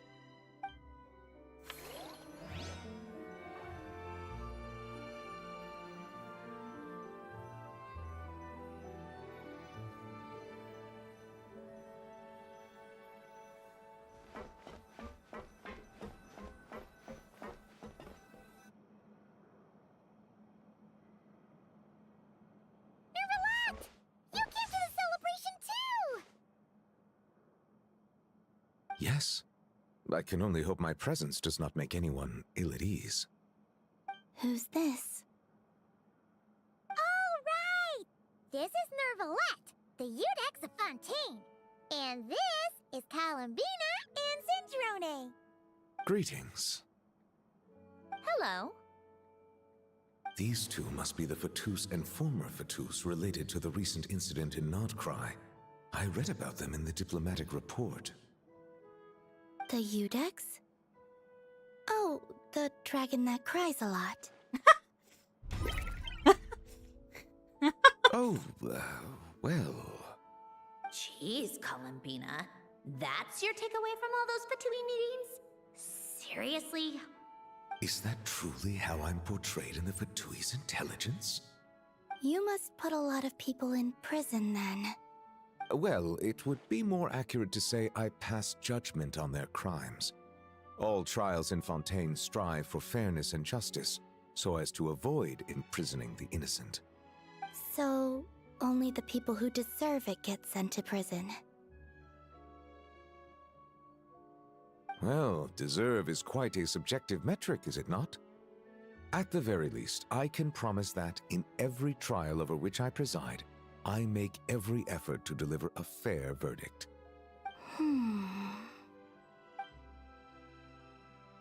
Yeah. Oh, for the love of... what is she doing now? You seem like a good dragon. Not the kind that throws people in prison for no reason. I think we can get along just fine. Well, thank you? Then she punched me because... Sorry, Nervalette.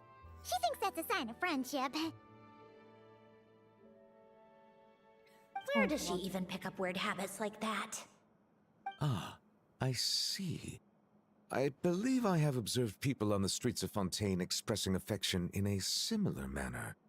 I suppose I now know what it feels like. Yes. Quite, abrupt. You know, these two are surprisingly alike. Iya. Dasar para water ini. So, if you talk to them, talk to this one.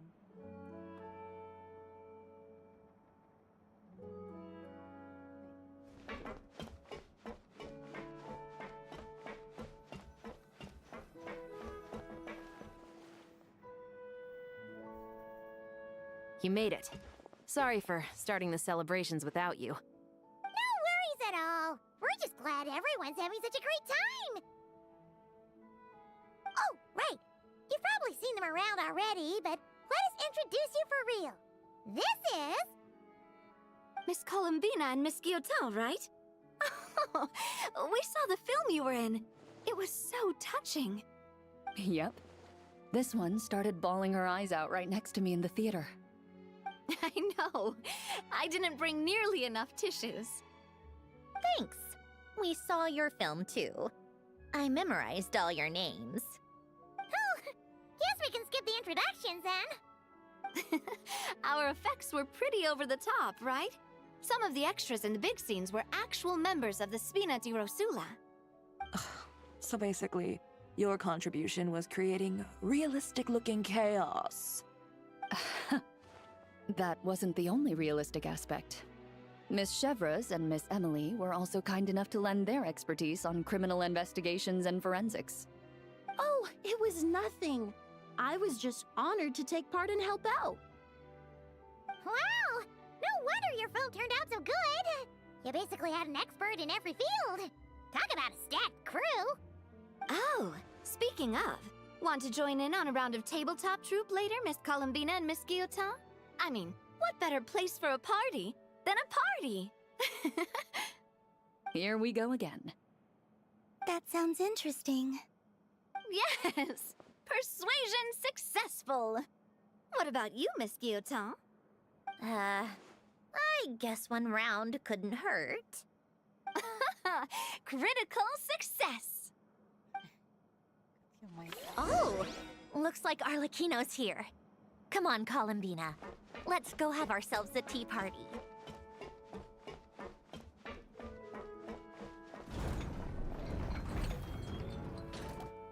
Well, it's been quite some time since the three of us gathered to drink tea like this. Yes, but your tea is as good as ever, Sandrone. Of course it is. The pastries you brought aren't half bad either, Arlecchino. I'm glad to hear it. Are they to your liking, Miss Farina? If I remember correctly, this particular cake is your favorite. Yes, thank you. The tea and pastries are absolutely delicious. Delicious. I can't believe I'm casually sipping tea with 3 harbingers. Or are some of them former harbingers? Who knows? Due to diplomatic reasons at the time, our last tea party was rather tense, wasn't it, Miss Farina? You have my apologies. But this is simply a casual gathering of close friends. So I do hope you can relax and enjoy yourself. Of course! I appreciate the hospitality, in both cases. Next time, let me be the one to treat all of you. I'm sure we'd all be delighted to have you join us more often. The same goes for you two. Of course we should do this again. We've all been through thick and thin together by this point. This is nice, Sandrone. It reminds me of the happy times back in Snezhnaya, when things were so lively. Yeah. To be honest, I never thought these gatherings would feel this lively ever again. Well, I think I speak for all of us when I say we're truly glad you're back, Sandrone. Me too. I've realized that holding on to what matters doesn't just mean protecting what you already have. By reaching out and striving for something new, You can gain much more than you think. No, that certainly doesn't sound like something the old you would say. Well, I'm only going to say it once, so don't get used to it. Who knows? Perhaps your tea parties will only get livelier from here on out. Once you return to the Fatui, we'll have more opportunities to keep in touch in any case. I want to spend more time together too. But I don't want to go back to the Fatui. Well, Notcry isn't too far from Snezhnograd. It shouldn't be hard to find a place where we can all get together. Oh, and then I can sing for you. Or put on some of your favorite music. Just like the old days. Speaking of music, I spotted a mechanical piano below deck. Is it yours, Miss Guillotin? Yes. Reclaimed, I suppose you could say. Why don't you play something for us? Huh? In front of all these people? Yes, why not? You play so well. Yeah, come on! Just a little, please? For the love of... Fine! One piece, and that's it.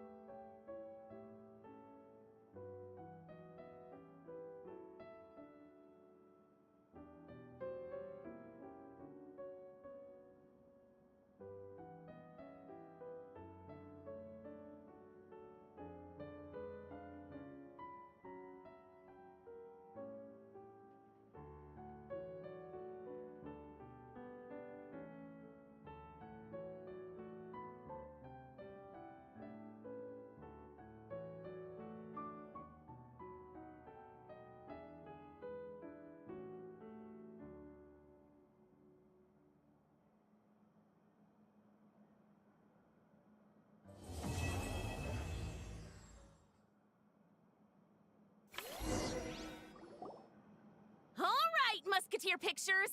Everyone ready? I'm not sure I should be in this one. Of course you should. You might have primarily helped out another crew this time, but you're still a member of Musketeer Pictures. All right, thanks. I'll still stand a bit off to the side, though. Can I be in the picture too? Of course, Miss Veronique. I would have loved to have you in the last one, too, if circumstances had allowed it. Thank you, Director Xavier. Do I really have to be front and center? You're one of the lead actors! Of course you do! Nervous, Sandrone? No. All right, look at the camera. And 3, 2, 1. Musketeer Pictures!